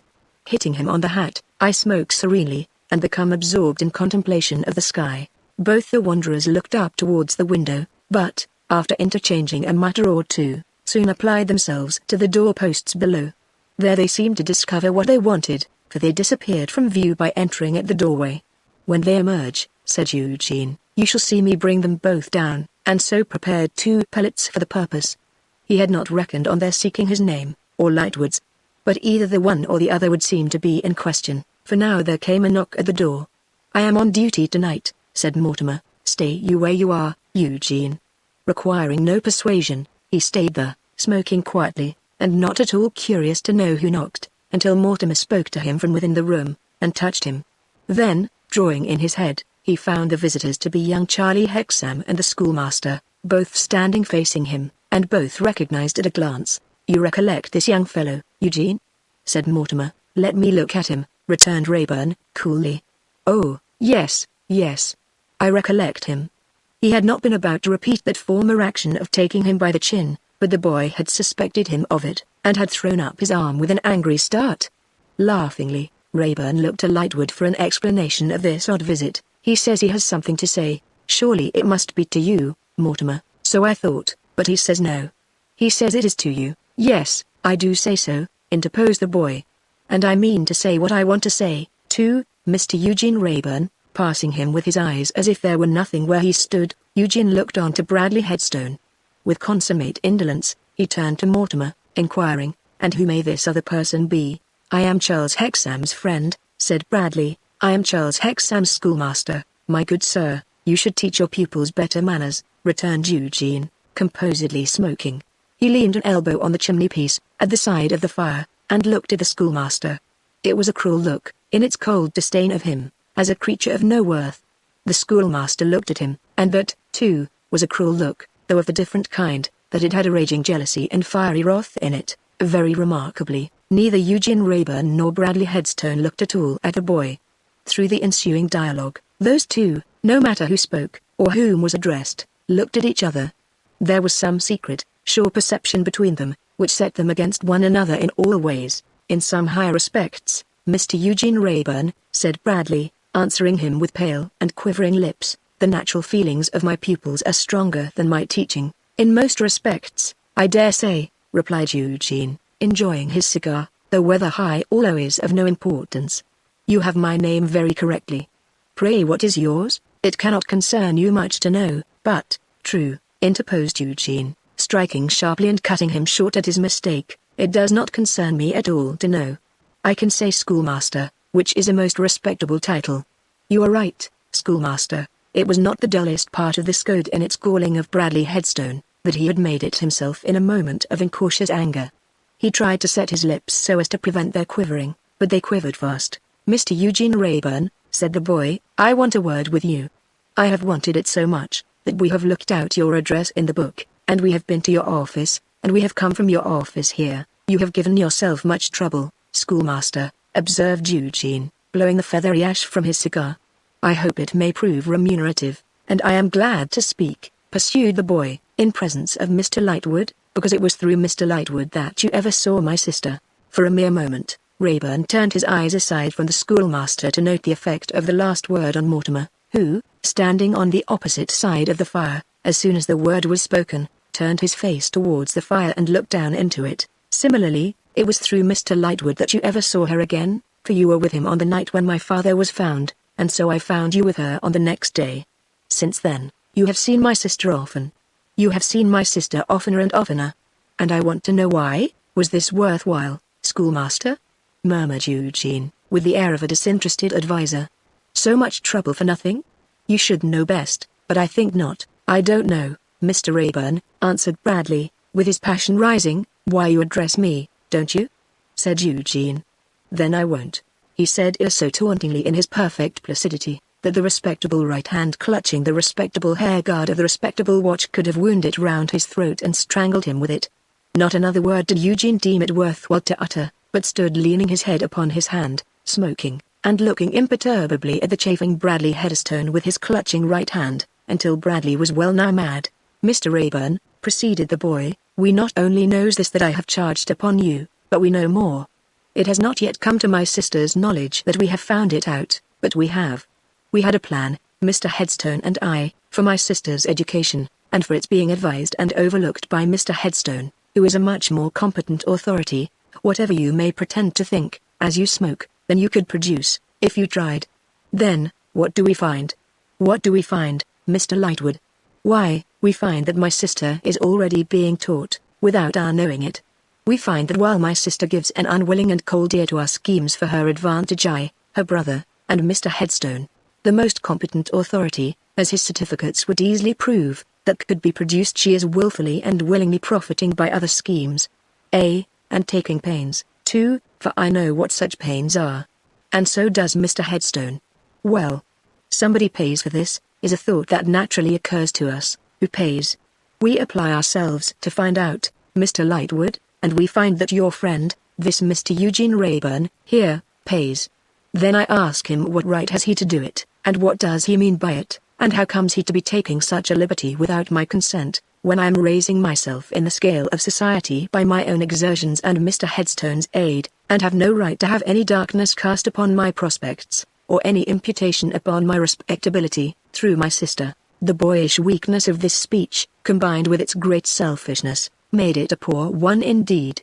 And yet Bradley Headstone, used to the little audience of a school, and unused to the larger ways of men, showed a kind of exultation in it. "Now I tell Mr. Eugene Rayburn," pursued the boy, forced into the use of the third person by the hopelessness of addressing him in the first, "that I object to his having any acquaintance at all with my sister, and that I request him to drop it altogether.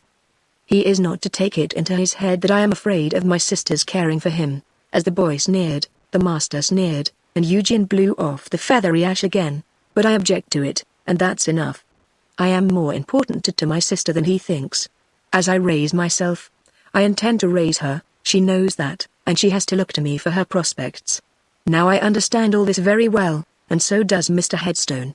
My sister is an excellent girl, but she has some romantic notions, not about such things as your Mr. Eugene Rayburn's, but about the death of my father and other matters of that sort. Mr. Rayburn encourages those notions to make himself of importance, and so she thinks she ought to be grateful to him, and perhaps even likes to be. Now I don't choose her to be grateful to him, or to be grateful to anybody but me, except Mr. Headstone. And I tell Mr. Rayburn that if he don't take heed of what I say, it will be worse for her. Let him turn that over in his memory, and make sure of it. Worse for her." A pause ensued, in which the schoolmaster looked very awkward. "May I suggest, schoolmaster," said Eugene, removing his fast-waning cigar from his lips to glance at it, "that you can now take your pupil away. And Mr. Lightwood," added the boy, with a burning face, under the flaming aggravation of getting no sort of answer or attention. I hope you'll take notice of what I have said to your friend, and of what your friend has heard me say, word by word, whatever he pretends to the contrary. You are bound to take notice of it, Mr. Lightwood, for, as I have already mentioned, you first brought your friend into my sister's company, and but for you we never should have seen him. Lord knows none of us ever wanted him, any more than any of us will ever miss him. Now Mr. Headstone, as Mr. Eugene Rayburn has been obliged to hear what I had to say, and couldn't help himself, and as I have said it out to the last word, we have done all we wanted to do, and may go downstairs, and leave me a moment, Hexam, he returned. The boy, complying with an indignant look and as much noise as he could make, swung out of the room, and Lightwood went to the window, and leaned there, looking out. You think me of no more value than the dirt under your feet, said Bradley to Eugene, speaking in a carefully weighed and measured tone, or he could not have spoken at all. I assure you, schoolmaster, replied Eugene, I don't think about you. That's not true, returned the other. You know better. That's coarse, Eugene retorted, but you don't know better, Mr. Rayburn. At least I know very well that it would be idle to set myself against you in insolent words or overbearing manners. That lad who has just gone out could put you to shame in half a dozen branches of knowledge in half an hour, but you can throw him aside like an inferior. You can do as much by me, I have no doubt, beforehand, possibly, remarked Eugene, but I am more than a lad, said Bradley, with his clutching hand, and I will be heard, sir, as a schoolmaster, said Eugene. You are always being heard. That ought to content you, but it does not content me, replied the other, white with passion. Do you suppose that a man, in forming himself for the duties I discharge, and in watching and repressing himself daily to discharge them well, dismisses a man's nature? I suppose you, said Eugene, judging from what I see as I look at you, to be rather too passionate for a good schoolmaster. As he spoke, he tossed away the end of his cigar. Passionate with you, sir, I admit I am. Passionate with you, sir, I respect myself for being. But I have not devils for my pupils, for your teachers, I should rather say, replied Eugene. Mr. Rayburn, schoolmaster, sir, my name is Bradley Headstone. As you justly said, my good sir, your name cannot concern me. Now, what more, this more? Oh, what a misfortune is mine, cried Bradley, breaking off to wipe the starting perspiration from his face as he shook from head to foot, that I cannot so control myself as to appear a stronger creature than this, when a man who has not felt in all his life what I have felt in a day can so command himself. He said it in a very agony, and even followed it with an errant motion of his hands as if he could have torn himself. Eugene Rayburn looked on at him, as if he found him beginning to be rather an entertaining study. Mr. Rayburn, I desire to say something to you on my own part. Come, schoolmaster, returned Eugene, with a languid approach to impatience as the other again struggled with himself. Say what you have to say. And let me remind you that the door is standing open, and your young friend waiting for you on the stairs. When I accompanied that youth here, sir, I did so with the purpose of adding, as a man whom you should not be permitted to put aside, in case you put him aside as a boy, that his instinct is correct and right. Thus Bradley Headstone, with great effort and difficulty. Is that all? Asked Eugene. No, sir, said the other, flushed and fierce. I strongly support him in his disapproval of your visits to his sister, and in his objection to your officiousness and worse in what you have taken upon yourself to do for her. Is that all? Asked Eugene. No, sir. I determined to tell you that you are not justified in these proceedings, and that they are injurious to his sister. Are you her schoolmaster as well as her brother *S ? Or perhaps you would like to be? Said Eugene. It was a stab that the blood followed, in its rush to Bradley Headstone's face, as swiftly as if it had been dealt with a dagger. What do you mean by that? Was as much as he could utter, a natural ambition enough, said Eugene, coolly. Far be it from me to say otherwise. The sister who is something too much upon your lips, perhaps is so very different from all the associations to which she had been used, and from all the low obscure people about her, that it is a very natural ambition. Do you throw my obscurity in my teeth, Mr. Rayburn? That can hardly be, for I know nothing concerning it, schoolmaster, and seek to know nothing. You reproach me with my origin, said Bradley Headstone. You cast insinuations at my bringing up. But I tell you, sir, I have worked my way onward, out of both and in spite of both, and have a right to be considered a better man than you, with better reasons for being proud. How I can reproach you with what is not within my knowledge, or how I can cast stones that were never in my hand, is a problem for the ingenuity of a schoolmaster to prove, returned Eugene. Is that all? No, sir. If you suppose that boy, who really will be tired of waiting, said Eugene, politely, if you suppose that boy to be friendless, Mr. Rayburn, you deceive yourself. I am his friend, and you shall find me so, and you will find him on the stairs, remarked Eugene. You may have promised yourself, sir, that you could do what you chose here, because you had to deal with a mere boy, inexperienced, friendless, and unassisted. But I give you warning that this mean calculation is wrong. You have to do with a man also. You have to do with me.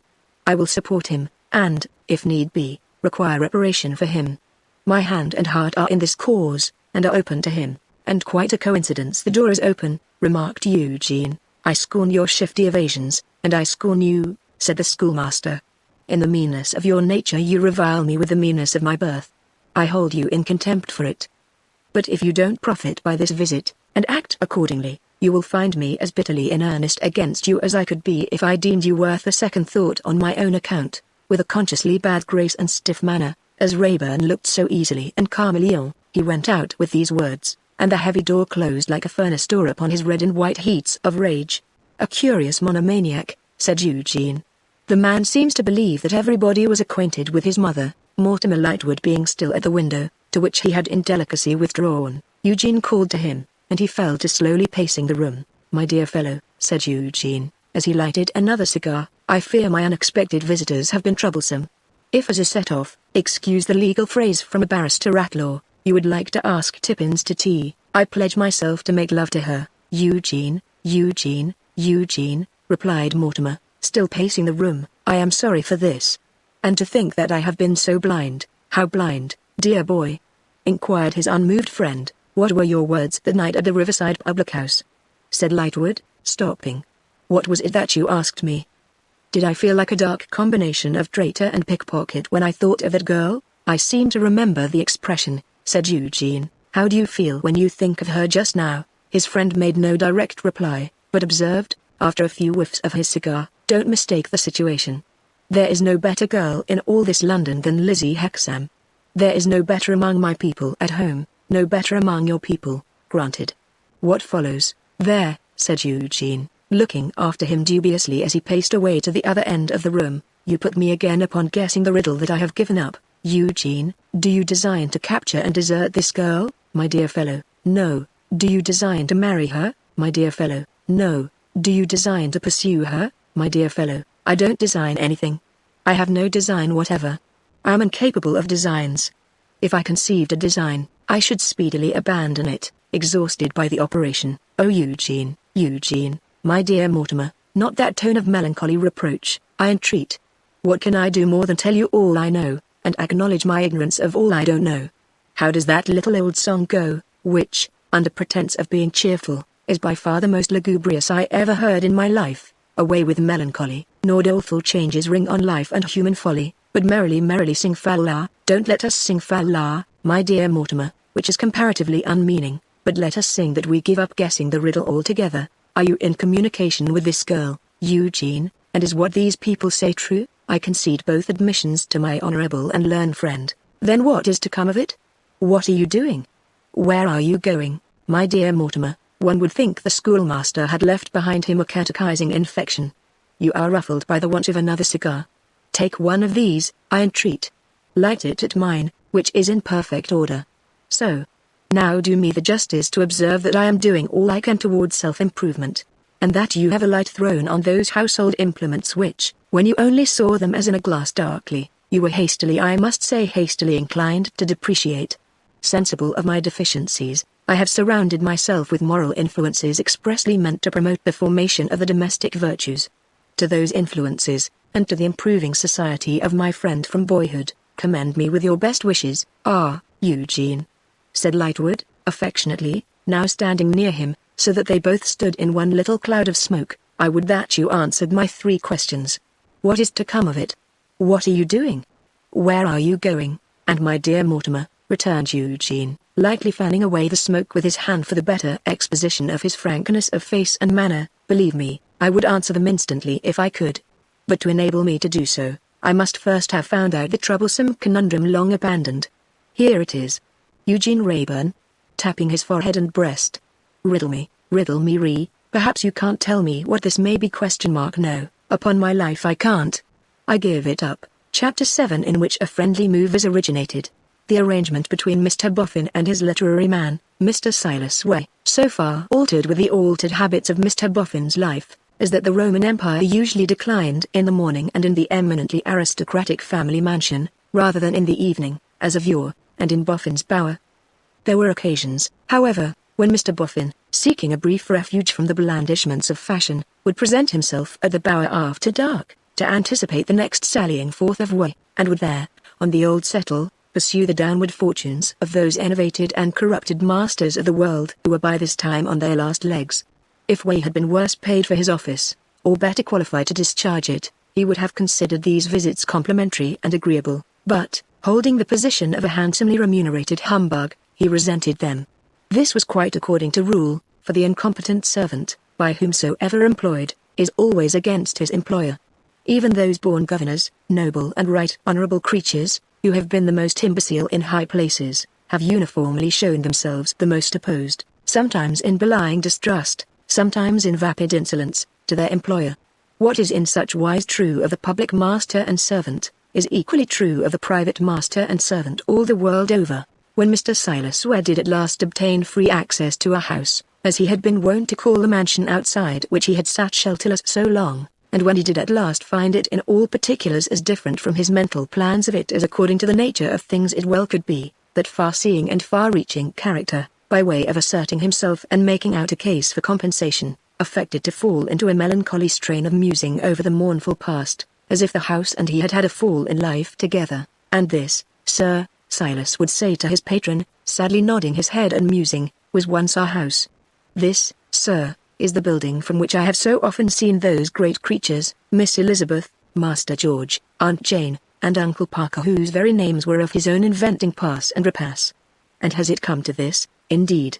Ah, dear me, so tender were his lamentations, that the kindly Mr. Boffin was quite sorry for him, and almost felt mistrustful that in buying the house he had done him an irreparable injury. 2 or 3 diplomatic interviews, the result of great subtlety on Mr. Ware's part, but assuming the mask of careless yielding to a fortuitous combination of circumstances impelling him towards Clerkenwell, had enabled him to complete his bargain with Mr. Venus.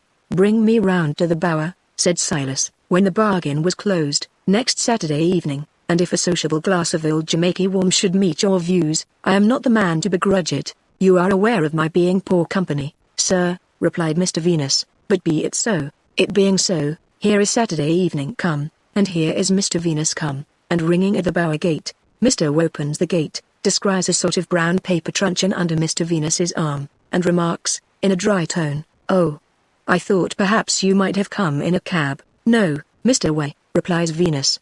"I am not above a parcel." "Above a parcel?" "No," says W, with some dissatisfaction, but does not openly growl. "A certain sort of parcel might be above you. Here is your purchase, Mr. W," says Venus, politely handing it over, "and I am glad to restore it to the source from whence it flowed." "Thankee," says W. "Now this affair is concluded, I may mention to you in a friendly way that I've my doubts whether, if I had consulted a lawyer, you could have kept this article back from me. I only throw it out as a legal point. Do you think so, Mr. W? I bought you in open contract. You can't buy human flesh and blood in this country, sir, not alive, you can't," says W, shaking his head. "Then query, bone, as a legal point?" asks Venus. "As a legal point, I am not competent to speak upon that, Mr. W, says Venus, reddening and growing something louder, "but upon a point of fact I think myself competent to speak, and as a point of fact I would have seen you. Will you allow me to say, further?" "I wouldn't say more than further, if I was you," Mr. W suggests, pacifically, "before I'd have given that packet into your hand without being paid my price for it. I don't pretend to know how the point of law may stand, but I'm thoroughly confident upon the point of fact." As Mr. Venus is irritable, no doubt owing to his disappointment in love, and as it is not the cue of Mr. W to have him out of temper, the latter gentleman soothingly remarks, "I only put it as a little case, I only put it hypothetically." "Then I'd rather, Mr. W, you put it another time, benorthetically," is Mr. Venus's retort, "for I tell you candidly I don't like your little cases." Arrived by this time in Mr. W's sitting room, made bright on a chilly evening by gaslight and fire, Mr. Venus softens and compliments him on his abode, profiting by the occasion to remind Way that he, Venus, told him he had got into a good thing, tolerable, where he joins. But bear in mind, Mr. Venus, that there's no gold without its alloy. Mix for yourself and take a seat in the chimney corner. Will you perform upon a pipe, sir? I am but an indifferent performer, sir, returns the other. But I'll accompany you with a whiff or two at intervals. So, Mr. Venus mixes, and Way mixes, and Mr. Venus lights and puffs, and Way lights and puffs. And there's alloy even in this metal of yours, Mr. Way. You was remarking? Mystery, returns Way. I don't like it, Mr. Venus. I don't like to have the life knocked out of former inhabitants of this house, in the gloomy dark, and not know who did it. Might you have any suspicions, Mr. Way? No, returns the gentleman. I know who profits by it. But I've no suspicions. Having said which, Mr. Way smokes and looks at the fire with a most determined expression of charity, as if he had caught that cardinal virtue by the skirts as she felt it her painful duty to depart from him, and held her by main force. Similarly, resumes Way, I have observations as I can offer upon certain points and parties, but I make no objections, Mr. Venus. Here is an immense fortune drops from the clouds upon a person that shall be nameless. Here is a weekly allowance, with a certain weight of coals, drops from the clouds upon me. Which of us is the better man? Not the person that shall be nameless. That's an observation of mine, but I don't make it an objection. I take my allowance and my certain weight of coals. He takes his fortune. That's the way it works. It would be a good thing for me, if I could see things in the calm light you do, Mr. Way. Again look here, pursues Silas, with an oratorical flourish of his pipe and his wooden leg, the latter having an undignified tendency to tilt him back in his chair. Here's another observation, Mr. Venus, unaccompanied with an objection. Him that shall be nameless is liable to be talked over. He gets talked over. Him that shall be nameless, having me at his right hand, naturally looking to be promoted higher, and you may perhaps say meriting to be promoted higher. Mr. Venus murmurs that he does say so. Apostrophe him that shall be nameless, under such circumstances passes me by, and puts a talking over stranger above my head. Which of us two is the better man? Which of us two can repeat most poetry? Which of us two has, in the service of him that shall be nameless, tackled the Romans, both civil and military, till he has got as husky as if he'd been weaned and ever since brought up on sawdust? Not the talking over stranger. Yet the house is as free to him as if it was his, and he has his room, and is put upon a footing, and draws about 1,000 a year. I am banished to the bower, to be found in it like a piece of furniture whenever wanted. Merit, therefore, don't win. That's the way it works. I observe it, because I can't help observing it, being accustomed to take a powerful sight of notice, but I don't object. Ever here before, Mr. Venus? Not inside the gate, Mr. Way. You've been as far as the gate then, Mr. Venus? Yes, Mr. Way, and peeped in from curiosity. Did you see anything? Nothing but the dust yard. Mr. Way rolls his eyes all round the room, in that ever unsatisfied quest of his, and then rolls his eyes all round Mr. Venus, as if suspicious of his having something about him to be found out. And yet, sir, he pursues, being acquainted with old Mr. Harmon, one would have thought it might have been polite in you, too, to give him a call. And you're naturally of a polite disposition, you are. This last clause is a softening compliment to Mr. Venus. It is true, sir, replies Venus, winking his weak eyes, and running his fingers through his dusty shock of hair, that I was so, before a certain observation soured me. You understand to what I allude, Mr. Way? To a certain written statement respecting not wishing to be regarded in a certain light. Since that, all is fled, save Gaul. Not all, says Mr. Way, in a tone of sentimental condolence. Yes, sir, returns Venus, all. The world may deem it harsh, but I'd quite as soon pitch into my best friend as not.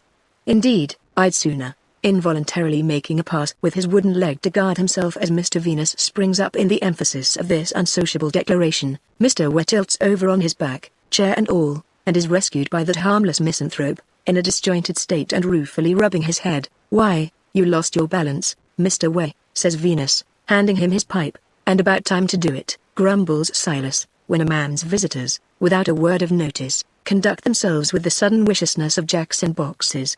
Don't come flying out of your chair like that, Mr. Venus. I ask your pardon, Mr. Way. I am so soured. Yes, but hang it, says argumentatively, a well-governed mind can be soured sitting. And as to being regarded in lights, there's bumpy lights as well as bony. In which, again rubbing his head, I object to regard myself. I'll bear it in memory, sir, if you'll be so good.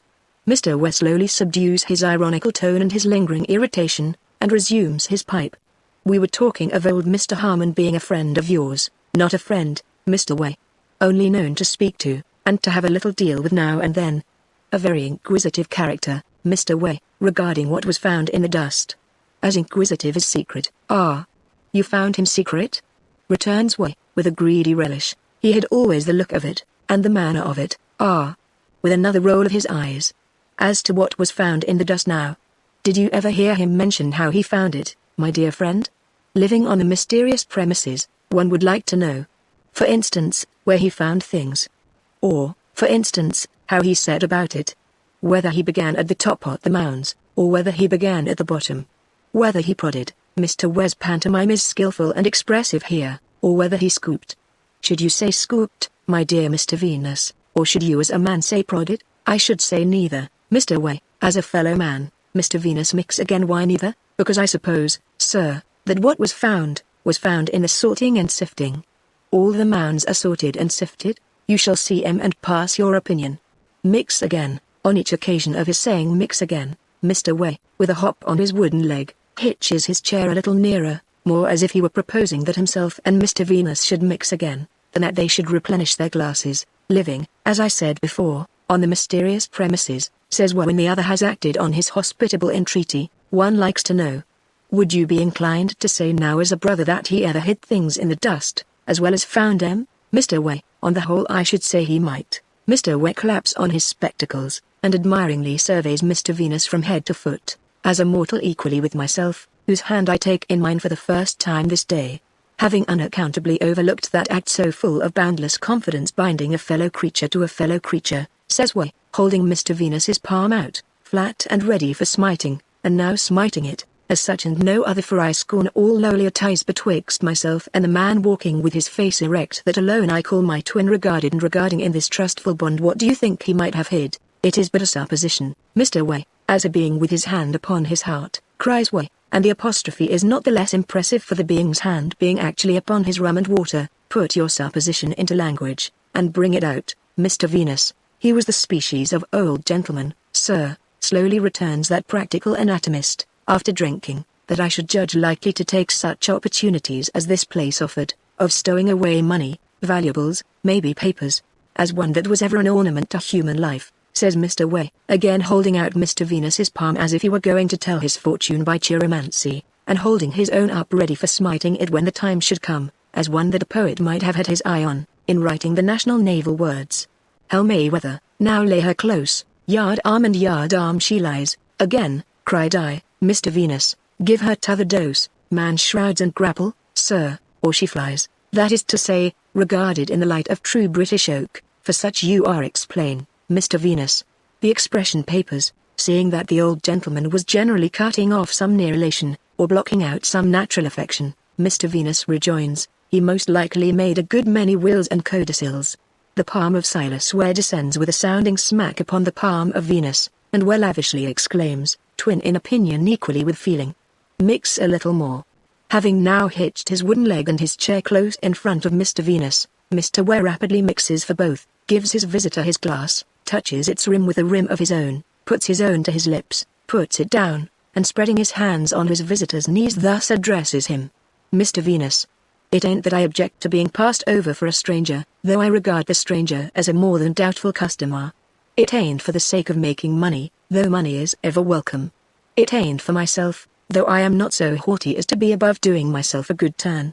It's for the cause of the right, Mr. Venus, passively winking his weak eyes both at once, demands, what is, Mr. Way, the friendly move, sir, that I now propose?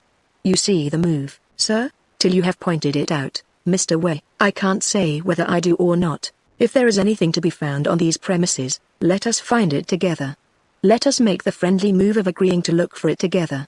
Let us make the friendly move of agreeing to share the profits of it equally betwixt us. In the cause of the right.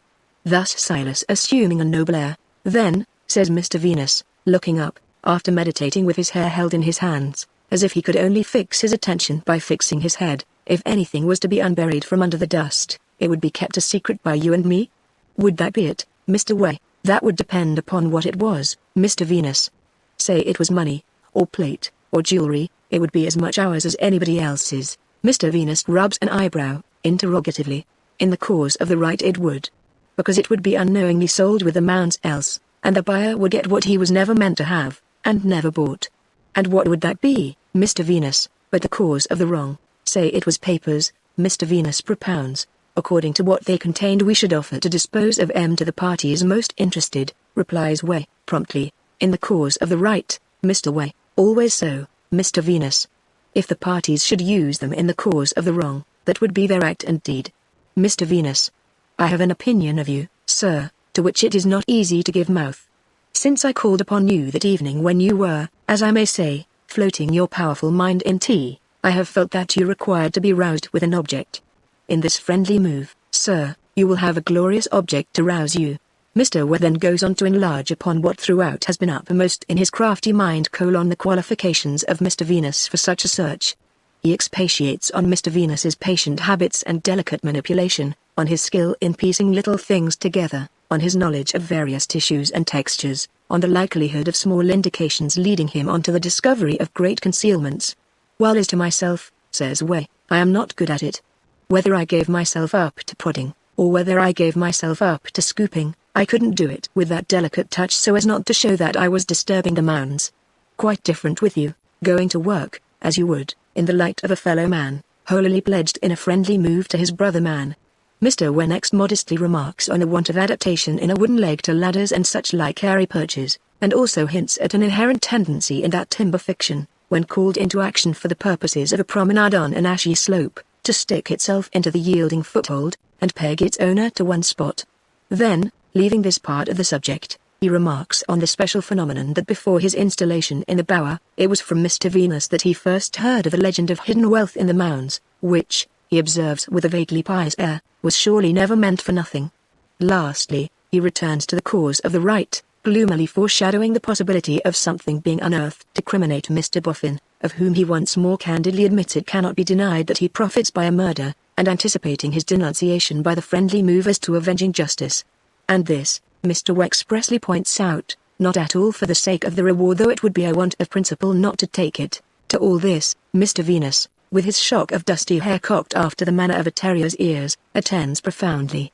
When Mr. Way, having finished, opens his arms wide, as if to show Mr. Venus how bare his breast is, and then folds them pending a reply, Mr. Venus winks at him with both eyes some little time before speaking. I see you have tried it by yourself, Mr. Way, he says when he does speak. You have found out the difficulties by experience. No, it can hardly be said that I have tried it, replies Way, a little dashed by the hint. I have just skimmed it, and found nothing besides the difficulties. Way shakes his head. I scarcely know what to say to this, Mr. Way, observes Venus, after ruminating for a while. Say yes. Way naturally urges, if I wasn't soured, my answer would be no. But being soured, Mr. Way, and driven to reckless madness and desperation, I suppose it's yes. Way joyfully reproduces the two glasses, repeats the ceremony of clinking their rims, and inwardly drinks with great heartiness to the health and success in life of the young lady who has reduced Mr. Venus to his present convenient state of mind. The articles of the friendly move are then severally recited and agreed upon. They are but secrecy, fidelity, and perseverance. The bower to be always free of access to Mr. Venus for his researches, and every precaution to be taken against their attracting observation in the neighborhood. There's a footstep, exclaims Venus. Where? Cries Way, starting. Outside. St. They are in the act of ratifying the treaty of friendly move, by shaking hands upon it. They softly break off, light their pipes which have gone out, and lean back in their chairs. No doubt, a footstep. It approaches the window, and a hand taps at the glass. Come in, calls Way, meaning come round by the door. But the heavy old-fashioned sash is slowly raised, and a head slowly looks in out of the dark background of night. Pray, is Mr. Silas Way here? Oh, I see him. The friendly movers might not have been quite at their ease, even though the visitor had entered in the usual manner. But, leaning on the breast-high window, and staring in out of the darkness, they find the visitor extremely embarrassing. Especially Mr. Venus, who removes his pipe, draws back his head, and stares at the starer, as if it were his own Hindu baby come to fetch him home. Good evening, Mr. Way. The yard gate lock should be looked to, if you please. It don't catch. Is it Mr. Rokesmith? Falters Way. It is Mr. Rokesmith. Don't let me disturb you. I am not coming in. I have only a message for you, which I undertook to deliver on my way home to my lodgings. I was in two minds about coming beyond the gate without ringing, not knowing but you might have a dog about. I wish I had, mutters Way, with his back turned as he rose from his chair. St. Hush. The talking over stranger, Mr. Venus, is that anyone I know? Inquires the staring secretary. No, Mr. Rokesmith. Friend of mine. Passing the evening with me. Oh. I beg his pardon. Mr. Boffin wishes you to know that he does not expect you to stay at home any evening, on the chance of his coming. It has occurred to him that he may, without intending it, have been a tie-up on you. In future, if he should come without notice, he will take his chance of finding you, and it will be all the same to him if he does not. I undertook to tell you on my way. That's all. With that, and good night, the secretary lowers the window, and disappears. They listen, and hear his footsteps go back to the gate, and hear the gate close after him. And for that individual, Mr. Venus, remarks Way, when he is fully gone, I have been passed over. Let me ask you what you think of him? Apparently, Mr. Venus does not know what to think of him, for he makes sundry efforts to reply, without delivering himself of any other articulate utterance than that he has a singular look, a double look. You mean, sir, rejoins Way, playing bitterly upon the word. That's his look. Any amount of singular look for me, but not a double look. That's an underhanded mind, sir. Do you say there's something against him? Venus asks. Something against him? Repeats Way. Something? What would the relief be to my feelings as a fellow man if I wasn't the slave of truth, and didn't feel myself compelled to answer? Everything. See into what wonderful maudlin refuges featherless ostriches plunge their heads.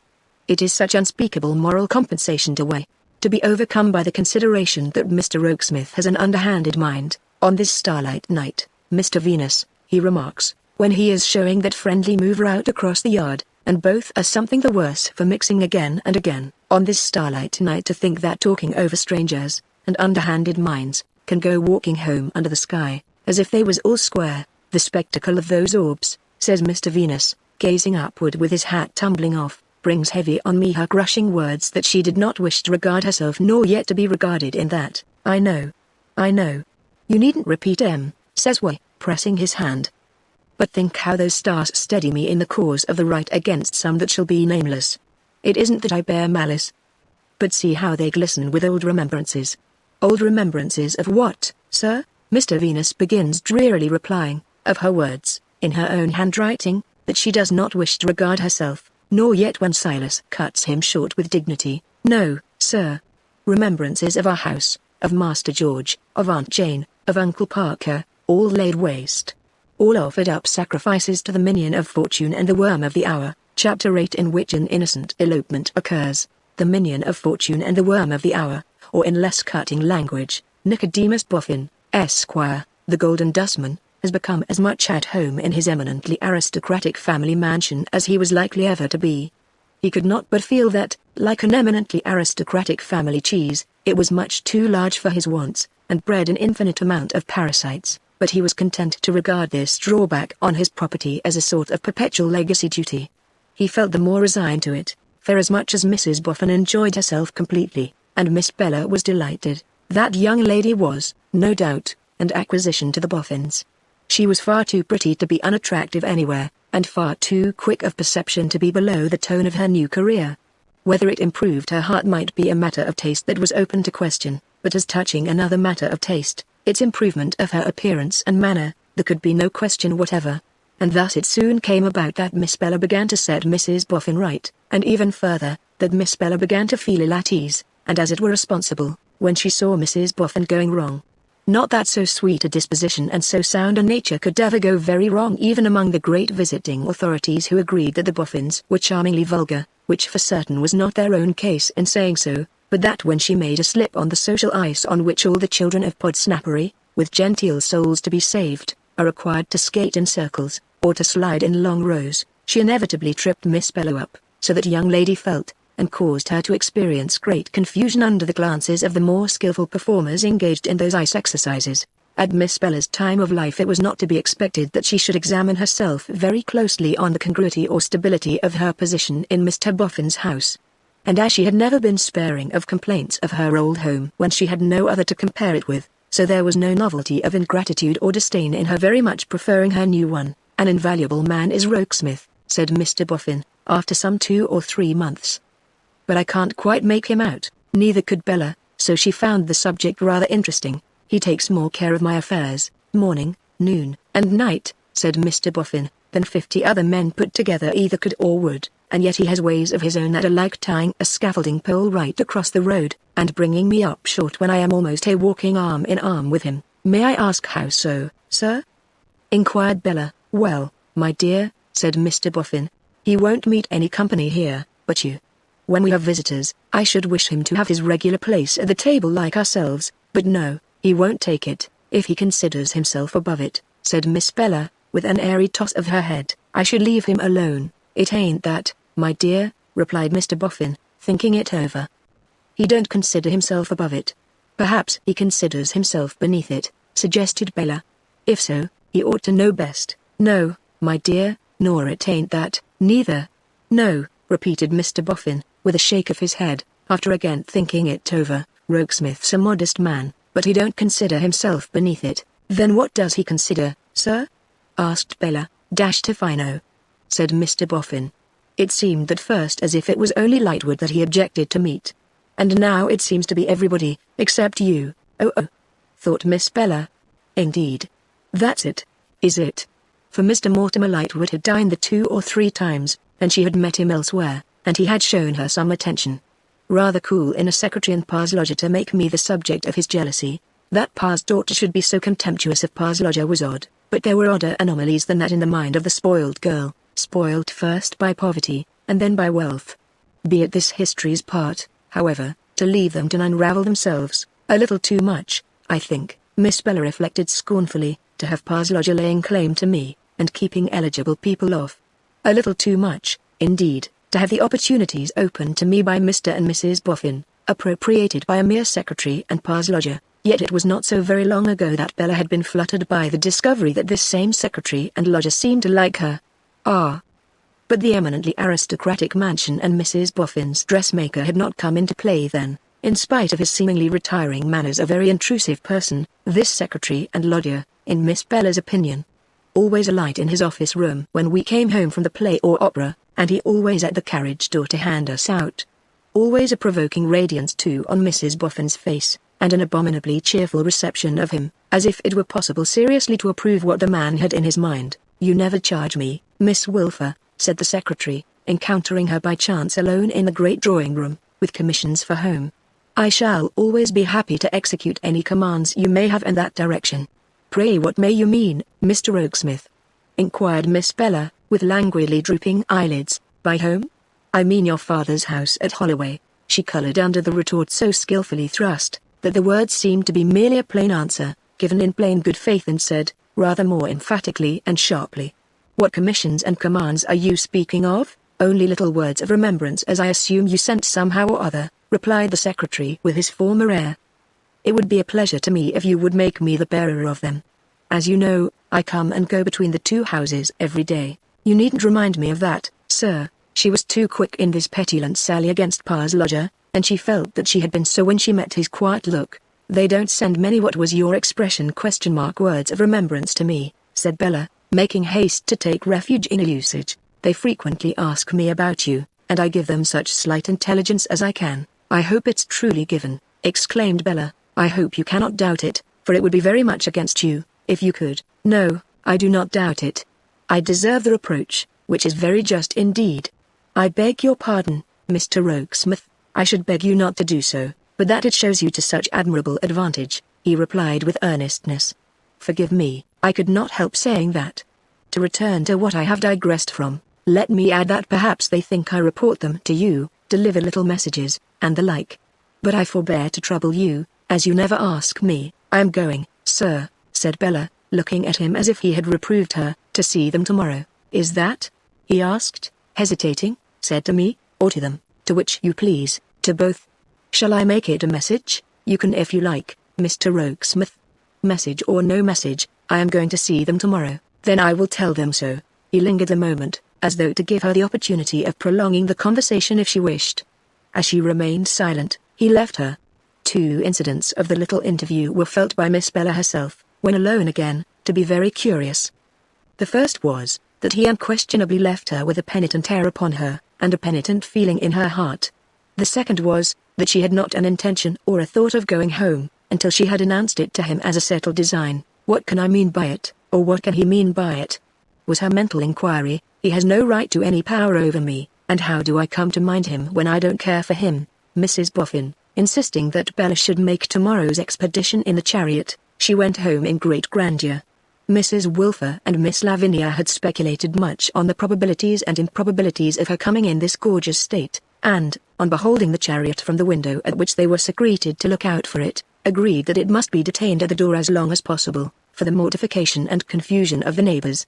Then they repaired to the usual family room, to receive Miss Bella with a becoming show of indifference.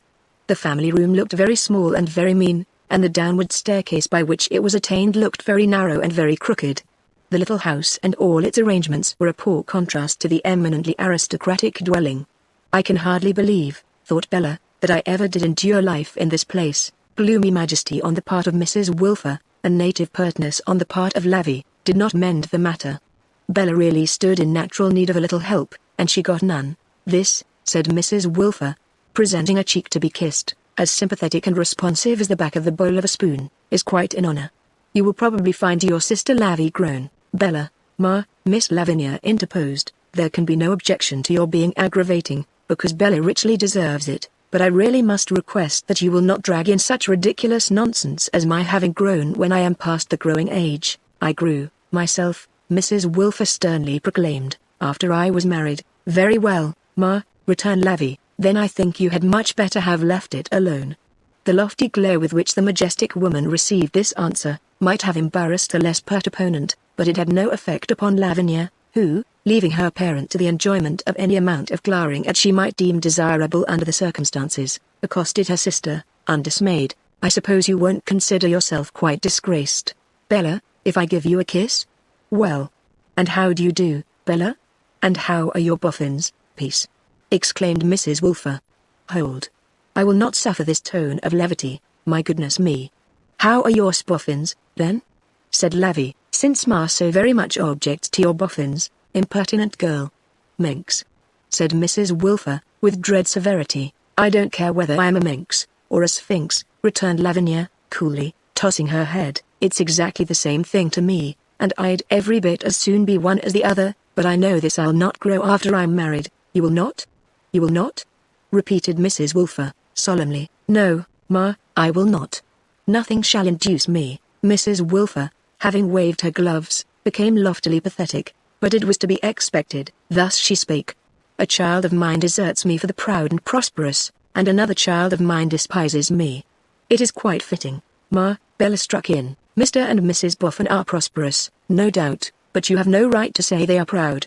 You must know very well that they are not. In short, ma, said Lavy, bouncing over to the enemy without a word of notice, you must know very well, or if you don't, more shame for you! That Mr. and Mrs. Boffin are just absolute perfection. Truly, returned Mrs. Wilfer, courteously receiving the deserter, it would seem that we are required to think so. And this, Lavinia, is my reason for objecting to a tone of levity. Mrs. Boffin, of whose physiognomy I can never speak with the composure I would desire to preserve, and your mother, and not on terms of intimacy. It is not for a moment to be supposed that she and her husband dare to presume to speak of this family as the Wilfers. I cannot therefore condescend to speak of them as the Boffins. No, for such a tone call it familiarity, levity, equality, or what you will would imply those social interchanges which do not exist. Do I render myself intelligible? Without taking the least notice of this inquiry, albeit delivered in an imposing and forensic manner, Lavinia reminded her sister, after all, you know. Bella, you haven't told us how your watchers' names are. I don't want to speak of them here, replied Bella, suppressing indignation, and tapping her foot on the floor. They are much too kind and too good to be drawn into these discussions. Why put it so? Demanded Mrs. Wilfer, with biting sarcasm. Why adopt a circuitous form of speech? It is polite and it is obliging, but why do it? Why not openly say that they are much too kind and too good for the United States? We understand the allusion. Why disguise the phrase, ma, said Bella, with one beat of her foot. You are enough to drive a saint mad, and so is Lavy. "Unfortunate Lavvy!" cried Mrs. Wilfer, in a tone of commiseration. "She always comes for it. My poor child." But Lavvy, with the suddenness of her former desertion, now bounced over to the other enemy, very sharply remarking, "Don't patronize me, Ma, because I can take care of myself. I only wonder," resumed Mrs. Wilfer, directing her observations to her elder daughter, as safer on the whole than her utterly unmanageable younger, "that you found time and inclination to tear yourself from Mr. and Mrs. Boffin, and come to see us at all. I only wonder that our claims, contending against the superior claims of Mr. and Mrs. Boffin, had any weight. I feel I ought to be thankful for gaining so much, in competition with Mr. and Mrs. Boffin." The good lady bitterly emphasized the first letter of the word Boffin, as if it represented her chief objection to the owners of that name, and as if she could have borne Doffin, Muffin, or Boffin much better. "Ma," said Bella, angrily, "you force me to say that I am truly sorry I did come home, and that I never will come home again, except when poor dear Pa is here. For, Pa is too magnanimous to feel envy and spite towards my generous friends, and Pa is delicate enough and gentle enough to remember the sort of little claim they thought I had upon them and the unusually trying position in which, through no act of my own, I had been placed. And I always did love poor dear Pa better than all the rest of you put together, and I always do and I always shall." Here Bella, deriving no comfort from her charming bonnet and her elegant dress, burst into tears. "I think, R.W., cried Mrs. Wilfer, lifting up her eyes and apostrophizing the air, "that if you were present, it would be a trial to your feelings to hear your wife and the mother of your family depreciated in your name. But fate has spared you this, R.W., whatever it may have thought proper to inflict upon her." Here Mrs. Wilfer burst into tears. "I hate the Boffins," protested Miss Lavinia. "I don't care who objects to their being called the Boffins. I will call them the Boffins. The Boffins, the Boffins, the Boffins. And I say they are mischief-making Boffins, and I say the Boffins have set Bella against me, and I tell the Boffins to their faces," which was not strictly the fact, but the young lady was excited, "that they are detestable Boffins, disreputable Boffins, odious Boffins, beastly Boffins." There, here Miss Lavinia burst into tears. The front garden gate clanked, and the secretary was seen coming at a brisk pace up the steps. "Leave me to open the door to him," said Mrs. Wilfer, rising with stately resignation as she shook her head and dried her eyes. "We have at present no stipendiary girl to do so. We have nothing to conceal. If he sees these traces of emotion on our cheeks, let him construe them as he may." With those words she stalked out. In a few moments she stalked in again, proclaiming in her heraldic manner, "Mr. Rokesmith is the bearer of a packet for Miss Bella Wilfer." Mr. Rokesmith followed close upon his name, and of course saw what was amiss. But he discreetly affected to see nothing, and addressed Miss Bella. "Mr. Boffin intended to have placed this in the carriage for you this morning. He wished you to have it, as a little keepsake he had prepared. It is only a purse, Miss Wilfer, but as he was disappointed in his fancy, I volunteered to come after you with it." Bella took it in her hand, and thanked him. "We have been quarrelling here a little, Mr. Rokesmith, but not more than we used. You know our agreeable ways among ourselves. You find me just going. Goodbye, Mama. Goodbye, Lavvy." And with a kiss for each, Miss Bella turned to the door. The secretary would have attended her, but Mrs. Wilfer, advancing and saying with dignity, "Pardon me. Permit me to assert my natural right to escort my child to the equipage which is in waiting for her." He begged pardon and gave place. It was a very magnificent spectacle indeed, to see Mrs. Wilfer throw open the house door, and loudly demand with extended gloves, the male domestic of Mrs. Boffin. To whom, presenting himself, she delivered the brief but majestic charge, "Miss Wilfer." Coming out. And so delivered her over, like a female lieutenant of the Tower relinquishing a state prisoner. The effect of this ceremonial was for some quarter of an hour afterwards perfectly paralyzing on the neighbors, and was much enhanced by the worthy lady airing herself for that term in a kind of splendidly serene trance on the top step. When Bella was seated in the carriage, she opened the little packet in her hand. It contained a pretty purse, and the purse contained a bank note for £50. "This shall be a joyful surprise for poor dear Pa," said Bella, "and I'll take it myself into the city." As she was uninformed respecting the exact locality of the place of business of Chicksey Veneering and Stobbles, but knew it to be near Mincing Lane, she directed herself to be driven to the corner of that darksome spot. Thence she dispatched the male domestic of Mrs. Boffin, in search of the counting-house of Chicksey Veneering and Stobbles, with a message importing that if R. Wilfer could come out, there was a lady waiting who would be glad to speak with him. The delivery of these mysterious words from the mouth of a footman caused so great an excitement in the counting-house, that a youthful scout was instantly appointed to follow Rumty, observe the lady, and come in with his report.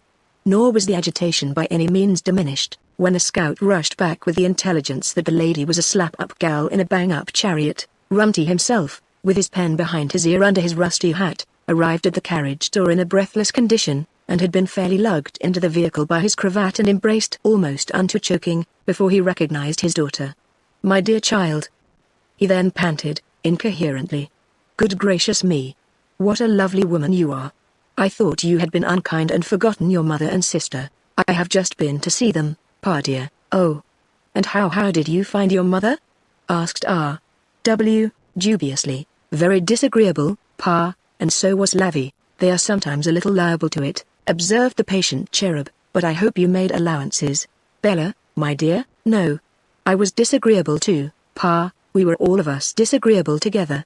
But I want you to come and dine with me somewhere, Pa." "Why, my dear, I have already partaken of a, if one might mention such an article, in this superb chariot of a Savoy," replied Wilfer, modestly dropping his voice on the word, as he eyed the canary-colored fittings. "Oh, that's nothing, Pa, truly, it ain't as much as one could sometimes wish it to be, my dear," he admitted, drawing his hand across his mouth.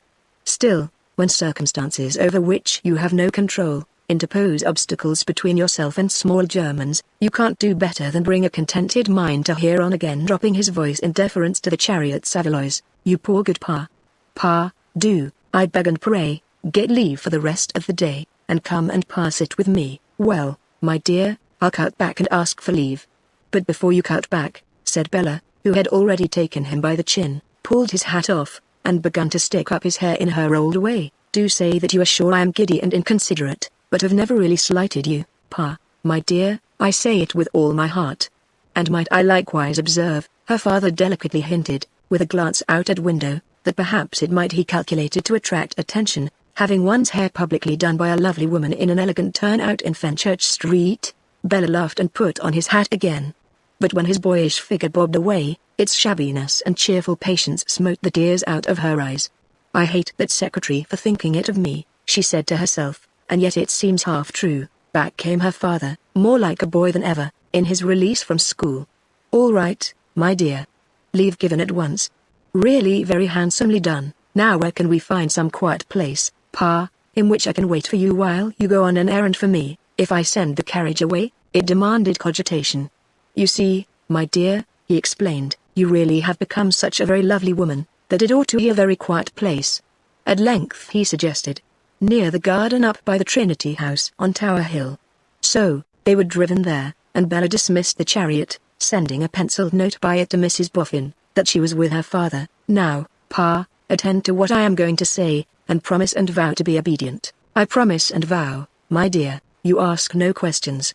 You take this purse, you go to the nearest place where they keep everything of the very very best, ready-made, you buy and put on the most beautiful suit of clothes, the most beautiful hat, and the most beautiful pair of bright boots, patent leather, Pa, mind, that are to be got for money, and you come back to me. But, my dear Bella, take care, Pa," pointing her forefinger at him, merrily. "You have promised and vowed. It's perjury, you know." There was water in the foolish little fellow's eyes, but she kissed them dry, though her own were wet, and he bobbed away again. After half an hour, he came back, so brilliantly transformed, that Bella was obliged to walk round him in ecstatic admiration 20 times, before she could draw her arm through his, and delightedly squeeze it. "Now, Pa," said Bella, hugging him close, "take this lovely woman out to dinner." "Where shall we go, my dear?" "Greenwich," said Bella, valiantly.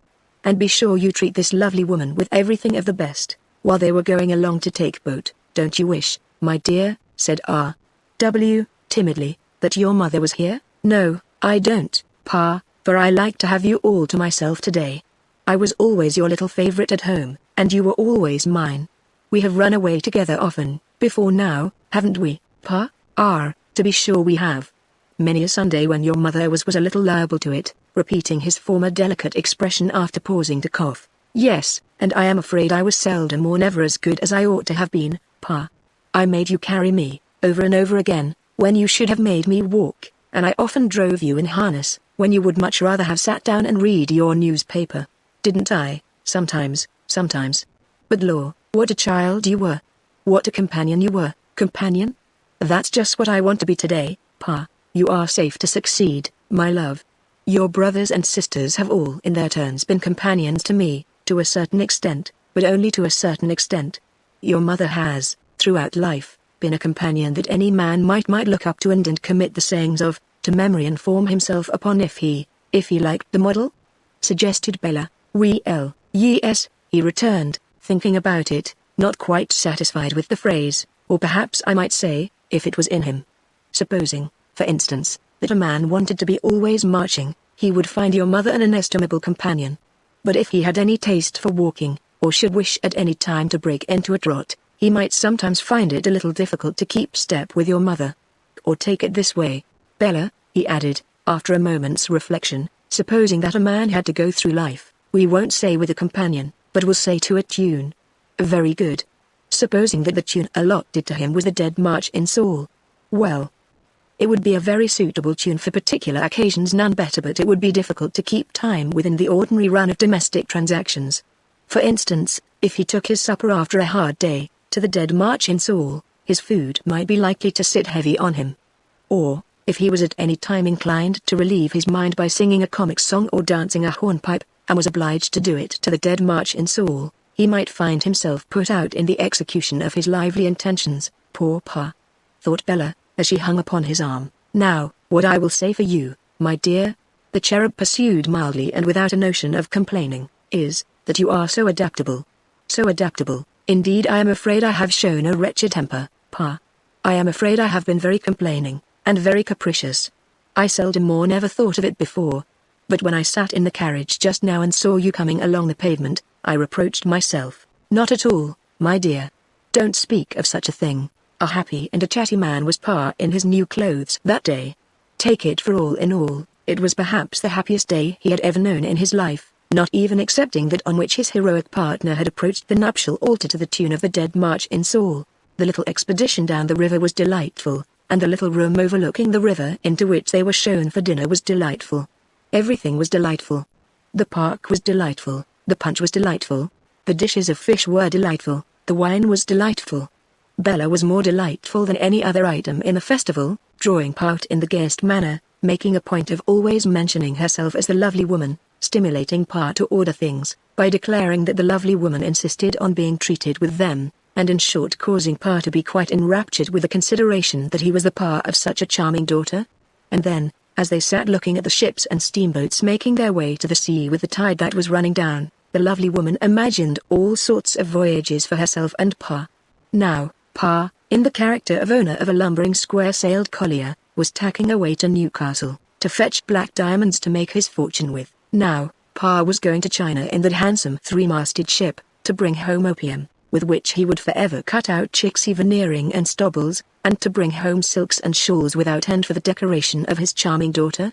Now, John Harmon's disastrous fate was all a dream, and he had come home and found the lovely woman just the article for him, and the lovely woman had found him just the article for her, and they were going away on a trip, in their gallant bark, to look after their vines, with streamers flying at all points, a band playing on deck and Pa established in the great cabin.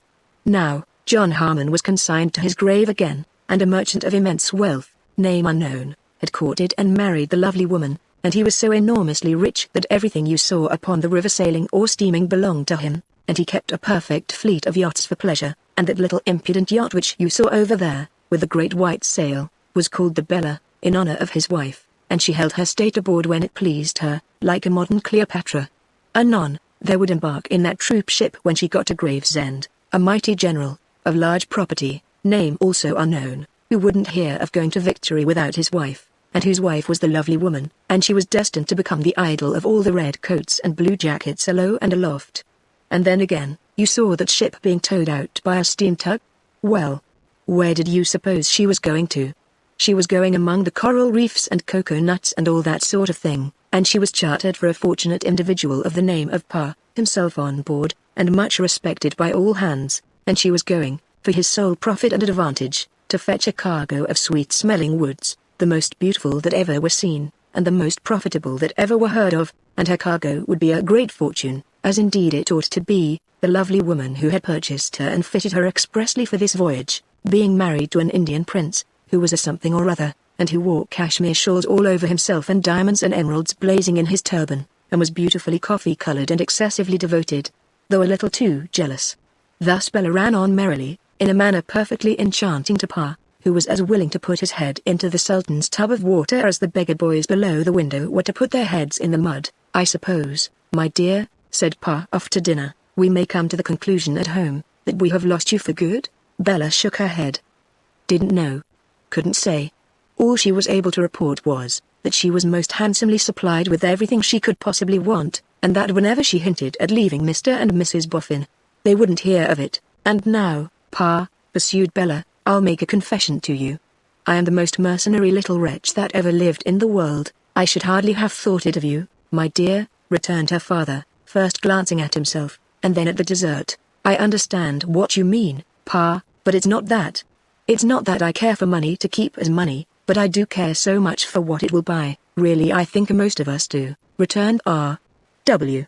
"But not to the dreadful extent that I do, Pa." "Oh," cried Bella, screwing the exclamation out of herself with a twist of her dimpled chin. "I am so mercenary," with a wistful glance R.W. said, in default of having anything better to say. "About when did you begin to feel it coming on, my dear?" "That's it, Pa. That's the terrible part of it. When I was at home, and only knew what it was to be poor, I grumbled but didn't so much mind. When I was at home expecting to be rich, I thought vaguely of all the great things I would do. But when I had been disappointed of my splendid fortune, and came to see it from day to day in other hands, and to have before my eyes what it could really do, then I became the mercenary little wretch I am." "It's your fancy, my dear. I can assure you it's nothing of the sort, Pa," said Bella, nodding at him, with her very pretty eyebrows raised as high as they would go, and looking comically frightened. "It's a fact. I am always avariciously scheming, Law." "But how?" "I'll tell you, Pa. I don't mind telling you, because we have always been favorites of each other's, and because you are not like a Pa, but more like a sort of a younger brother with a dear venerable chubbiness on him. And besides," added Bella, laughing as she pointed a rallying finger at his face, "because I have got you in my power. This is a secret expedition. If ever you tell of me, I'll tell of you. I'll tell Ma that you dined at Greenwich." "Well, seriously, my dear," observed R.W., with some trepidation of manner, "it might be as well not to mention it." "Aha!" laughed Bella. "I knew you wouldn't like it, sir. So you keep my confidence, and I'll keep yours. But betray the lovely woman, and you shall find her a serpent. Now, you may give me a kiss, Pa, and I should like to give your hair a turn, because it has been dreadfully neglected in my absence." R.W. submitted his head to the operator, and the operator went on talking, at the same time putting separate locks of his hair through a curious process of being smartly rolled over her two revolving forefingers, which were then suddenly pulled out of it in opposite lateral directions. On each of these occasions the patient winced and winked. "I have made up my mind that I must have money, Pa.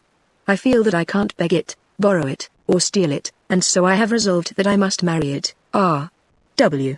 cast up his eyes towards her, as well as he could under the operating circumstances, and said in a tone of remonstrance, "My dear Bella, have resolved, I say, Pa, that to get money I must marry money. In consequence of which, I am always looking out for money to captivate, my dear Bella." "Yes, Pa, that is the state of the case.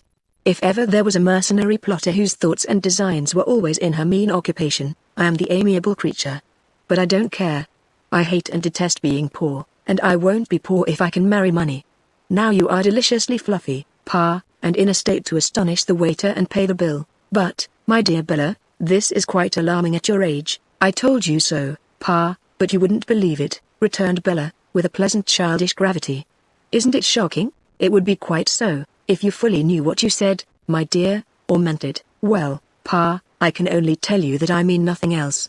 "Talk to me of love," said Bella, contemptuously, though her face and figure certainly rendered the subject no incongruous one. "Talk to me of fiery dragons. But talk to me of poverty and wealth, and there indeed we touch upon realities, my dear." "This is becoming awful," her father was emphatically beginning, when she stopped him. "Pa, tell me. Did you marry money?" "You know I didn't, my dear." Bella hummed the Dead March in Saul, and said, after all it signified very little. But seeing him look grave and downcast, she took him round the neck and kissed him back to cheerfulness again. "I didn't mean that last touch, Pa, it was only said in joke. Now mind. You are not to tell of me, and I'll not tell of you. And more than that, I promise to have no secrets from you, Pa, and you may make certain that, whatever mercenary things go on, I shall always tell you all about them in strict confidence. Faint to be satisfied with this concession from the lovely woman, R.W. rang the bell, and paid the bill. Now, all the rest of this, Pa, said Bella, rolling up the purse when they were alone again, hammering it small with her little fist on the table, and cramming it into one of the pockets of his new waistcoat, is for you, to buy presents with for them at home, and to pay bills with, and to divide as you like, and spend exactly as you think proper. Last of all, take notice, Pa, that it's not the fruit of any avaricious scheme. Perhaps if it was, your little mercenary wretch of a daughter wouldn't make so free with it. After which, she tugged at his coat with both hands, and pulled him all last in buttoning that garment over the precious waistcoat pocket, and then tied her dimples into her bonnet strings in a very knowing way, and took him back to London. Arrived at Mr. Boffin's door, she set him with his back against it, tenderly took him by the ears as convenient handles for her purpose, and kissed him until he knocked muffled double knocks at the door with the back of his head. That done, she once more reminded him of their compact and gaily parted from him. Not so gaily, however, but that tears filled her eyes as he went away down the dark street. Not so gaily, but that she several times said, "Ah, poor little Pa. Ah, poor dear struggling shabby little Pa," before she took heart to knock at the door. Not so gaily, but that the brilliant furniture seemed to stare her out of countenance as if it insisted on being compared with the dingy furniture at home. Not so gaily, but that she fell into very low spirits sitting late in her own room, and very heartily wept, as she wished, now that the deceased old John Harmon had never made a will about her, now that the deceased young John Harmon had lived to marry her. Contradictory things to wish, said Bella, but my life and fortunes are so contradictory altogether that what can I expect myself to be? Chapter 9, in which the orphan makes his will. The secretary, working in the dismal swamp betimes next morning, was informed that a youth waited in the hall who gave the name of Sloppy. The footman who communicated this intelligence made a decent pause before uttering the name, to express that it was forced on his reluctance by the youth in question, and that if the youth had had the good sense and good taste to inherit some other name it would have spared the feelings of him the bearer. "Mrs. Boffin will be very well pleased," said the secretary in a perfectly composed way. "Show him in." Mr. Sloppy, being introduced, remained close to the door, revealing in various parts of his form many surprising, confounding, and incomprehensible buttons. "I am glad to see you," said John Rokesmith, in a cheerful tone of welcome. "I have been expecting you." Sloppy explained that he had meant to come before, but that the orphan, of whom he made mention as our Johnny, had been ailing, and he had waited to report him well. "Then he is well now?" said the secretary. "No, he ain't," said Sloppy. Mr. Sloppy, having shaken his head to a considerable extent, proceeded to remark that he thought Johnny must have took him from the minders. Being asked what he meant, he answered, "Them that come out upon him, and particular his chest." Being requested to explain himself, he stated that there was some of 'em what you couldn't kiver with a sixpence. Pressed to fall back upon a nominative case, he opined that they was about as red as ever red could be. "But as long as they strikes outwards, sir," continued Sloppy, "they ain't so much. It's their striking and it's that's to be kept off." John Rokesmith hoped the child had had medical attendance. "Oh yes," said Sloppy. "He had been took to the doctor's shop once." "And what did the doctor call it?" Rokesmith asked him. After some perplexed reflection, Sloppy answered, brightening, "He called it something as was very long for spots." Rokesmith suggested measles. "No," said Sloppy with confidence, "ever so much longer than them, sir." Mr. Sloppy was elevated by this fact, and seemed to consider that it reflected credit on the poor little patient. "Mrs. Boffin will be sorry to hear this," said Rokesmith. "Mrs. Higdon said so, sir, when she kept it from her, hoping as our Johnny would work round, but I hope he will," said Rokesmith, with a quick turn upon the messenger. "I hope so," answered Sloppy. "It all depends on their striking on'ards." He then went on to say that whether Johnny had took him from the minders, or whether the minders had took him from Johnny, the minders had been sent home and had got him. Furthermore, that Mrs. Higdon's days and nights being devoted to our Johnny, who was never out of her lap, the whole of the mangling arrangements had devolved upon himself, and he had had rather a tight time. The ungainly piece of honesty beamed and blushed as he said it, quite enraptured with the remembrance of having been serviceable. "Last night," said Sloppy, "when I was turning at the wheel pretty late, the mangle seemed to go like our Johnny's breathing. It begun beautiful, Then as it went out it shook a little and got unsteady. Then as it took the turn to come home it had a rattle like and lumbered a bit. Then it come smooth, and so it went on till I scarce knowed which was Mangle and which was our Johnny. Nor our Johnny, he scarce knowed either, for sometimes when the Mangle lumbers he says, "Me choking, Granny." And Mrs. Higden holds him up in her lap and says to me, "Bide a bit, Sloppy," and we all stops together. And when our Johnny gets his breathing again, I turns again, and we all goes on together. Sloppy had gradually expanded with his description into a stare and a vacant grin. He now contracted, being silent, into a half-repressed gush of tears, and, under pretence of being heated, drew the under part of his sleeve across his eyes with a singularly awkward, laborious, and roundabout smear. "This is unfortunate," said Rokesmith. "I must go and break it to Mrs. Boffin." "Stay you here, Sloppy." Sloppy stayed there, staring at the pattern of the paper on the wall, until the secretary and Mrs. Boffin came back together. And with Mrs. Boffin was a young lady, Miss Bella Wilfer by name, who was better worth staring at, it occurred to Sloppy, than the best of wallpapering. "Ah, my poor dear pretty little John Harmon!" exclaimed Mrs. Boffin. "Yes, mum," said the sympathetic Sloppy. "You don't think he is in a very, very bad way, do you?"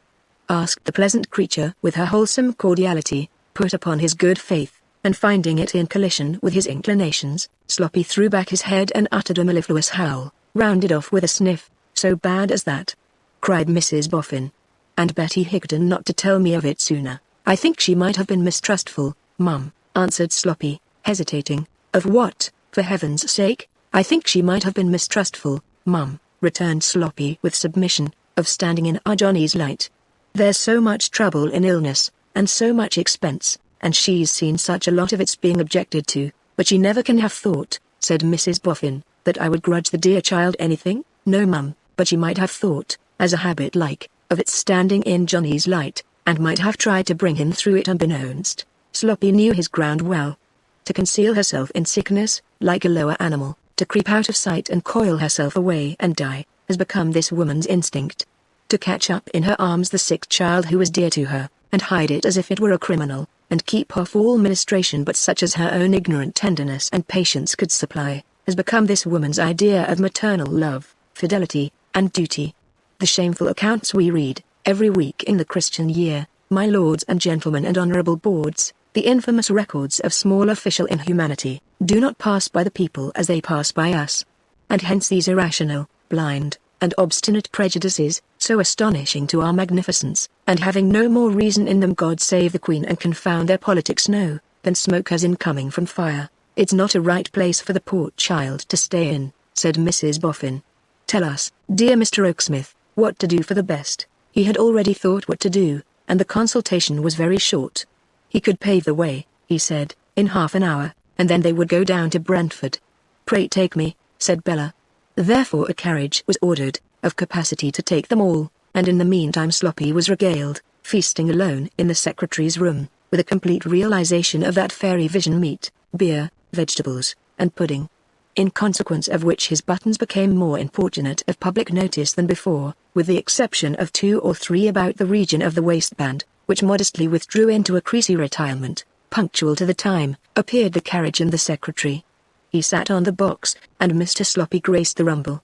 So, to the 3 Magpies as before, where Mrs. Boffin and Miss Bella were handed out, and whence they all went on foot to Mrs. Betty Higden's. But, on the way down, they had stopped at a toy shop, and had bought the noble charger, a description of whose points and trappings had on the last occasion conciliated the then worldly-minded orphan, and also a Noah's Ark, and also a yellow bird with an artificial voice in him, and also a military doll so well dressed that if he had only been of life size his brother officers in the guards might never have found him out. Bearing these gifts, they raised the latch of Betty Higden's door, and saw her sitting in the dimmest and furthest corner with poor Johnny in her lap. "And how's my boy, Betty?" asked Mrs. Boffin, sitting down beside her. "He's bad. He's bad," said Betty. "I begin to be afraid he'll not be yours any more than mine. All others belonging to him have gone to the power and the glory, and I have a mind that they're drawing him to them, leading him away." "No, no, no," said Mrs. Boffin. "I don't know why else he clenches his little hand as if it had hold of a finger that I can't see." "Look at it," said Betty, opening the wrappers in which the flushed child lay, and showing his small right hand lying closed upon his breast. "It's always so. It don't mind me. Is he asleep?" "No, I think not. You're not asleep, my Johnny?" "No," said Johnny, with a quiet air of pity for himself, and without opening his eyes. "Here's the lady, Johnny." "And the horse." Johnny could bear the lady, with complete indifference, but not the horse. Opening his heavy eyes, he slowly broke into a smile on beholding that splendid phenomenon, and wanted to take it in his arms. As it was much too big, it was put upon a chair where he could hold it by the mane and contemplate it. Which he soon forgot to do, but, Johnny murmuring something with his eyes closed, and Mrs. Boffin not knowing what, old Betty bent her ear to listen and took pains to understand. Being asked by her to repeat what he had said, he did so 2 or 3 times, and then it came out that he must have seen more than they supposed when he looked up to see the horse, for the murmur was, "Who is the bloofer lady?" Now, the bloofer, or beautiful, lady was Bella, and whereas this notice from the poor baby would have touched her of itself, it was rendered more pathetic by the late melting of her heart to her poor little father, and their joke about the lovely woman. So, Bella's behavior was very tender and very natural when she kneeled on the brick floor to clasp the child, and when the child, with a child's admiration of what is young and pretty, fondled the bloofer lady. "Now, my good dear Betty," said Mrs. Boffin, hoping that she saw her opportunity, and laying her hand persuasively on her arm, "we have come to remove Johnny from this cottage to where he can be taken better care of." Instantly, and before another word could be spoken, the old woman started up with blazing eyes, and rushed at the door with the sick child. "Stand away from me, every one of ye!" she cried out wildly. "I see what ye mean now. Let me go my way, all of ye. I'd sooner kill the pretty, and kill myself." "Stay, stay," said Rokesmith, soothing her. "You don't understand. I understand too well. I know too much about it, sir. I've run from it too many a year. No, never for me, nor for the child, while there's water enough in England to cover us. The terror, the shame, the passion of horror and repugnance, firing the worn face and perfectly maddening it, would have been a quite terrible sight, if embodied in one old fellow creature alone. Yet it crops up, as our slang goes, my lords and gentlemen and honourable boards, in other fellow creatures, rather frequently. It's been chasing me all my life, but it shall never take me nor mine alive," cried old Betty. "I've done with ye. I'd have fastened door and window and starved out, afore I'd ever have let ye in, if I had known what ye came for." But, catching sight of Mrs. Boffin's wholesome face, she relented, and crouching down by the door and bending over her burden to hush it, said humbly, "Maybe my fears has put me wrong. If they have so, tell me, and the good Lord forgive me. I'm quick to take this fright, I know, and my head is somewhat light with wearying and watching." There, returned Mrs. Boffin. Come, come. Say no more of it, Betty. It was a mistake, a mistake. Any one of us might have made it in your place, and felt just as you do. The Lord bless ye," said the old woman, stretching out her hand. "Now, see, Betty," pursued the sweet compassionate soul, holding the hand kindly, "what I really did mean, and what I should have begun by saying out, if I had only been a little wiser and handier. We want to move Johnny to a place where there are none but children, a place set up on purpose for sick children, where the good doctors and nurses pass their lives with children, talk to none but children, touch none but children, comfort and cure none but children. Is there really such a place?" asked the old woman, with a gaze of wonder. "Yes, Betty, on my word, and you shall see it. If my home was a better place for the dear boy, I'd take him to it, but indeed it's not." "You shall take him," returned Betty, fervently kissing the comforting hand, "where you will, my dearie. I am not so hard, but that I believe your face and voice, and I will, as long as I can see and hear." This victory gained, Rokesmith made haste to profit by it, for he saw how woefully time had been lost. He dispatched Sloppy to bring the carriage to the door, caused the child to be carefully wrapped up, bade old Betty get her bonnet on, collected the toys, enabling the little fellow to comprehend that his treasures were to be transported with him, and had all things prepared so easily that they were ready for the carriage as soon as it appeared, and in a minute afterwards were on their way. Sloppy they left behind, relieving his overcharged breast with a paroxysm of mangling. At the children's hospital, the gallant steed, the Noah's Ark, Yellow Bird, and the officer in the guards, were made as welcome as their child owner. But the doctor said aside to Rokesmith, "This should have been days ago." Too late, however. They were all carried up into a fresh airy room, and the Johnny came to himself, out of a sleep or a swoon or whatever it was, to find himself lying in a little quiet bed, with a little platform over his breast, on which were already arranged, to give him heart and urge him to cheer up, the Noah's Ark, the noble steed, and the Yellow Bird, with the officer in the guards doing duty over the whole, quite as much to the satisfaction of his country as if he had been upon parade. And at the bed's head was a colored picture beautiful to see, representing as it were another Johnny seated on the knee of some angel surely who loved little children. And, marvelous fact, to lie and stare at, Johnny had become one of a little family, all in little quiet beds, except two playing dominoes in little armchairs at a little table on the hearth, and on all the little beds were little platforms whereon were to be seen dolls' houses, woolly dogs with mechanical barks in them not very dissimilar from the artificial voice pervading the bowels of the yellow bird, tin armies, Moorish tumblers, wooden tea things, and the riches of the earth. As Johnny murmured something in his placid admiration, the ministering women at his bed's head asked him what he said. It seemed that he wanted to know whether all these were brothers and sisters of his. So they told him yes. It seemed then that he wanted to know whether God had brought them all together there. So they told him yes again. They made out then that he wanted to know whether they would all get out of pain.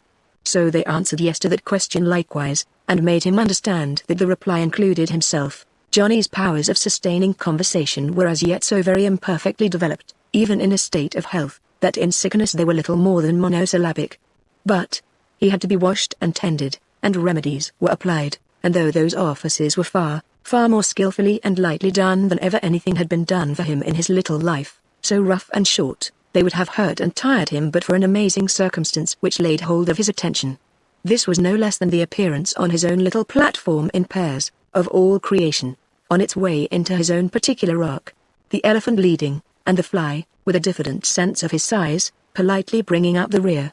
A very little brother lying in the next bed with a broken leg, was so enchanted by this spectacle that his delight exalted its enthralling interest, and so came rest and sleep. "I see you are not afraid to leave the dear child here, Betty," whispered Mrs. Boffin. "No, ma'am. Most willingly, most thankfully, with all my heart and soul." So, they kissed him, and left him there, and old Betty was to come back early in the morning, and nobody but Rokesmith knew for certain how that the doctor had said, this should have been days ago. Too late, but, Rokesmith knowing it, and knowing that his bearing it in mind would be acceptable thereafter to that good woman who had been the only light in the childhood of desolate John Harmon dead and gone, resolved that late at night he would go back to the bedside of John Harmon's namesake, and see how it fared with him. The family whom God had brought together were not all asleep, but were all quiet. From bed to bed, a light womanly tread and a pleasant fresh face passed in the silence of the night. A little head would lift itself up into the softened light here and there, to be kissed as the face went by, for these little patients are very loving, and would then submit itself to be composed to rest again. The mite with the broken leg was restless, and moaned, but after a while turned his face towards Johnny's bed, to fortify himself with a view of the ark, and fell asleep. Over most of the beds, the toys were yet grouped as the children had left them when they last laid themselves down, and, in their innocent grotesqueness and incongruity, there might have stood for the children's dreams. The doctor came in too, to see how it fared with Johnny. And he and Rokesmith stood together, looking down with compassion on him. "What is it, Johnny?" Rokesmith was the questioner, and put an arm round the poor baby as he made a struggle. "Him," said the little fellow. "Those." The doctor was quick to understand children, and, taking the horse, the ark, the yellow bird, and the man in the guards, from Johnny's bed, softly placed them on that of his next neighbor, the mite with the broken leg. With a weary and yet a pleased smile, and with an action as if he stretched his little figure out to rest, the child heaved his body on the sustaining arm, and seeking Rokesmith's face with his lips, said, "A kiss for the buffer lady." Having now bequeathed all he had to dispose of, and arranged his affairs in this world, Johnny, thus speaking, left it. Chapter 10. A successor. Some of the Reverend Frank Milvy's brethren had found themselves exceedingly uncomfortable in their minds, because they were required to bury the dead too hopefully. But, the Reverend Frank, inclining to the belief that they were required to do one or two other things, say out of 39, calculated to trouble their consciences rather more if they would think as much about them, held his peace. Indeed, the Reverend Frank Milvy was a forbearing man, who noticed many sad warps and blights in the vineyard wherein he worked, and did not profess that they made him savagely wise. He only learned that the more he himself knew, in his little limited human way, the better he could distantly imagine what omniscience might know. Wherefore, if the Reverend Frank had had to read the words that troubled some of his brethren, and profitably touched innumerable hearts, in a worse case than Johnny's, he would have done so out of the pity and humility of his soul. Reading them over Johnny, he thought of his own 6 children, but not of his poverty, and read them with dimmed eyes. And very seriously did he and his bright little wife, who had been listening, look down into the small grave and walk home arm in arm. There was grief in the aristocratic house, and there was joy in the bower. Mr. Ware argued, if an orphan were wanted, was he not an orphan himself, and could a better be desired? And why go beating about Brentford bushes, seeking orphans forsooth who had established no claims upon you and made no sacrifices for you, when here was an orphan ready to your hand who had given up in your cause, Miss Elizabeth, Master George, Aunt Jane, and Uncle Parker. Mr. Ware chuckled, consequently, when he heard the tidings. Nay, it was afterwards affirmed by a witness who shall at present be nameless, that in the seclusion of the bower he poked out his wooden leg, in the stage ballet manner, and executed a taunting or triumphant pirouette on the genuine leg remaining to him. John Rokesmith's manner towards Mrs. Boffin at this time, was more the manner of a young man towards a mother, than that of a secretary towards his employer's wife. It had always been marked by a subdued affectionate deference that seemed to have sprung up on the very day of his engagement. Whatever was odd in her dress or her ways had seemed to have no oddity for him. He had sometimes borne a quietly amused face in her company, but still it had seemed as if the pleasure her genial temper and radiant nature yielded him, could have been quite as naturally expressed in a tear as in a smile. The completeness of his sympathy with her fancy for having a little John Harmon to protect and rear, he had shown in every act and word, and now that the kind fancy was disappointed, he treated it with a manly tenderness and respect for which she could hardly thank him enough. But I do thank you, Mr. Rokesmith, said Mrs. Boffin, and I thank you most kindly. You love children, I hope everybody does. They ought, said Mrs. Boffin, but we don't all of us do what we ought, do us? John Rokesmith replied, some among us supply the shortcomings of the rest. You have loved children well, Mr. Boffin has told me, not a bit better than he has, but that's his way, he puts all the good upon me. You speak rather sadly, Mr. Rokesmith, do I? It sounds to me so. Were you one of many children? He shook his head. An only child? No, there was another. Dead long ago. Father or mother alive? Dead. And the rest of your relations? Dead if I ever had any living. I never heard of any. At this point of the dialogue Bella came in with a light step. She paused at the door a moment, hesitating whether to remain or retire, perplexed by finding that she was not observed. Now, don't mind an old lady's talk, said Mrs. Boffin. But tell me, are you quite sure, Mr. Rokesmith, that you have never had a disappointment in love? Quite sure? Why do you ask me? Why, for this reason. Sometimes you have a kind of kept-down manner with you, which is not like your age. You can't be 30, I am not yet 30, deeming it high time to make her presence known. Bella coughed here to attract attention, begged pardon, and said she would go, fearing that she interrupted some matter of business. No, don't go, rejoined Mrs. Boffin, because we are coming to business, instead of having begun it, and you belong to it as much now, my dear Bella, as I do. But I want my noddy to consult with us. Would somebody be so good as find my noddy for me? Rokesmith departed on that errand, and presently returned accompanied by Mr. Boffin at his jog-trot. Bella felt a little vague trepidation as to the subject matter of this same consultation, until Mrs. Boffin announced it. Now, you come and sit by me, my dear, said that worthy soul, taking her comfortable place on a large ottoman in the center of the room, and drawing her arm through Bella's, and Noddy, you sit here, and Mr. Rokesmith you sit there. Now, you see, what I want to talk about, is this. Mr. and Mrs. Milvey have sent me the kindest note possible, which Mr. Rokesmith just now read to me out aloud, for I ain't good at handwritings, offering to find me another little child to name and educate and bring up.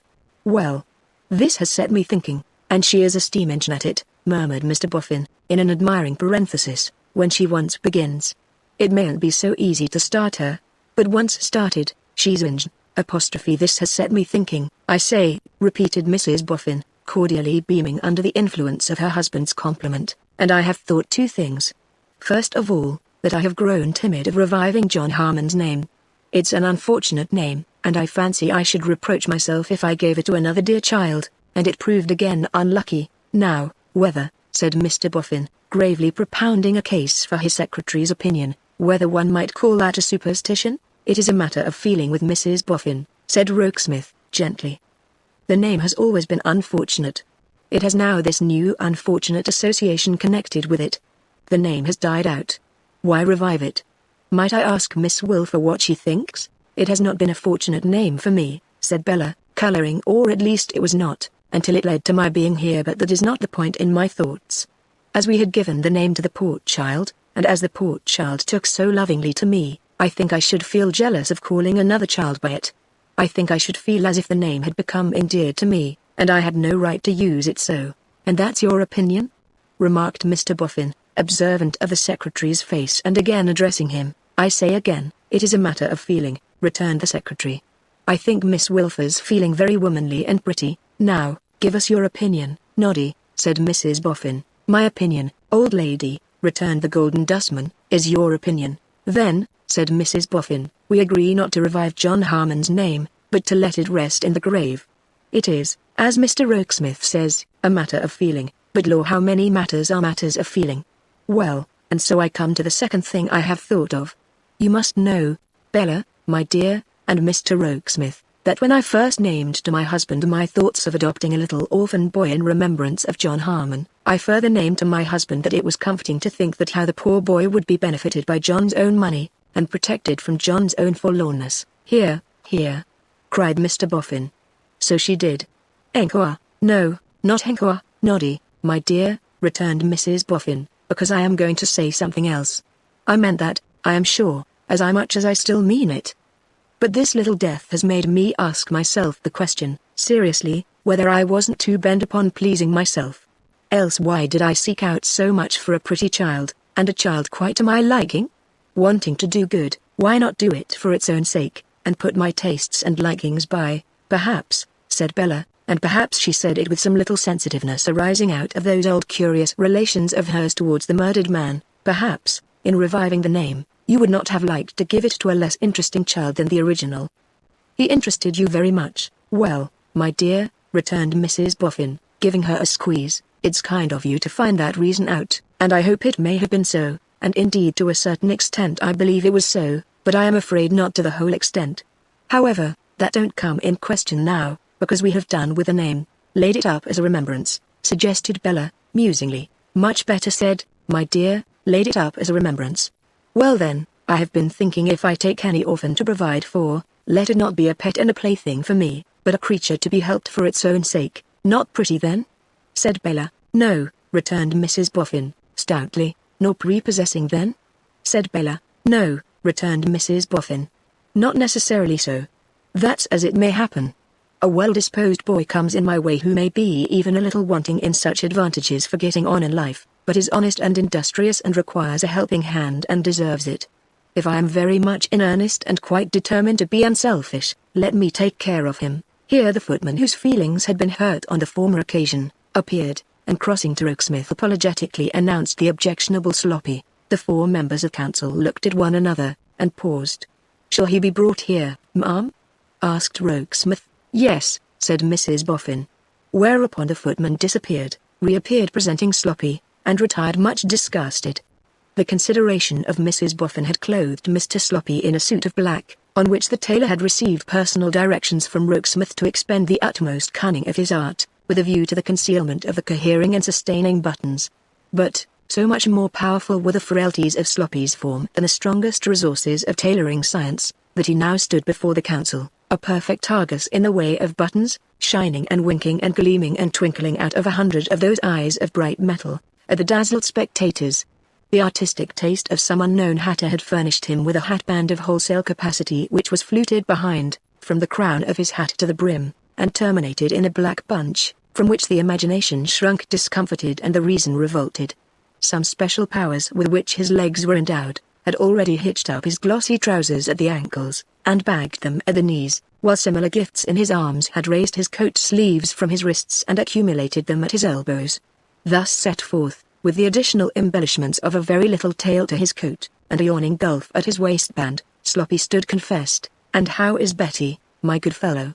Mrs. Boffin asked him. "Thankee, mum," said Sloppy, "she do pretty nicely, and sending her duty and many thanks for the tea and all favors and wishing to know the family's healths." "Have you just come, Sloppy?" "Yes, mum." "Then you have not had your dinner yet?" "No, mum. But I mean to it.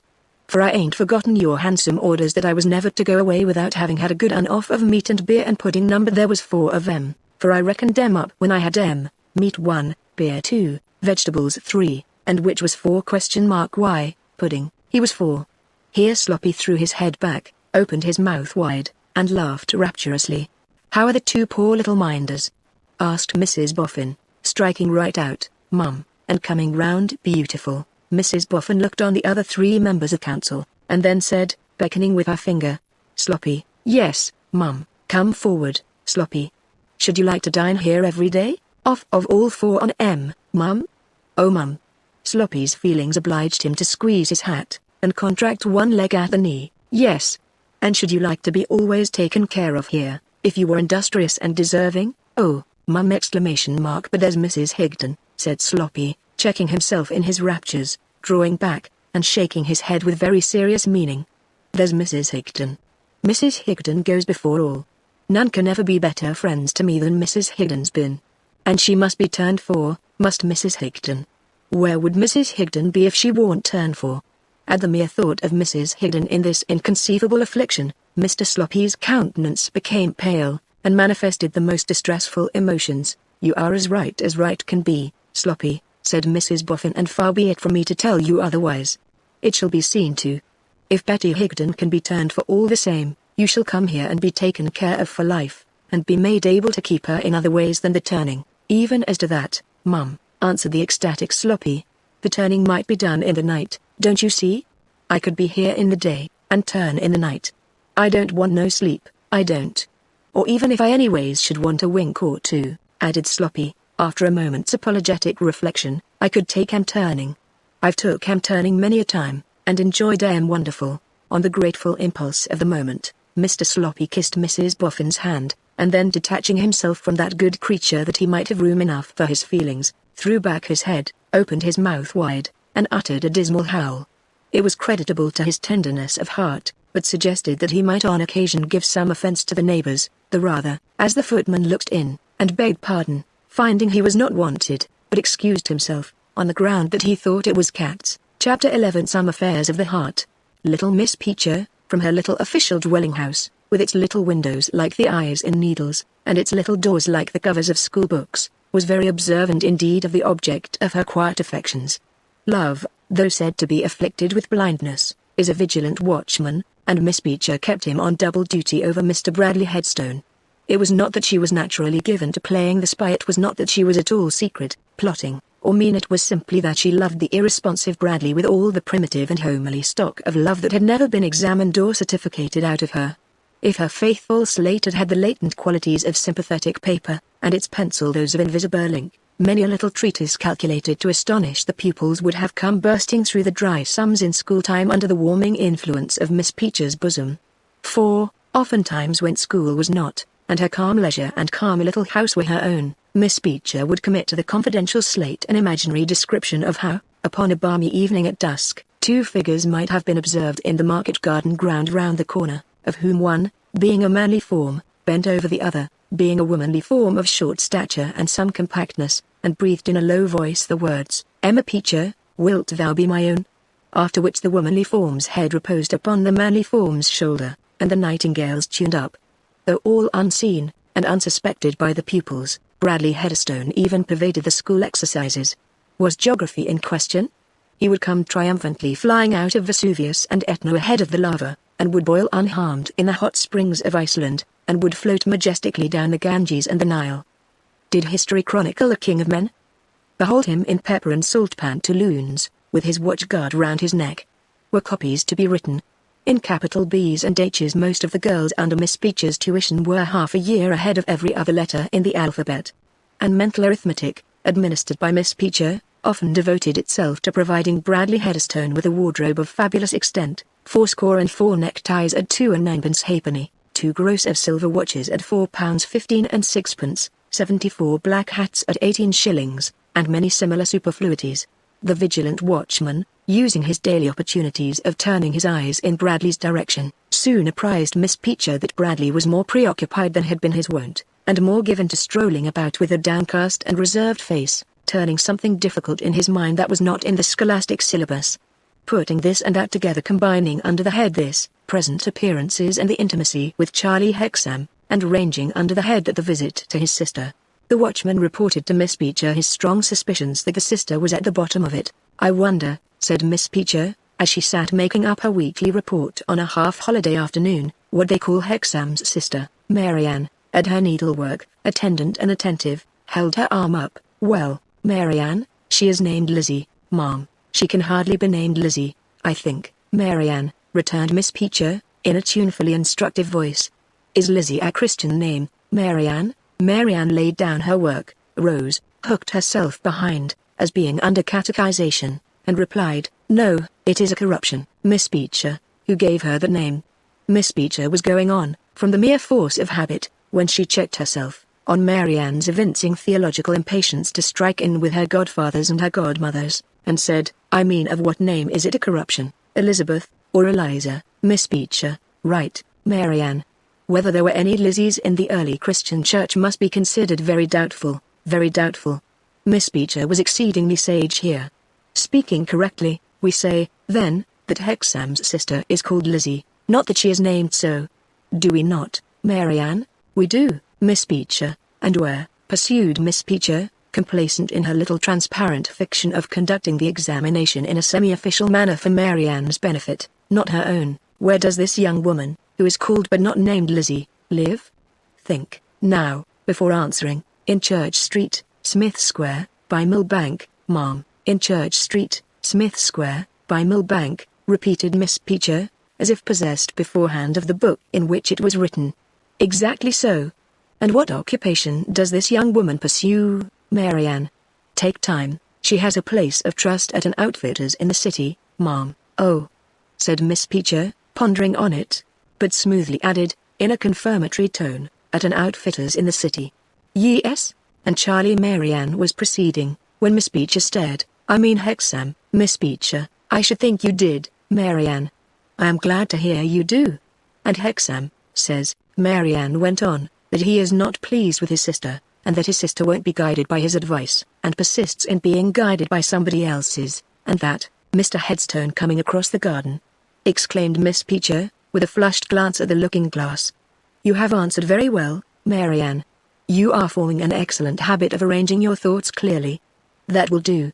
The discreet Marianne resumed her seat and her silence, and stitched, and was stitching when the schoolmaster's shadow came in before him, announcing that he might be instantly expected. Good evening, Miss Peecher, he said, pursuing the shadow, and taking its place. Good evening, Mr. Headstone.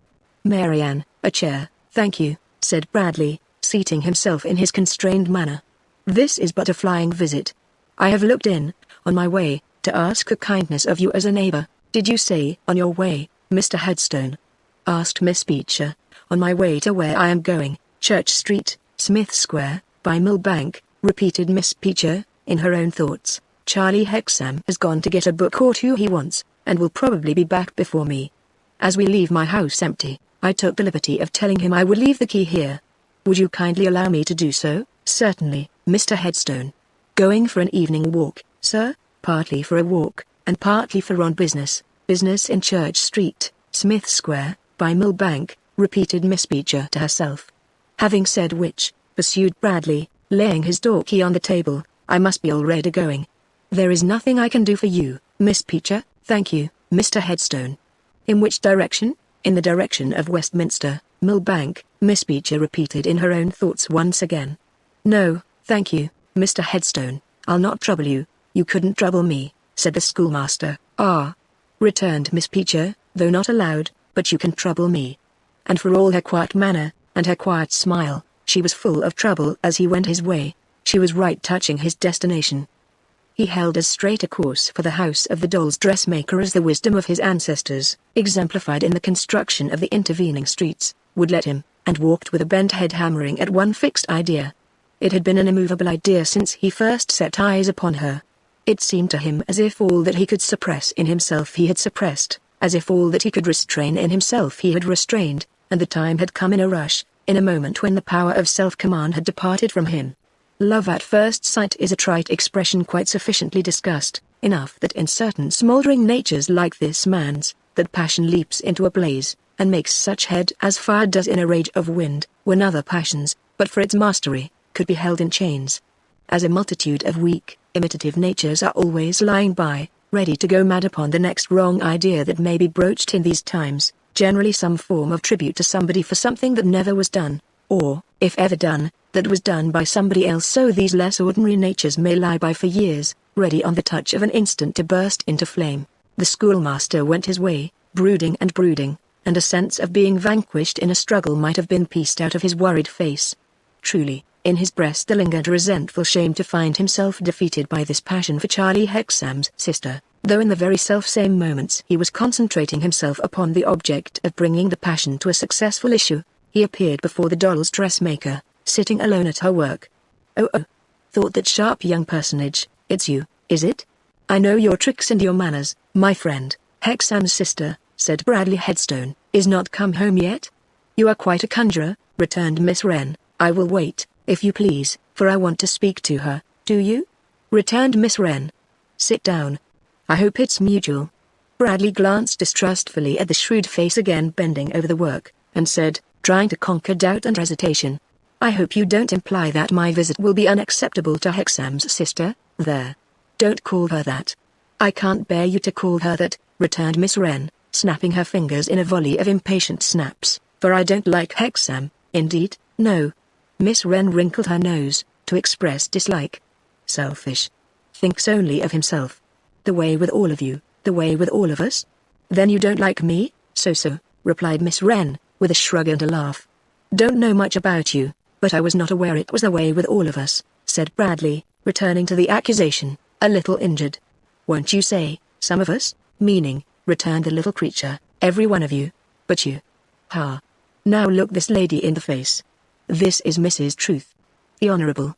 Full-dressed, Bradley glanced at the doll she held up for his observation, which had been lying on its face on her bench, while with a needle and thread she fastened the dress on at the back and looked from it to her. "I stand the Honorable Mrs. T.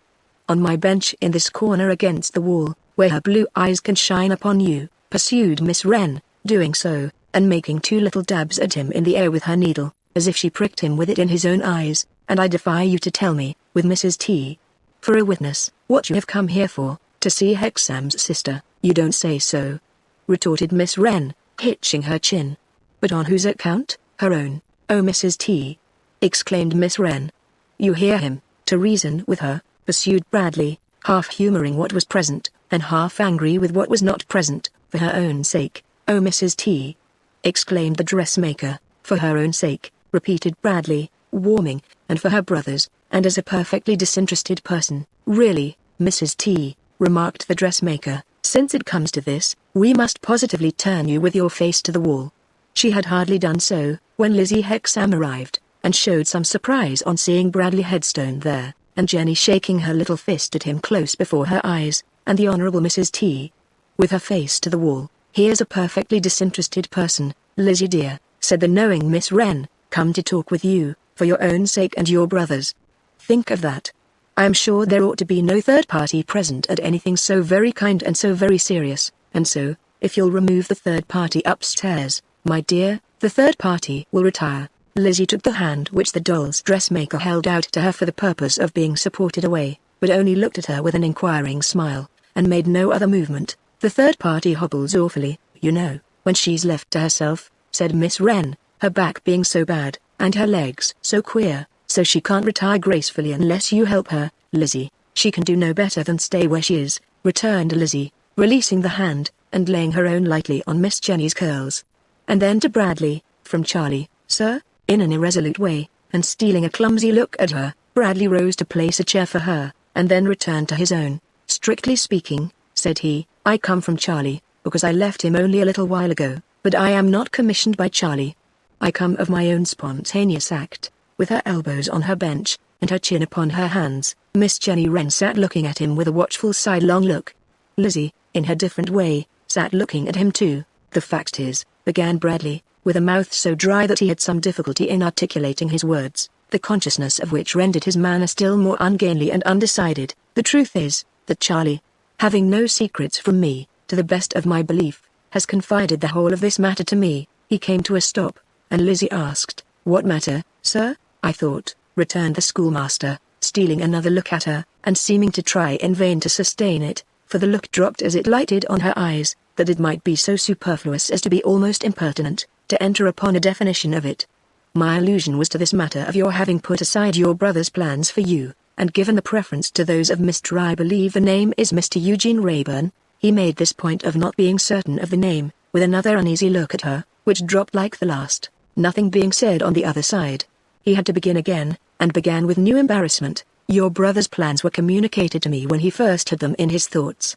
In point of fact, he spoke to me about them when I was last here, when we were walking back together, and when the impression was fresh upon me of having seen his sister. There might have been no meaning in it, but the little dressmaker here removed one of her supporting hands from her chin, and musingly turned the Honourable Mrs. T. with her face to the company. That done, she fell into her former attitude. I approved of his idea, said Bradley, with his uneasy look wandering to the doll, and unconsciously resting the longer than it had rested on Lizzie, both because your brother ought naturally to be the originator of any such scheme, and because I hoped to be able to promote it. I should have had inexpressible pleasure, I should have taken inexpressible interest, in promoting it. Therefore I must acknowledge that when your brother was disappointed, I too was disappointed. I wished to avoid reservation or concealment, and I fully acknowledge that. He appeared to have encouraged himself by having got so far. At all events he went on with much greater firmness and force of emphasis, though with a curious disposition to set his teeth, and with a curious tight screwing movement of his right hand in the clenching palm of his left, like the action of one who was being physically hurt, and was unwilling to cry out. I am a man of strong feelings, and I have strongly felt this disappointment. I do strongly feel it. I don't show what I feel. Some of us are obliged habitually to keep it down.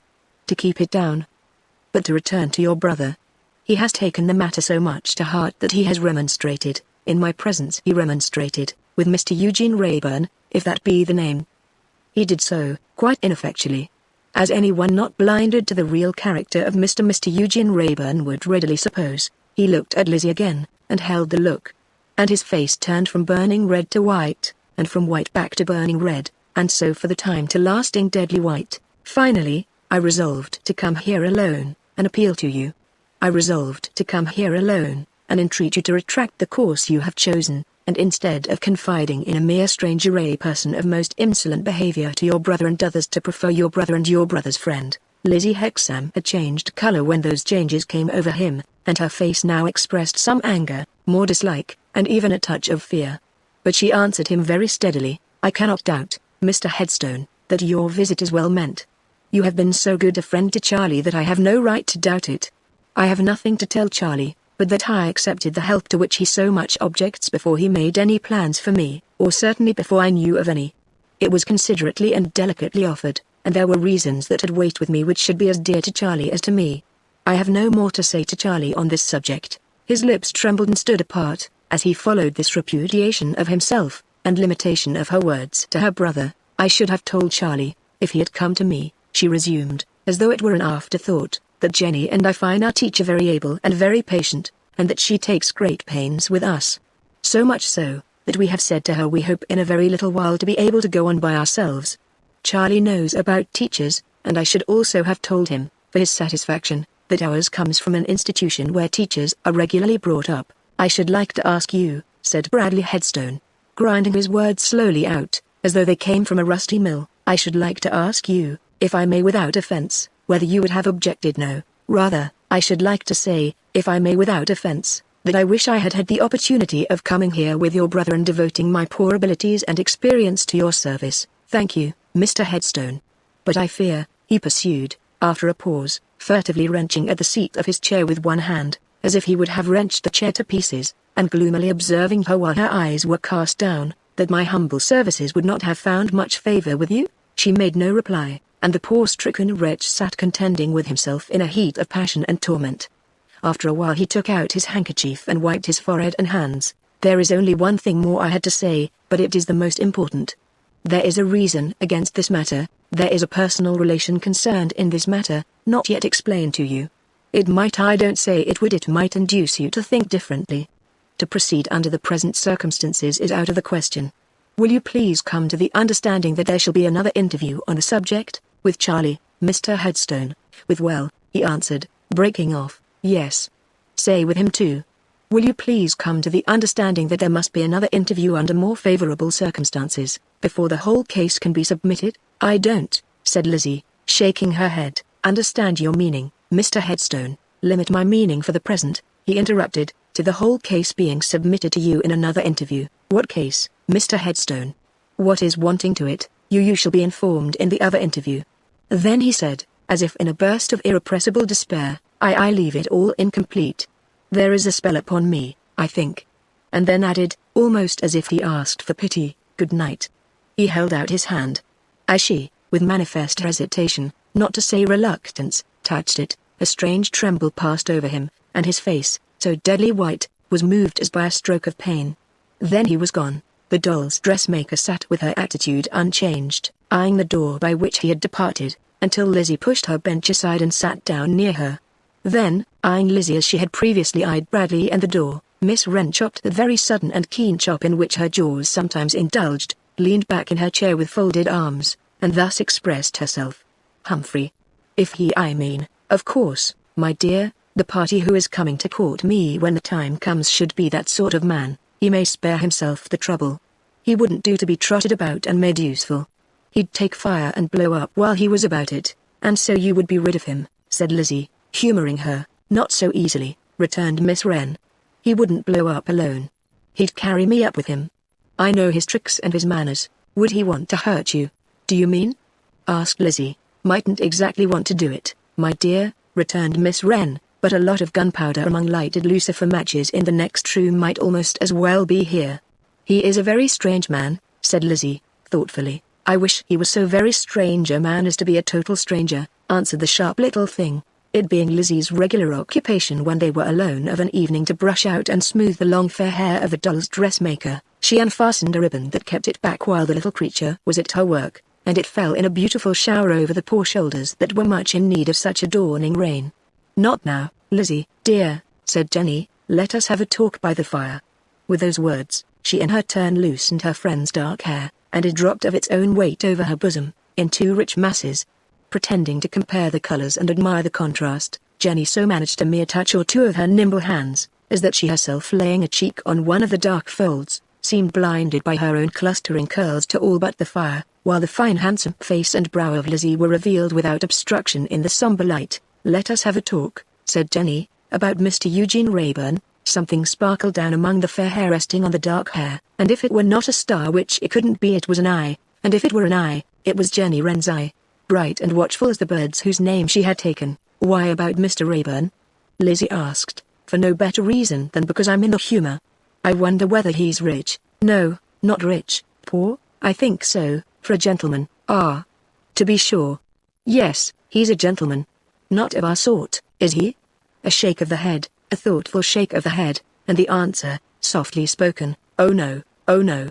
The doll's dressmaker had an arm round her friend's waist.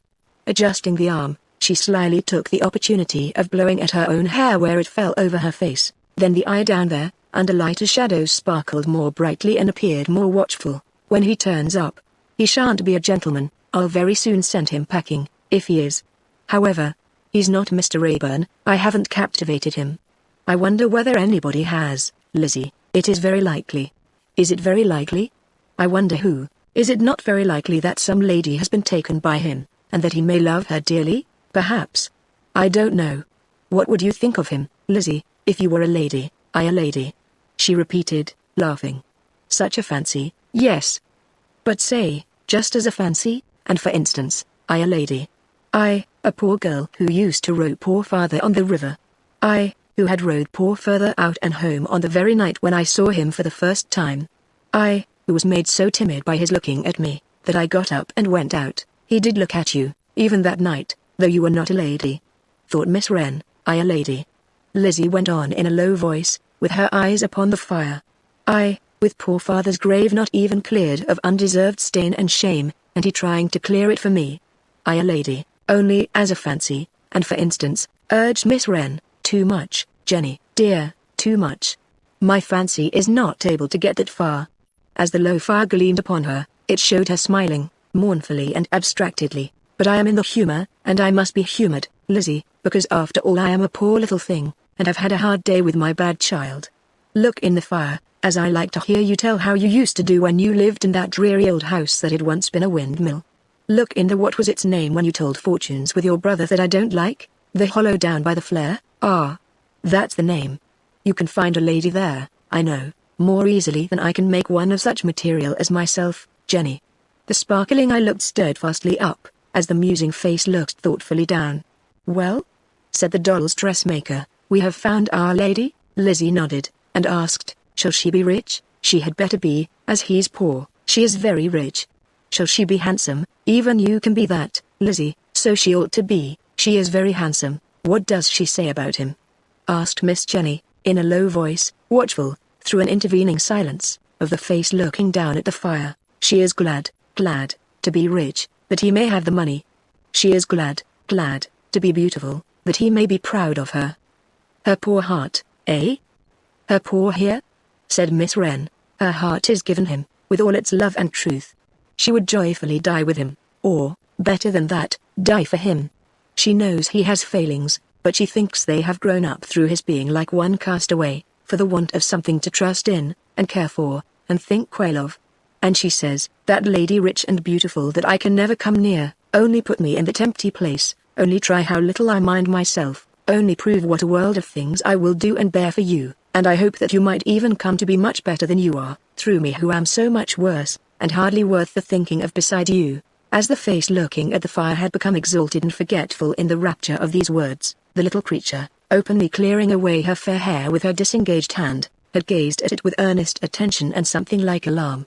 Now that the speaker ceased, the little creature laid down her head again, and moaned, "Oh me, oh me, oh me," in pain. "Dear Jenny?" asked Lizzie, as if awakened. "Yes, but not the old pain. Lay me down, lay me down. Don't go out of my sight tonight. Lock the door and keep close to me." Then turning away her face, she said in a whisper to herself, "My Lizzie, my poor Lizzie. Oh my blessed children, come back in the long bright slanting rows, and come for her, not me. She wants help more than I, my blessed children." She had stretched her hands up with that higher and better look, and now she turned again, and folded them round Lizzie's neck, and rocked herself on Lizzie's breast. Chapter 12. More Birds of Prey. Rogue Rider Hood dwelt deep and dark in Limehouse Hole, among the riggers, and the mast, oar and block makers, and the boat builders, and the sail lofts, as in a kind of ship's hold stored full of waterside characters, some no better than himself, some very much better, and none much worse. The whole, albeit in a general way not over nice in its choice of company, was rather shy in reference to the honor of cultivating the rogue's acquaintance, more frequently giving him the cold shoulder than the warm hand, and seldom or never drinking with him unless at his own expense. A part of the whole, indeed, contained so much public spirit and private virtue that not even this strong leverage could move it to good fellowship with a tainted accuser. But, there may have been the drawback on this magnanimous morality, that its exponents held the true witness before justice to be the next unneighborly and accursed character to a false one. Had it not been for the daughter whom he often mentioned, Mr. Riderhood might have found the whole a mere grave as to any means it would yield him of getting a living. But Miss Pleasant Riderhood had some little position and connection in Limehouse Hole. Upon the smallest of small scales, she was an unlicensed pawnbroker, keeping what was popularly called a leaving shop, by lending insignificant sums on insignificant articles of property deposited with her as security. In her 24th year of life, Pleasant was already in her 5th year of this way of trade. Her deceased mother had established the business, and on that parent's demise she had appropriated a secret capital of 15 shillings to establishing herself in it. The existence of such capital in a pillow being the last intelligible confidential communication made to her by the departed, before succumbing to dropsical conditions of snuff and gin, incompatible equally with coherence and existence. Why christen Pleasant? The late Mrs. Riderhood might possibly have been at some time able to explain, and possibly not. Her daughter had no information on that point. Pleasant she found herself, and she couldn't help it. She had not been consulted on the question, any more than on the question of her coming into these terrestrial parts, to want a name. Similarly, she found herself possessed of what is colloquially termed a swivel eye, derived from her father, which she might perhaps have declined if her sentiments on the subject had been taken. She was not otherwise positively ill-looking, though anxious, meagre, of a muddy complexion, and looking as old again as she really was. As some dogs have it in the blood, or are trained, to worry certain creatures to a certain point, so not to make the comparison disrespectfully Pleasant Riderhood had it in the blood, or had been trained, to regard seamen, within certain limits, as her prey.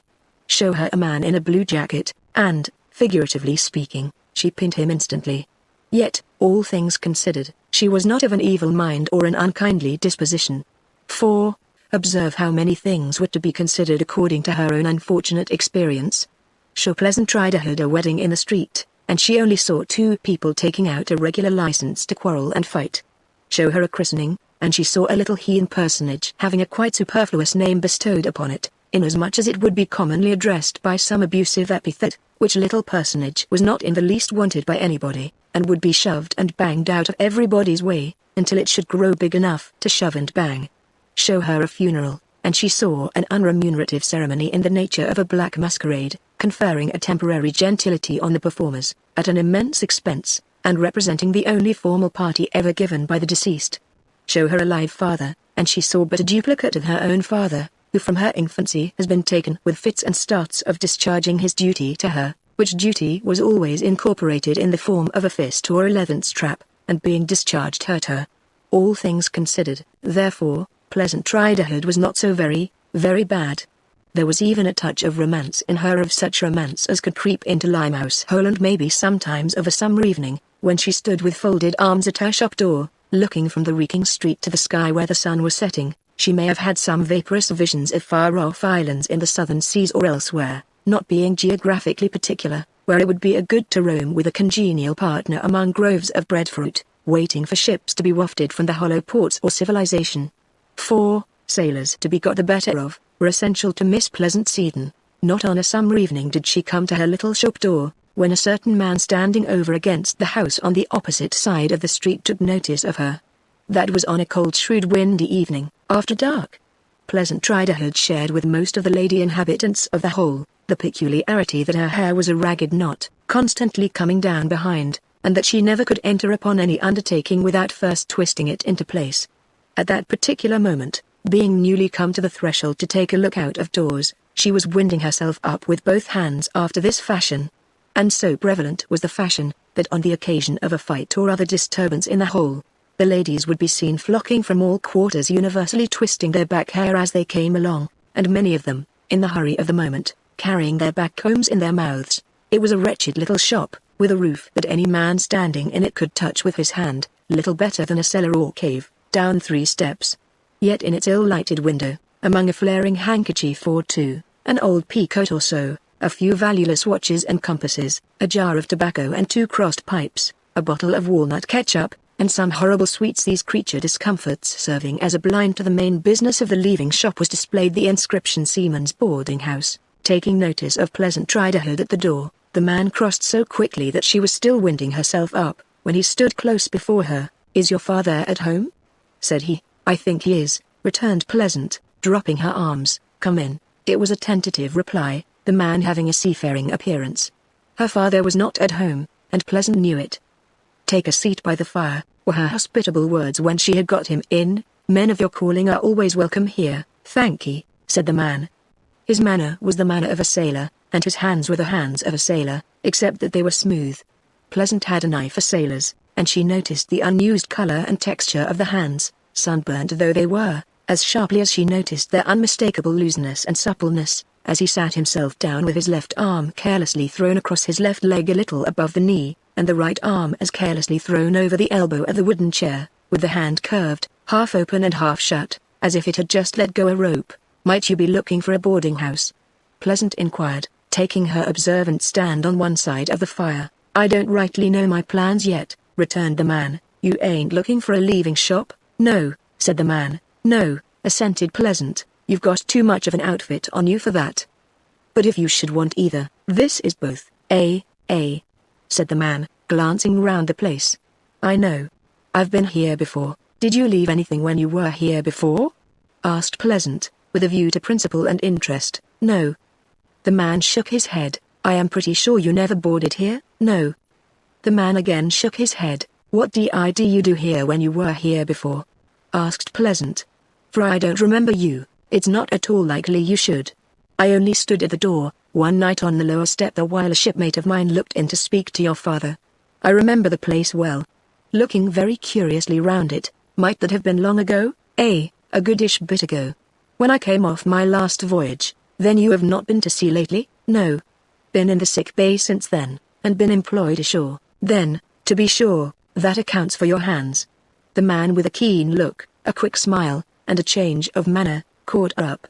You're a good observer. Yes. That accounts for my hands. Pleasant was somewhat disquieted by his look, and returned it suspiciously. Not only was his change of manner, though very sudden, quite collected, but his former manner, which he resumed, had a certain suppressed confidence and sense of power in it that were half threatening. Will your father be long? He inquired. I don't know. I can't say. As you supposed he was at home, it would seem that he has just gone out.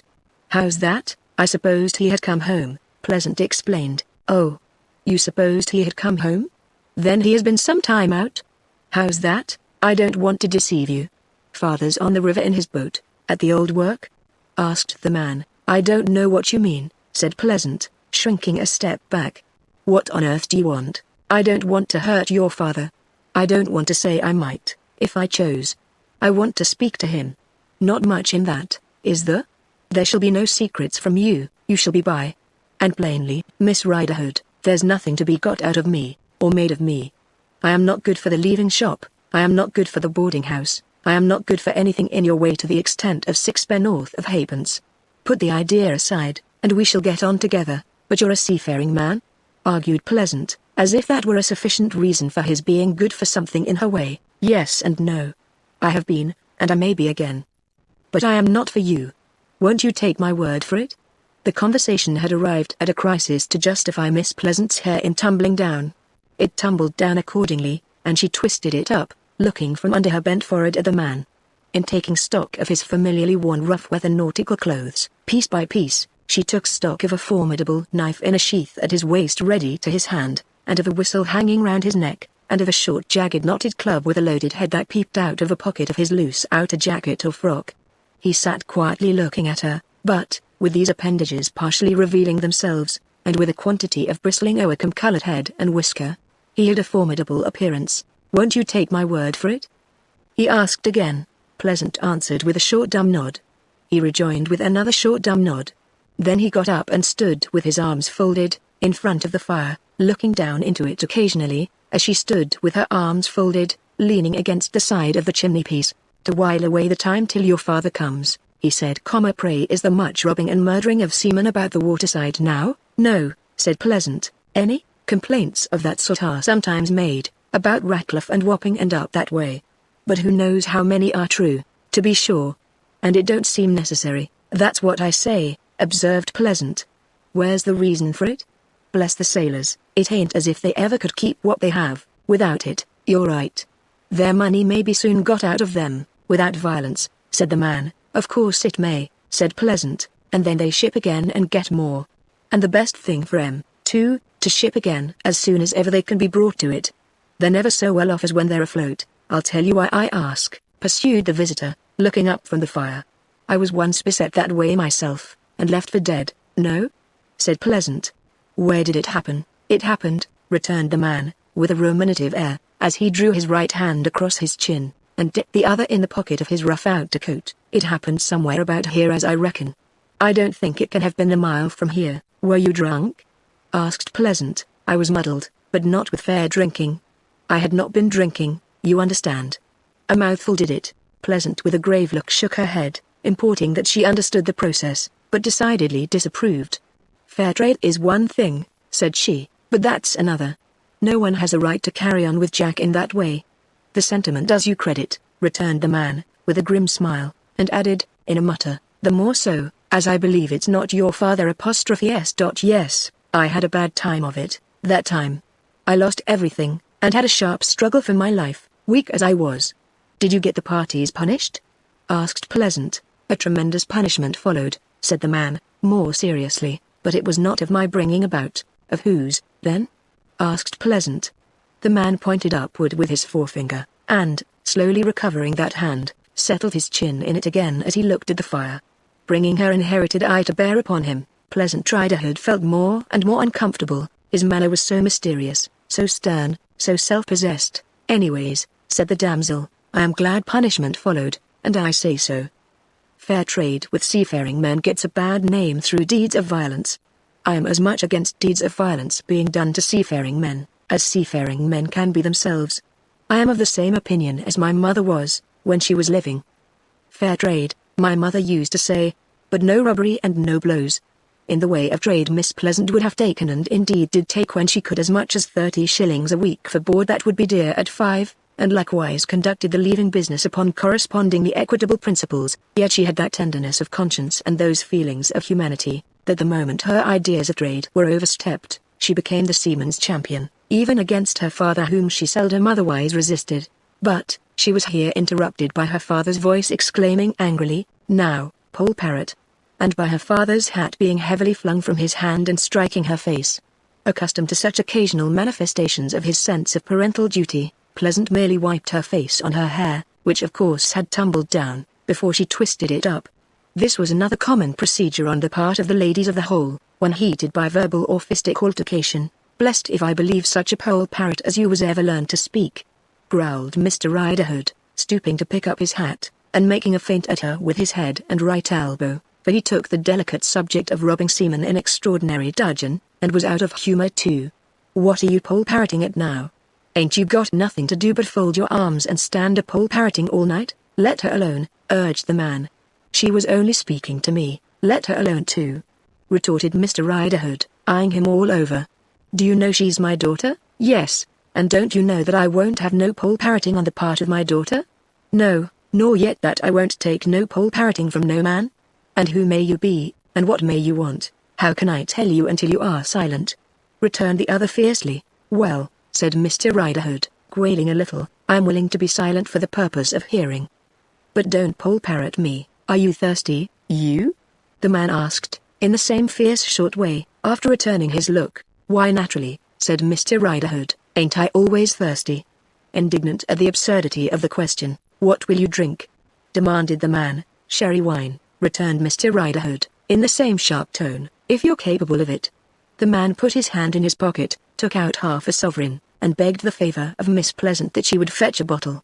With the cork undrawn, he added, emphatically, looking at her father, "I'll take my Alfred David," muttered Mr. Riderhood, slowly relaxing into a dark smile. "That you know a move." "Do I know you?" No, I don't know you," the man replied. "No, you don't know me." And so they stood looking at one another surlily enough, until Pleasant came back. "There's small glasses on the shelf," said Riderhood to his daughter. "Give me the one without a foot. I gets my living by the sweat of my brow, and it's good enough for me." This had a modest self-denying appearance, but it soon turned out that as, by reason of the impossibility of standing the glass upright while there was anything in it, it required to be emptied as soon as filled, Mr. Riderhood managed to drink in the proportion of 3 to 1. With his Fortunatus's goblet ready in his hand, Mr. Riderhood sat down on one side of the table before the fire, and the strange man on the other, Pleasant occupying a stool between the latter and the fireside. The background, composed of handkerchiefs, coats, shirts, hats, and other old articles on leaving, had a general dim resemblance to human listeners, especially where a shiny black sou'wester suit and hat hung, looking very like a clumsy mariner with his back to the company, who was so curious to overhear, that he paused for the purpose with his coat half pulled on, and his shoulders up to his ears in the uncompleted action. The visitor first held the bottle against the light of the candle, and next examined the top of the cork. Satisfied that it had not been tampered with, he slowly took from his breast pocket a rusty clasp knife, and, with a corkscrew in the handle, opened the wine.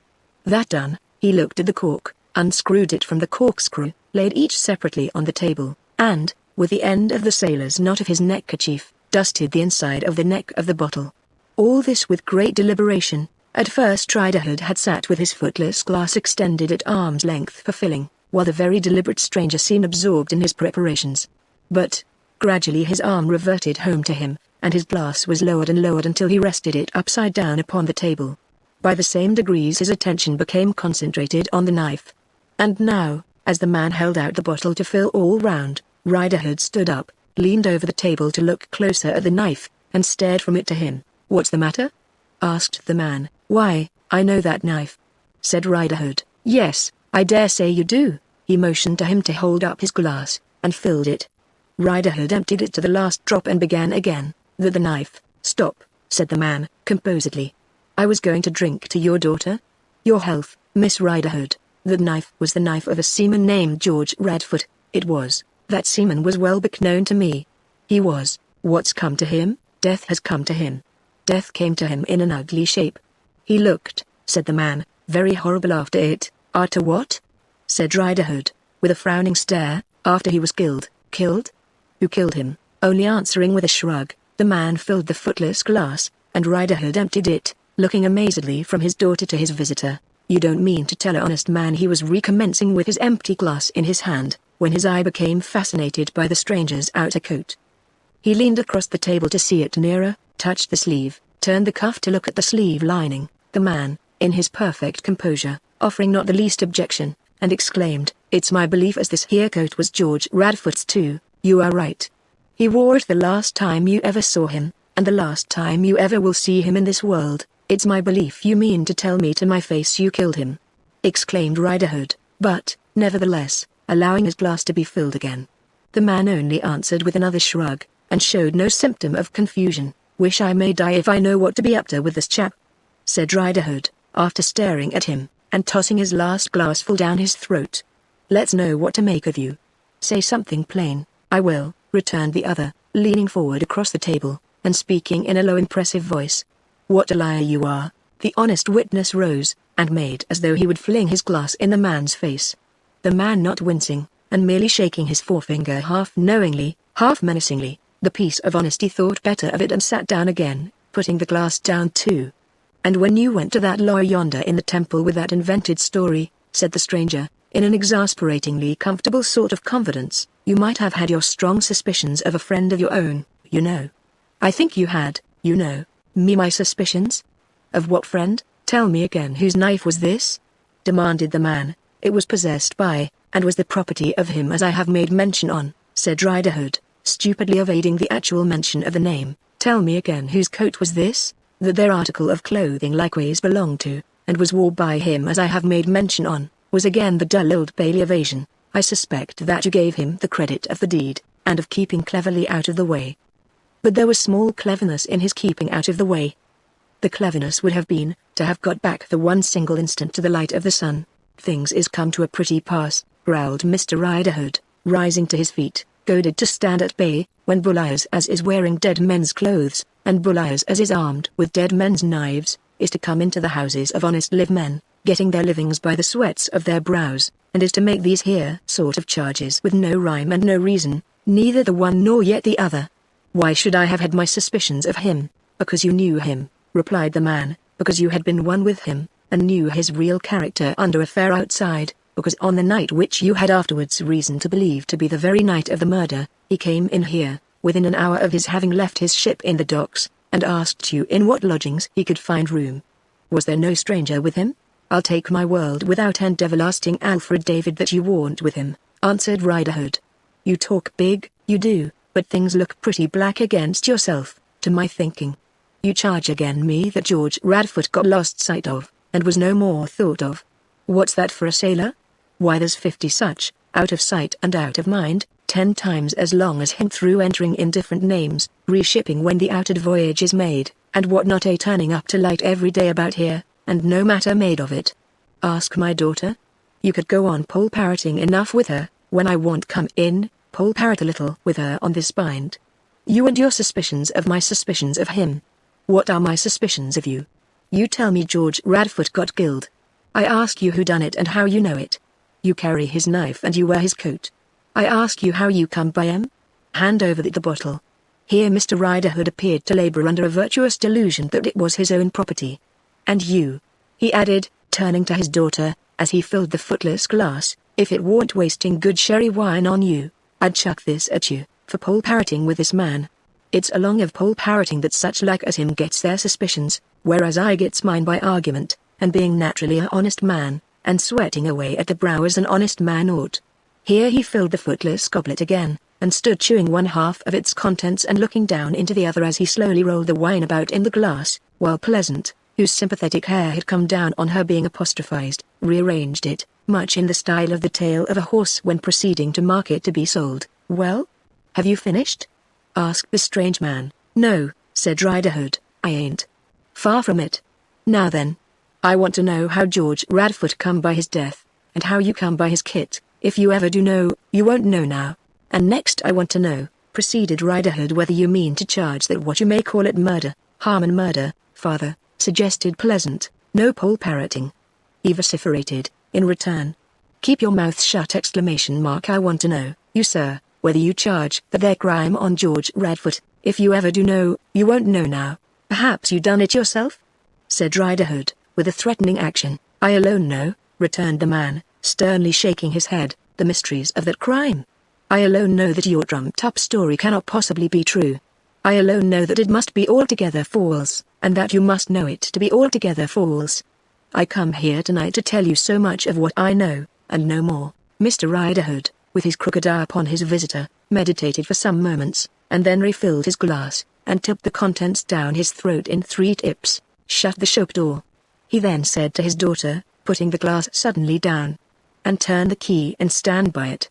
If you know all this, you sir, getting, as he spoke, between the visitor and the door, why aren't you gone to Lightwood? That, also, is alone known to myself, was the cool answer. Don't you know that, if you didn't do the deed, what you say you could tell is worth from £5,000 to £10,000? Asked Riderhood. I know it very well, and when I claim the money you shall share it. The honest man paused, and drew a little nearer to the visitor, and a little further from the door. I know it, repeated the man, quietly, as well as I know that you and George Radfoot were one together in more than one dark business, and as well as I knows that you, Roger Riderhood, conspired against an innocent man for blood money, and as well as I know that I can and that I swear I will give you up on both scores, and be the proof against you in my own person, if you defy me, father, cried Pleasant, from the door. Don't defy him. Give way to him. Don't get into more trouble, father. Will you leave off the pole parroting, I ask you? Cried Mr. Riderhood, half beside himself between the two. Then, propitiatingly and crawlingly, you sir. You han't said what you want of me. Is it fair, is it worthy of yourself, to talk of my defying you afore ever you say what you want of me? I don't want much, said the man. This accusation of yours must not be left half made and half unmade. What was done for the blood money must be thoroughly undone. Well, but shipmate, don't call me shipmate, said the man. Captain, then, urged Mr. Riderhood. There. You won't object to captain. It's an honorable title, and you fully look it. Captain. Ain't the man dead?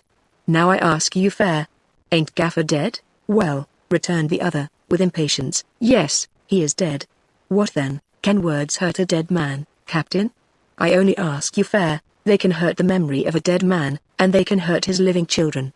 How many children had this man, meaning Gaffer, Captain? Of whom else are we speaking?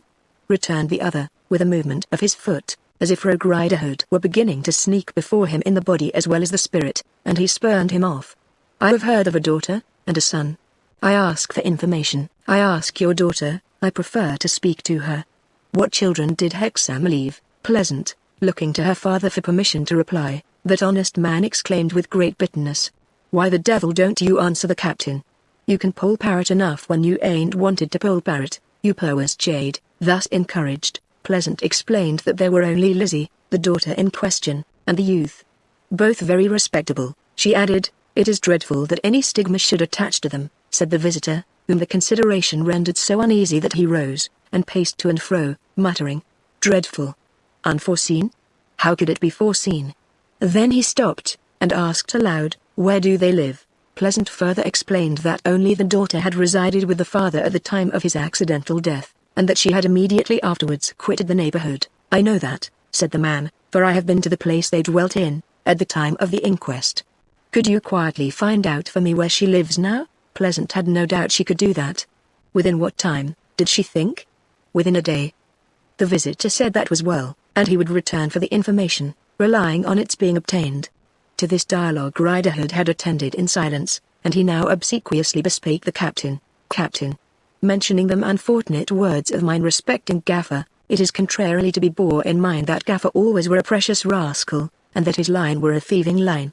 Likewise when I went to them 2 governors, Lawyer Lightwood and the t'other governor, with my information, I may have been a little over-eager for the cause of justice, or, to put it another way, a little over-stimulated by them feelings which rouses a man up, when a pot of money is going about, to get his hand into that pot of money for his family's sake.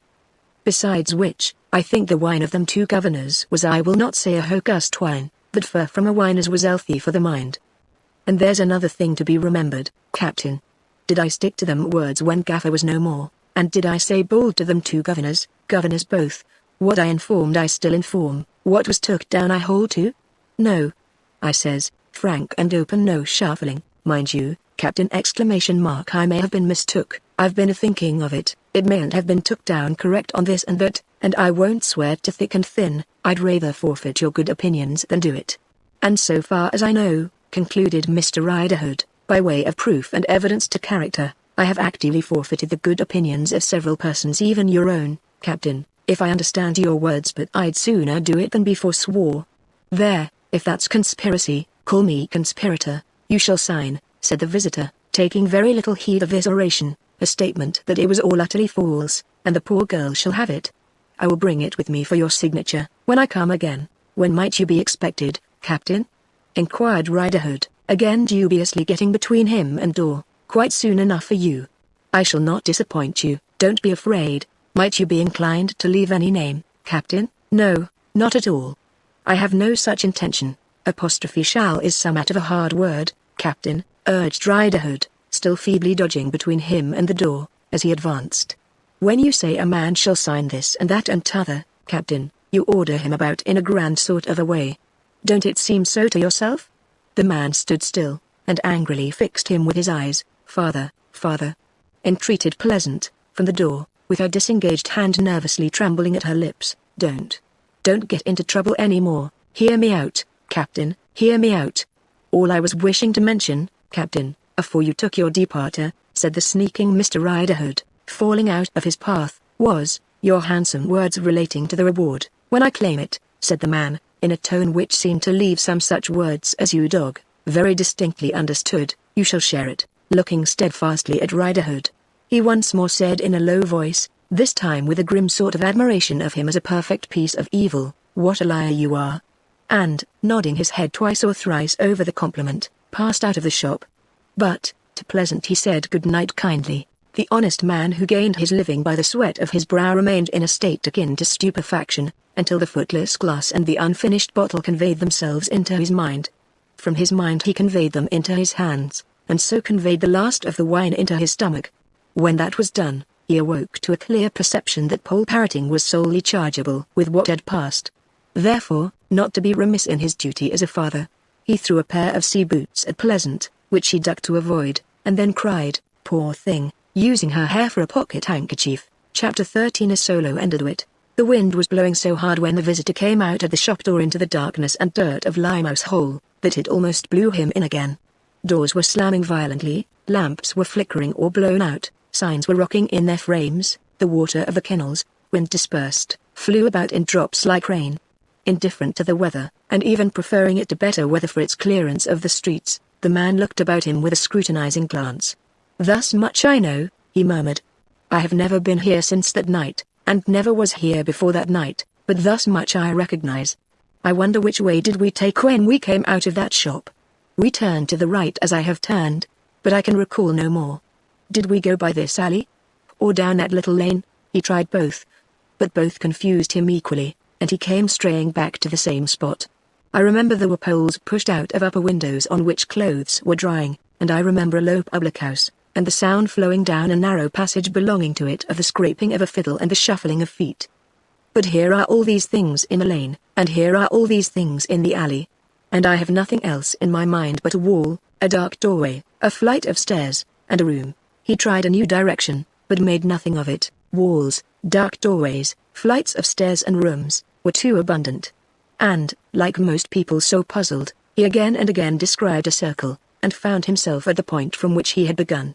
This is like what I have read in narratives of escape from prison, said he, where the little track of the fugitives in the night always seems to take the shape of the great round world, on which they wander, as if it were a secret law. Here he ceased to be the oakum-headed, oakum-whiskered man on whom Miss Pleasant Riderhood had looked, and, allowing for his being still wrapped in a nautical overcoat, became as like that same lost wanted Mr. Julius Hanford, as never man was like another in this world. In the breast of the coat he stowed the bristling hair and whisker. In a moment, as the favouring wind went with him down a solitary place that it had swept clear of passengers. Yet in that same moment he was the secretary also, Mr. Boffin's secretary. For John Rokesmith, too, was as like that same lost wanted Mr. Julius Hanford as never man was like another in this world. I have no clue to the scene of my death, said he. Not that it matters now. But having risked discovery by venturing here at all, I should have been glad to track some part of the way. With which singular words he abandoned his search, came up out of Limehouse Hole, and took the way past Limehouse Church. At the great iron gate of the churchyard he stopped and looked in. He looked up at the high tower spectrally resisting the wind, and he looked round at the white tombstones, like enough to the dead in their winding sheets, and he counted the 9 tolls of the clock bell. "It is a sensation not experienced by many mortals," said he, "to be looking into a churchyard on a wild windy night, and to feel that I no more hold a place among the living than these dead do, and even to know that I lie buried somewhere else, as they lie buried here. Nothing uses me to it. A spirit that was once a man could hardly feel stranger or lonelier, going unrecognized among mankind, than I feel. But this is the fanciful side of the situation. It has a real side, so difficult that, though I think of it every day, I never thoroughly think it out. Now, let me determine to think it out as I walk home.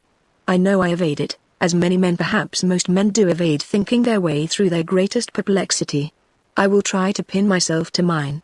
Don't evade it, John Harmon, don't evade it, think it out. When I came to England, attracted to the country with which I had none but most miserable associations, by the accounts of my fine inheritance that found me abroad, I came back, shrinking from my father's money, shrinking from my father's memory, mistrustful of being forced on a mercenary wife, mistrustful of my father's intention in thrusting that marriage on me, mistrustful that I was already growing avaricious, mistrustful that I was slackening in gratitude to the 2 dear noble honest friends who had made the only sunlight in my childish life or that of my hearthbroken sister. I came back, timid, divided in my mind, afraid of myself and everybody here, knowing of nothing but wretchedness that my father's wealth had ever brought about. Now, stop, and so far think it out, John Harmon. Is that so? That is exactly so. On board serving as third mate was George Radfoot. I knew nothing of him. His name first became known to me about a week before we sailed, through my being accosted by one of the ship agent's clerks as Mr. Radfoot. It was one day when I had gone aboard to look to my preparations, and the clerk, coming behind me as I stood on deck, tapped me on the shoulder, and said, "Mr. Radfoot, look here," referring to some papers that he had in his hand. And my name first became known to Radfoot, through another clerk within a day or two, and while the ship was yet in port, coming up behind him, tapping him on the shoulder and beginning, "I beg your pardon, Mr. Harmon. I believe we were alike in bulk and stature but not otherwise, and that we were not strikingly alike, even in those respects, when we were together and could be compared. However, a sociable word or two on these mistakes became an easy introduction between us, and the weather was hot, and he helped me to a cool cabin on deck alongside his own, and his first school had been at Brussels as mine had been, and he had learnt French as I had learnt it, and he had a little history of himself to relate. God only knows how much of it true, and how much of it false that had its likeness to mine. I had been a seaman too. So we got to be confidential together, and the more easily yet, because he and everyone on board had known by general rumour what I was making the voyage to England for. By such degrees and means, he came to the knowledge of my uneasiness of mind, and of its setting at that time in the direction of desiring to see and form some judgment of my allotted wife, before she could possibly know me for myself, also to try Mrs. Boffin and give her a glad surprise. So the plot was made out of our getting common sailors' dresses, as he was able to guide me about London, and throwing ourselves in Bella Wilfer's neighbourhood, and trying to put ourselves in her way, and doing whatever chance might favour on the spot, and seeing what came of it. If nothing came of it, I should be no worse off, and there would merely be a short delay in my presenting myself to Lightwood. I have all these facts right? Yes. They are all accurately right. His advantage in all this was, that for a time I was to be lost. It might be for a day or for 2 days, but I must be lost sight of on landing, or there would be recognition, anticipation, and failure. Therefore, I disembarked with my valise in my hand as Potterson the steward and Mr. Jacob K.L. my fellow passenger afterwards remembered, and waited for him in the dark by that very Limehouse church which is now behind me. As I had always shunned the port of London, I only knew the church through his pointing out its spire from on board. Perhaps I might recall, if it were any good to try, the way by which I went to it alone from the river, but how we two went from it to Riderhood's shop, I don't know any more than I know what turns we took and doubles we made, after we left it. The way was purposely confused, no doubt. But let me go on thinking the facts out, and avoid confusing them with my speculations. Weatherby took me by a straight way or a crooked way, what is that to the purpose now? Steady, John Harmon. When we stopped at Riderhood's, and he asked that scoundrel a question or two, purporting to refer only to the lodging houses in which there was accommodation for us, Had I the least suspicion of him? None. Certainly none until afterwards when I held the clue. I think he must have got from Riderhood in a paper, the drug, or whatever it was, that afterwards stupefied me, but I am far from sure. All I felt safe in charging on him tonight, was old companionship in villainy between them. Their undisguised intimacy, and the character I now know Riderhood to bear, made that not at all adventurous. But I am not clear about the drug. Thinking out the circumstances on which I found my suspicion, they are only two. 1. I remember his changing a small folded paper from one pocket to another, after we came out, which he had not touched before.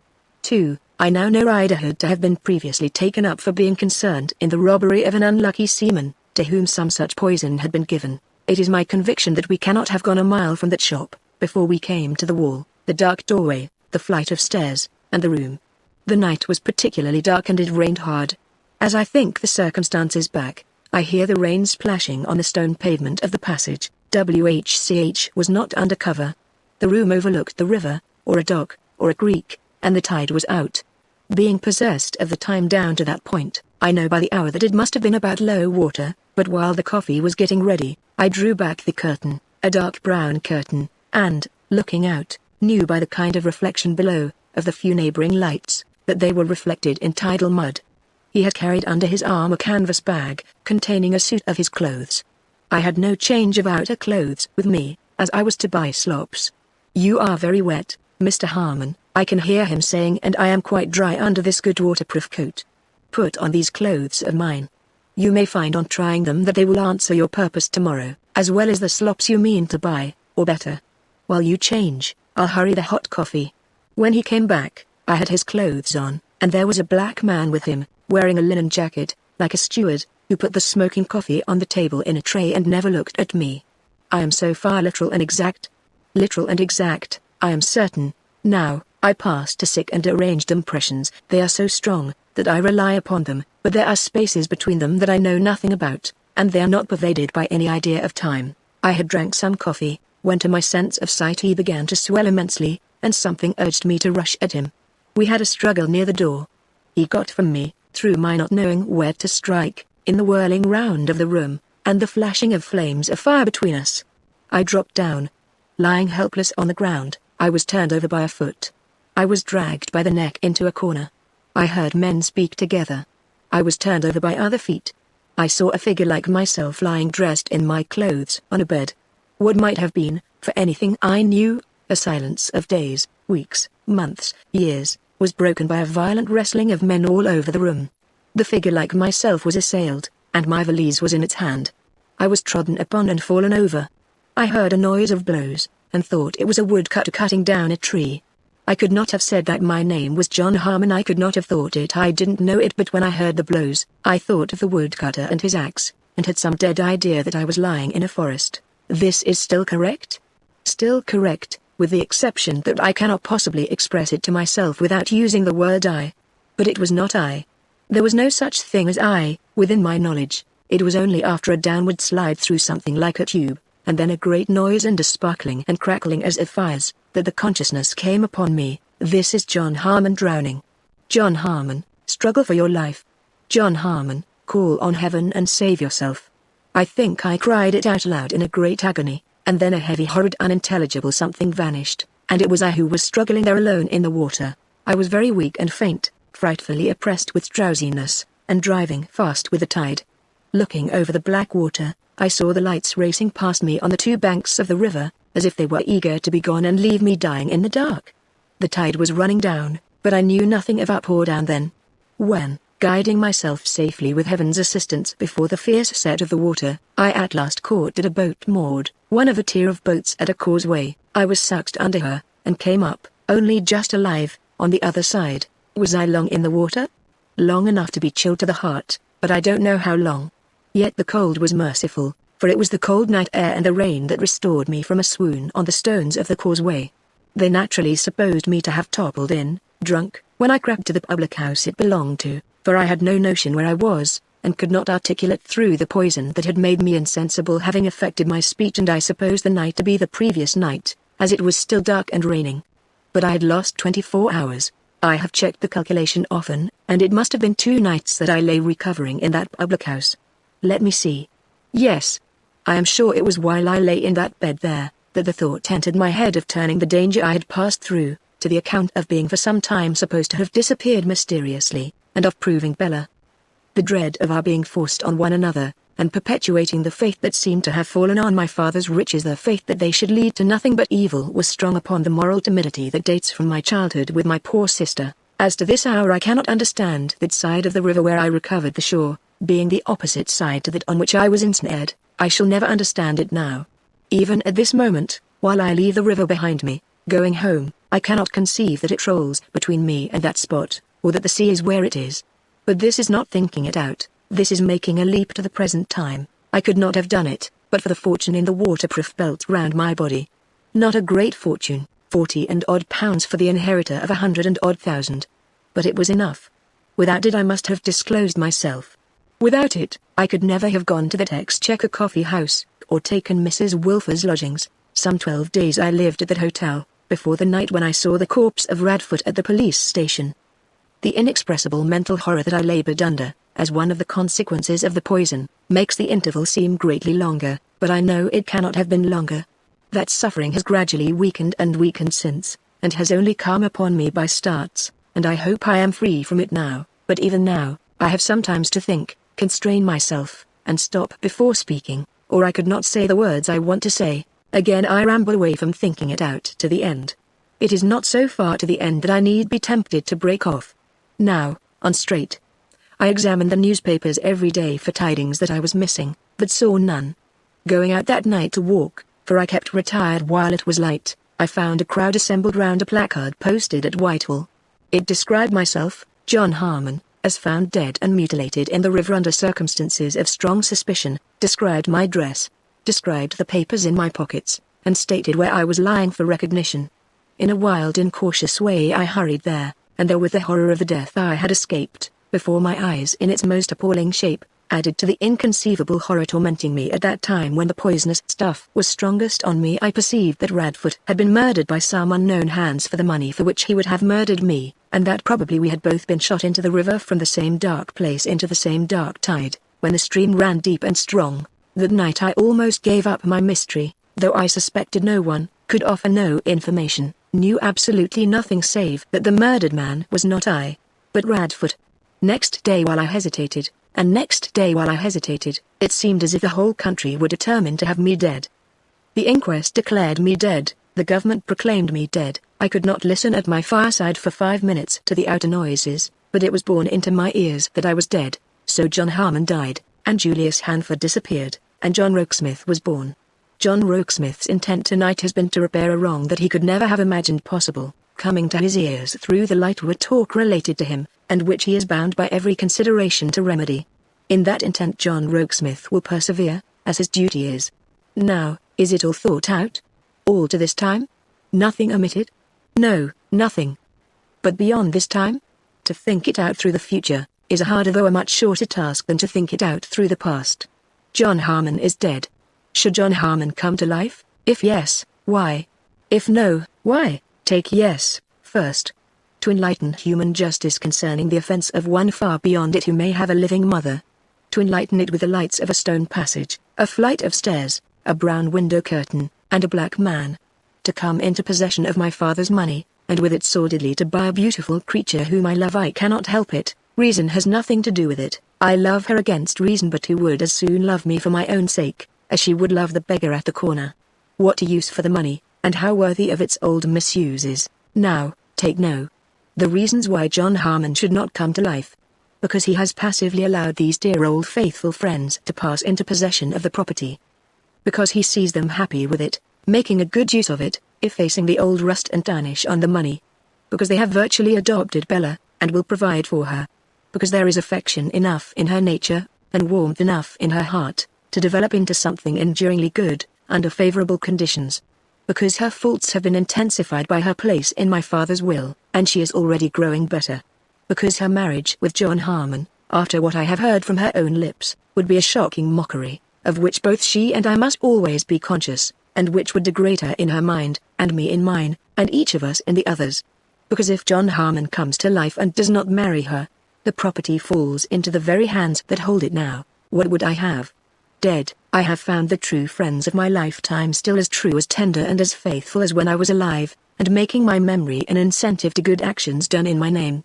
Dead. I have found them when they might have slighted my name, and passed greedily over my grave to ease and wealth, lingering by the way, like single-hearted children, to recall their love for me when I was a poor frightened child. Dead. I have heard from the woman who would have been my wife if I had lived, the revolting truth that I should have purchased her, caring nothing for me, as a sultan buys a slave. What would I have? If the dead could know, or do know, how the living use them, who among the hosts of dead has found a more disinterested fidelity on earth than I? Is not that enough for me? If I had come back, these noble creatures would have welcomed me, wept over me, given up everything to me with joy. I did not come back, and they have passed unspoiled into my place. Let them rest in it, and let Bella rest in hers. What course for me then? This. To live the same quiet secretary life, carefully avoiding chances of recognition, until they shall have become more accustomed to their altered state, and until the great swarm of swindlers under many names shall have found newer prey. By that time, the method I am establishing through all the affairs, and with which I will every day take new pains to make them both familiar, will be, I may hope, a machine in such working order as that they can keep it going. I know I need but ask of their generosity, to have. When the right time comes, I will ask no more than will replace me in my former path of life, and John Rokesmith shall tread it as contentedly as he may. But John Harmon shall come back no more, that I may never, in the days to come afar off, have any weak misgiving that Bella might, in any contingency, have taken me for my own sake. If I had plainly asked her, I will plainly ask her, proving beyond all question what I already know too well. And now it is all thought out, from the beginning to the end, and my mind is easier, so deeply engaged had the living dead man been, in thus communing with himself, that he had regarded neither the wind nor the way, and had resisted the former instinctively as he had pursued the latter. But being now come into the city, where there was a coach stand, he stood irresolute whether to go to his lodgings, or to go first to Mr. Boffin's house. He decided to go round by the house, arguing, as he carried his overcoat upon his arm, that it was less likely to attract notice if left there, than if taken to Holloway, both Mrs. Wilfer and Miss Lavinia being ravenously curious touching every article of which the lodger stood possessed. Arriving at the house, he found that Mr. and Mrs. Boffin were out, but that Miss Wilfer was in the drawing-room. Miss Wilfer had remained at home, in consequence of not feeling very well, and had inquired in the evening if Mr. Rokesmith were in his room. Make my compliments to Miss Wilfer, and say I am here now. Miss Wilfer's compliments came down in return, and, if it were not too much trouble, would Mr. Rokesmith be so kind as to come up before he went? It was not too much trouble, and Mr. Rokesmith came up. Oh, she looked very pretty, she looked very, very pretty. If the father of the late John Harmon had but left his money unconditionally to his son, and if his son had but lighted on this lovable girl for himself, and had the happiness to make her loving as well as lovable, dear me. Are you not well, Mr. Rokesmith? Yes, quite well. I was sorry to hear, when I came in, that you were not, a mere nothing. I had a headache gone now and was not quite fit for a hot theatre, so I stayed at home. I asked you if you were not well, because you look so white. Do I? I have had a busy evening. She was on a low ottoman before the fire, with a little shining jewel of a table, and her book and her work, beside her. Ah! What a different life the late John Harmon's, if it had been his happy privilege to take his place upon that ottoman, and draw his arm about that waist, and say, I hope the time has been long without me. What a home goddess you look, my darling. But, the present John Rokesmith, far removed from the late John Harmon, remained standing at a distance. A little distance in respect of space, but a great distance in respect of separation. Mr. Rokesmith, said Bella, taking up her work, and inspecting it all round the corners, I wanted to say something to you when I could have the opportunity, as an explanation why I was rude to you the other day. You have no right to think ill of me, sir. The sharp little way in which she darted a look at him, half sensitively injured, and half pettishly, would have been very much admired by the late John Harmon. You don't know how well I think of you, Miss Wilfer.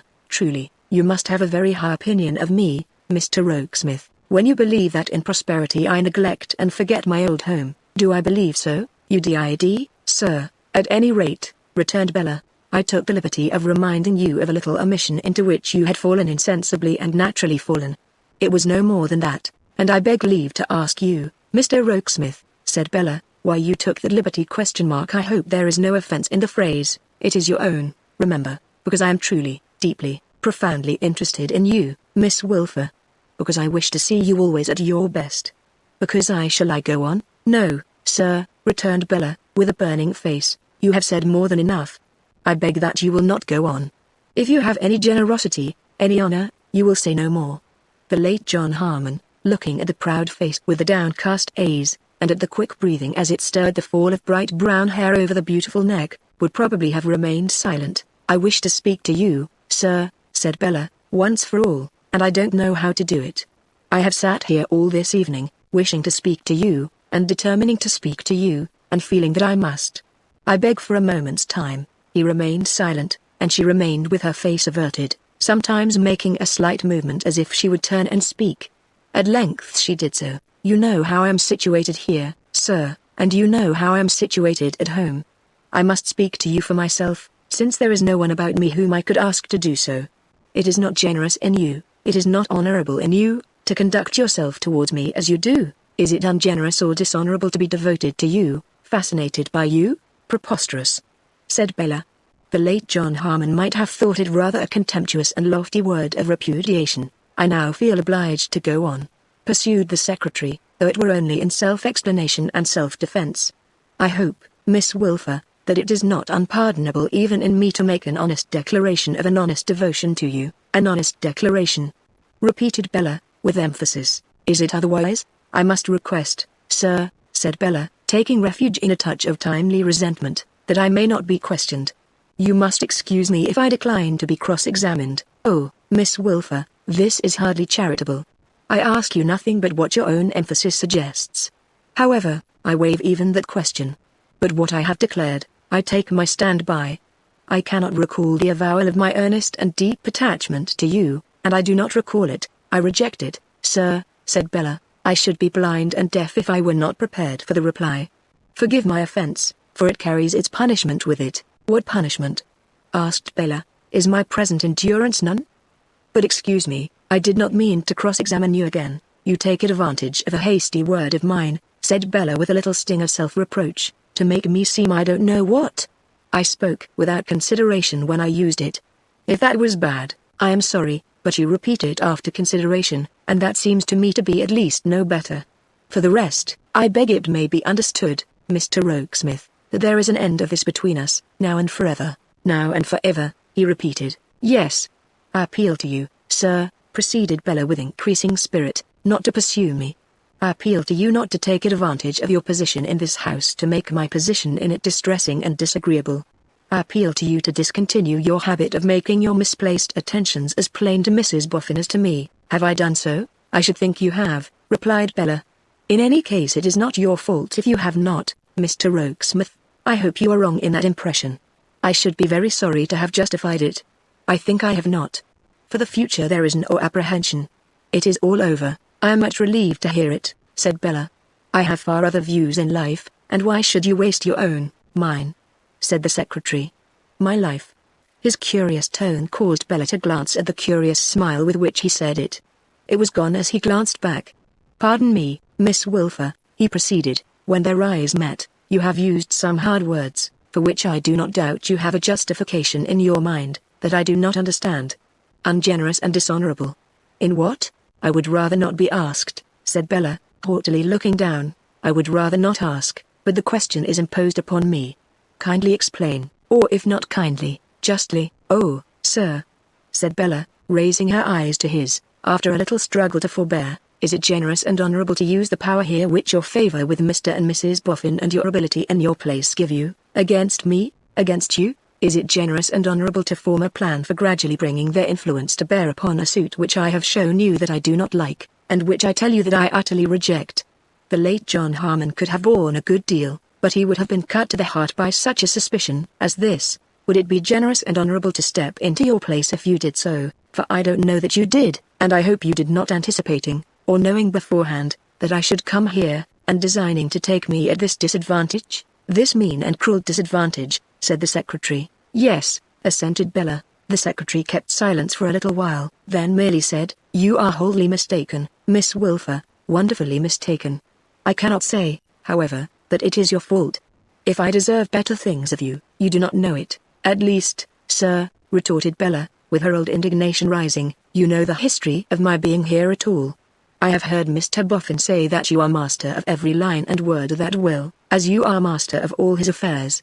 And was it not enough that I should have been willed away, like a horse, or a dog, or a bird, but must you too begin to dispose of me in your mind, and speculate in me, as soon as I had ceased to be the talk and the laugh of the town? Am I forever to be made the property of strangers? Believe me," returned the secretary, "you are wonderfully mistaken." "I should be glad to know it," answered Bella. "I doubt if you ever will. Good night. Of course I shall be careful to conceal any traces of this interview from Mr. and Mrs. Boffin, as long as I remain here. Trust me, what you have complained of is at an end forever. I am glad I have spoken." "Then, Mr. Rokesmith, it has been painful and difficult, but it is done. If I have hurt you, I hope you will forgive me.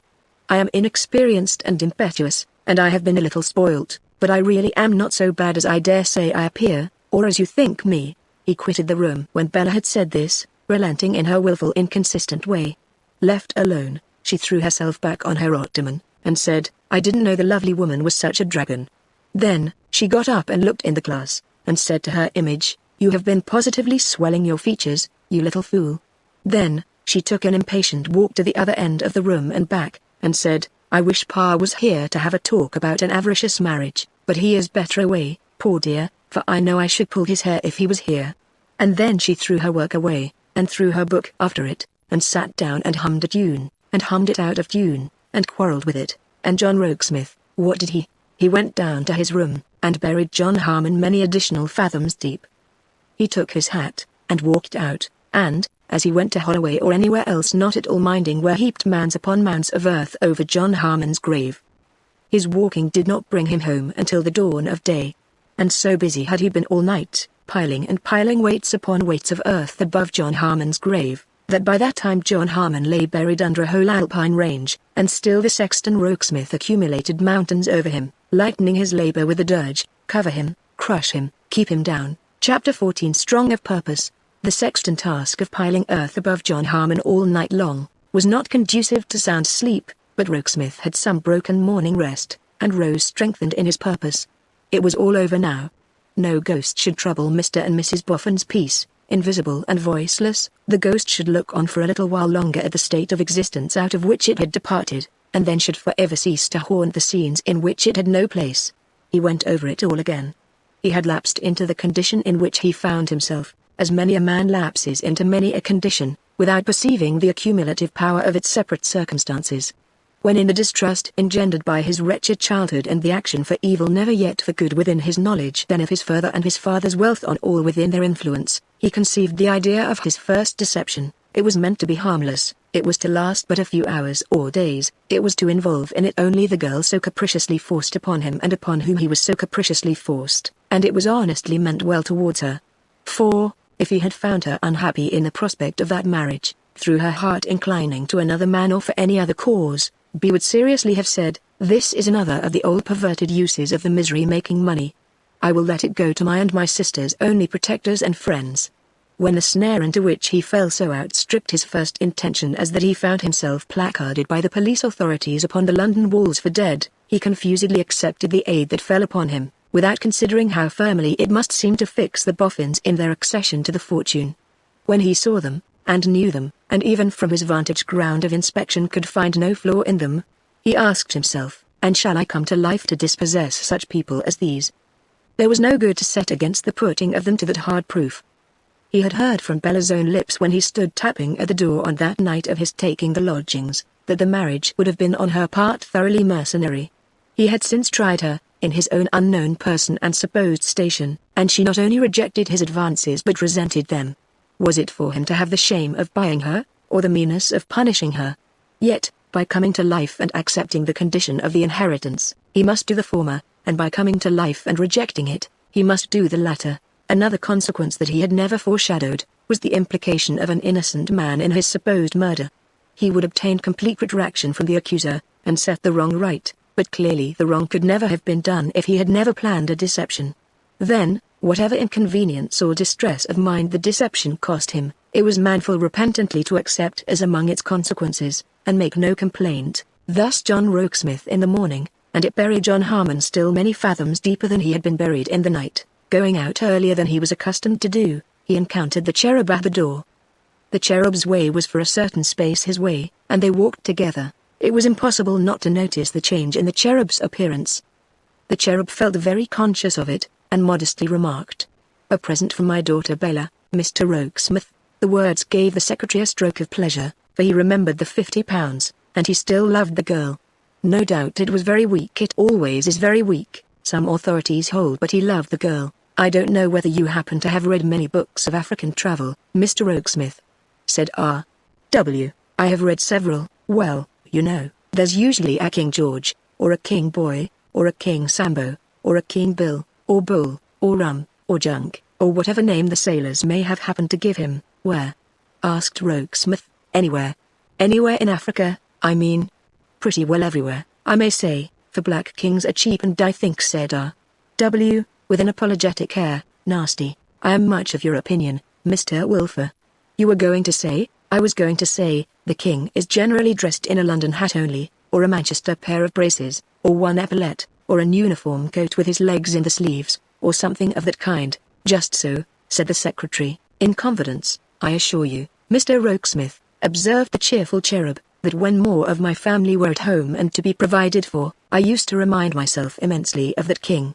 You have no idea, as a single man, of the difficulty I have had in wearing more than one good article at a time." "I can easily believe it, Mr. Wilfer. I only mention it," said R.W., in the warmth of his heart, "as a proof of the amiable, delicate, and considerate affection of my daughter Bella. If she had been a little spoilt, I couldn't have thought so very much of it, under the circumstances. But no, not a bit. And she is so very pretty. I hope you agree with me in finding her very pretty, Mr. Rokesmith." "Certainly I do." "Everyone must." "I hope so," said the cherub. "Indeed, I have no doubt of it. This is a great advancement for her in life, Mr. Rokesmith. A great opening of her prospects. Miss Wilfer could have no better friends than Mr. and Mrs. Boffin." "Impossible," said the gratified cherub. "Really, I begin to think things are very well as they are. If Mr. John Harmon had lived—" "He is better dead," said the secretary. "No, I won't go so far as to say that," urged the cherub, a little remonstrant against the very decisive and unpitying tone, "but he mightn't have suited Bella, or Bella mightn't have suited him, or 50 things, whereas now I hope she can choose for herself. Has she, as you place the confidence in me of speaking on the subject, you will excuse my asking, has she perhaps chosen?" faltered the secretary. "Oh dear no," returned R.W. "Young ladies sometimes," Rokesmith hinted, "choose without mentioning their choice to their fathers. Not in this case, Mr. Rokesmith. Between my daughter Bella and me there is a regular league and covenant of confidence. It was ratified only the other day." "The ratification dates from these," said the cherub, giving a little pull at the lapels of his coat and the pockets of his trousers. "Oh no, she has not chosen. To be sure, young George Sampson, in the days when Mr. John Harmon, who I wish had never been born," said the secretary, with a gloomy brow. R.W. looked at him with surprise, as thinking he had contracted an unaccountable spite against the poor deceased, and continued, "In the days when Mr. John Harmon was being sought out, young George Sampson certainly was hovering about Bella, and Bella let him hover. But it never was seriously thought of, and it's still less than ever to be thought of now. For Bella is ambitious, Mr. Rokesmith, and I think I may predict will marry fortune. This time, you see, she will have the person and the property before her together, and will be able to make her choice with her eyes open.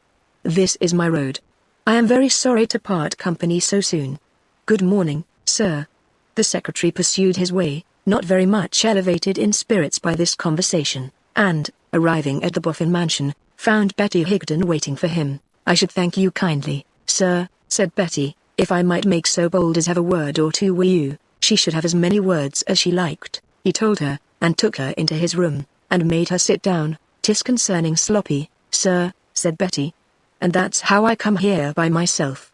Not wishing him to know what I'm a-going to say to you, I got the start of him early and walked up." "You have wonderful energy," returned Rokesmith.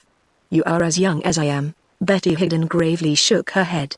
"I am strong for my time of life, sir, but not young, thank the Lord." "Are you thankful for not being young?" "Yes, sir. If I was young, it would all have to be gone through again, and the end would be a weary way off, don't you see? But never mind me, 'tis concerning Sloppy." "And what about him, Betty?" "'Tis just this, sir. It can't be reasoned out of his head by any powers of mine but what that he can do right by your kind lady and gentleman and do his work for me, both together. Now he can't. To give himself up to being put in the way of earning a good living and getting on. He must give me up. Well, he won't. I respect him for it, said Rokesmith. Do ye, sir? I don't know but what I do myself. Still that don't make it right to let him have his way. So as he won't give me up, I'm a-going to give him up. How, Betty? I'm a-going to run away from him. With an astonished look at the indomitable old face and the bright eyes, the secretary repeated, run away from him? Yes, sir, said Betty, with one nod. And in the nod and in the firm set of her mouth, there was a vigor of purpose not to be doubted. Come, said the secretary. We must talk about this. Let us take our time over it, and try to get at the true sense of the case and the true course, by degrees. Now, look ye here, my dear, returned old Betty, asking your excuse for being so familiar, but being of a time of life almost to be your grandmother twice over. Now, look ye here. 'Tis a poor living and a hard as is to be got out of this work that I'm a-doing now, and but for Sloppy I don't know as I should have held to it this long. But it did just keep us on, the two together. Now that I'm alone with even Johnny gone, I'd far sooner be upon my feet and tiring of myself out, than a-sitting folding and folding by the fire. And I'll tell you why. There's a deadness steals over me at times, that the kind of life favors and I don't like. Now, I seem to have Johnny in my arms now, his mother now, his mother's mother now. I seem to be a child myself, lying once again in the arms of my own mother. Then I get numbed, thought and sense, till I start out of my seat, affered that I'm a-growing like the poor old people that they brick up in the unions, as you may sometimes see when they let 'em out of the four walls to have a warm in the sun, crawling quite scared about the streets. I was a nimble girl, and have always been a active body, as I told your lady, first time ever I see her good face. I can still walk 20 mile if I am put to it. I'd far better be a-walking than a-getting numbed and dreary. I'm a good fair knitter, and can make many little things to sell. The loan from your lady and gentleman of 20 shillings to fit out a basket with, would be a fortune for me. Drudging round the country and tiring of myself out, I shall keep the deadness off, and get my own bread by my own labor. And what more can I want? And this is your plan, said the secretary, for running away? Show me a better. My dearie, show me a better. Why, I know very well, said old Betty Higden, and you know very well, that your lady and gentleman would set me up like a queen for the rest of my life, if so be that we could make it right among us to have it so. But we can't make it right among us to have it so. I've never took charity yet, nor yet has any one belonging to me. And it would be forsaking of myself indeed, and forsaking of my children dead and gone, and forsaking of their children dead and gone, to set up a contradiction now at last. It might come to be justifiable and unavoidable at last. The secretary gently hinted, with a slight stress on the word, I hope it never will. It ain't that I mean to give offense by being anyways proud, said the old creature simply, but that I want to be of a piece like, and helpful of myself right through to my death. And to be sure, added the secretary, as a comfort for her, Sloppy will be eagerly looking forward to his opportunity of being to you what you have been to him. Trust him for that, sir, said Betty, cheerfully. Though he had need to be something quick about it, for I'm a-getting to be an old one. But I'm a strong one too, and travel and weather never hurt me yet.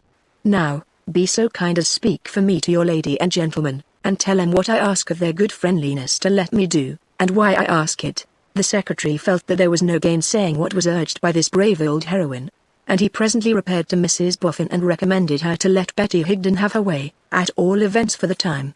It would be far more satisfactory to your kind heart, I know, he said, to provide for her, but it may be a duty to respect this independent spirit. Mrs. Boffin was not proof against the consideration set before her. She and her husband had worked too, and had brought their simple faith and honour clean out of dust heaps.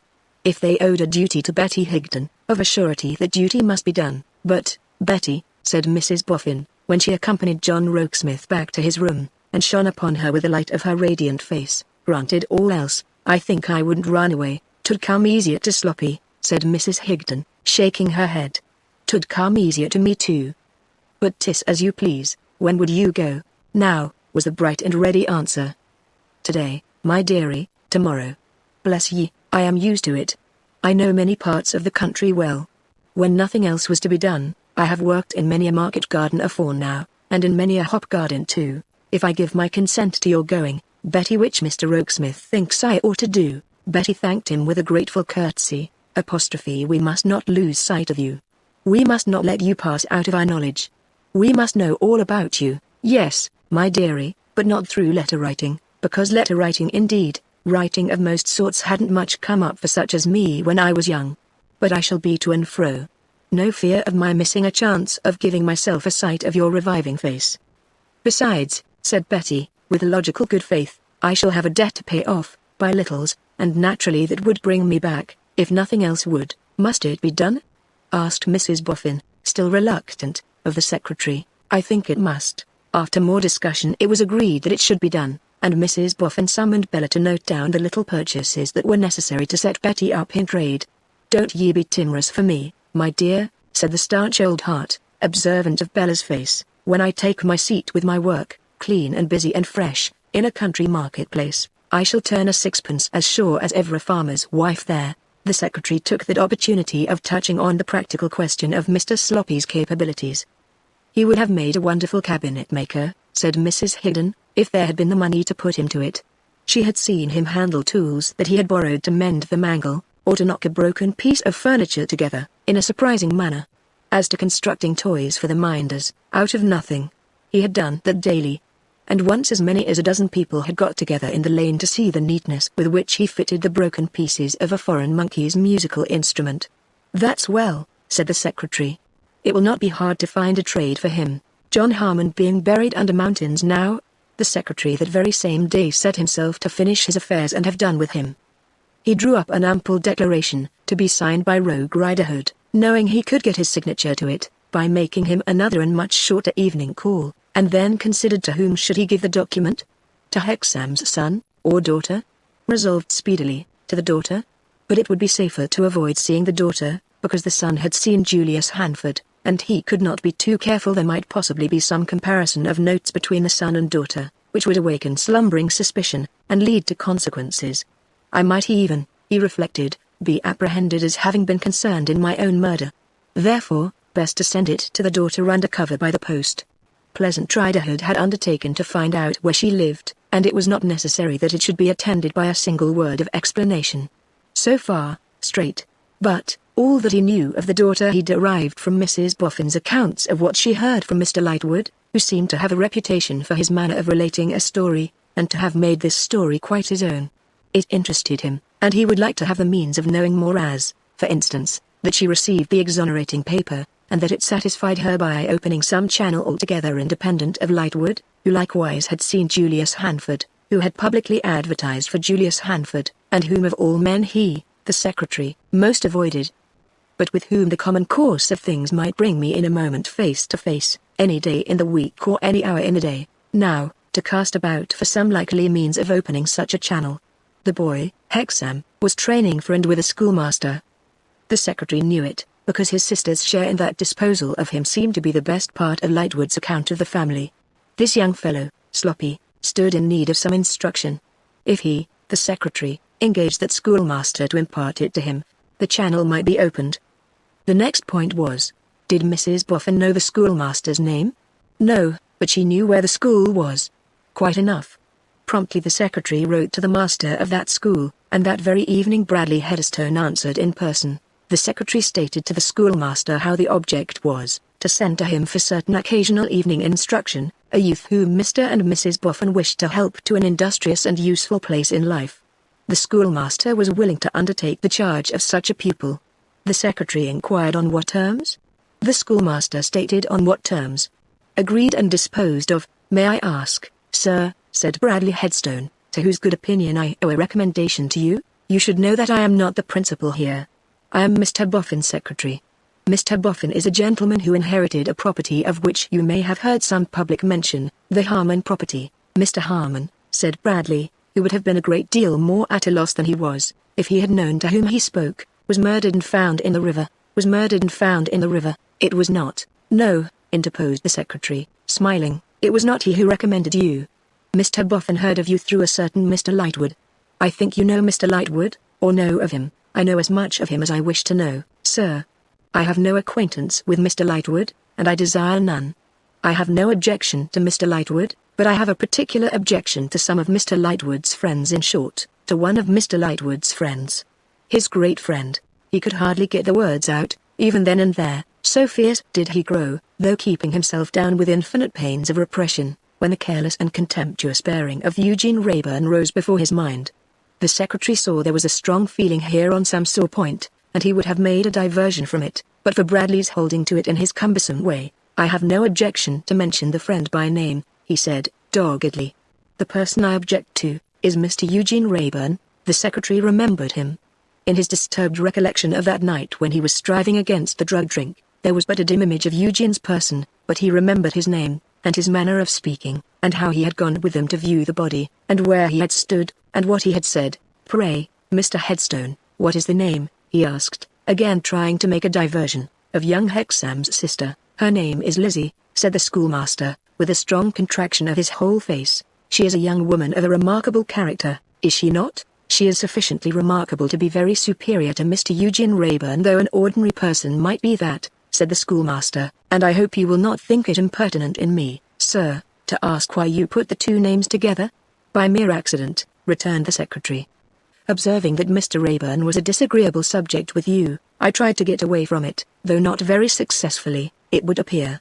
"Do you know Mr. Wrayburn, sir?" "No." "Then perhaps the names cannot be put together on the authority of any representation of his?" "Certainly not. I took the liberty to ask," said Bradley, after casting his eyes on the ground, "because he is capable of making any representation, in the swaggering levity of his insolence.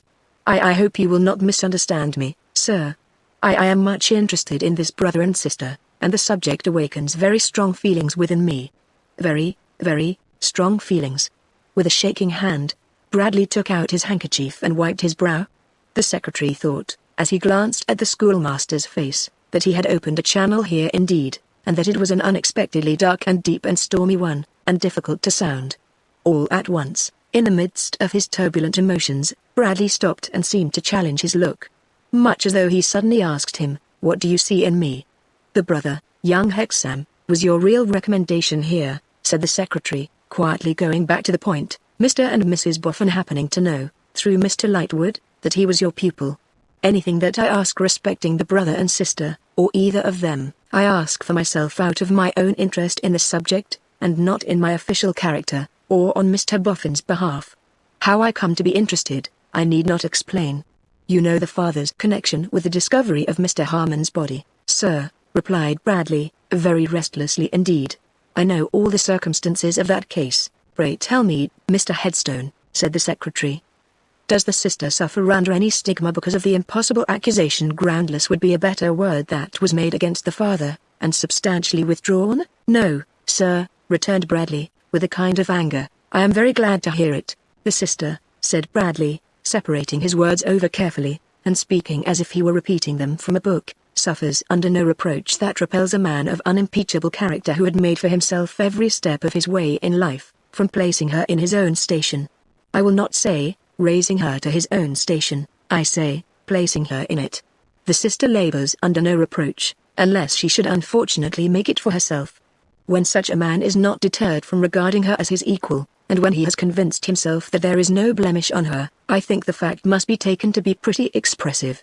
And there is such a man?" said the secretary. Bradley Headstone knotted his brows, and squared his large lower jaw, and fixed his eyes on the ground with an air of determination that seemed unnecessary to the occasion, as he replied, "And there is such a man." The secretary had no reason or excuse for prolonging the conversation, and it ended here.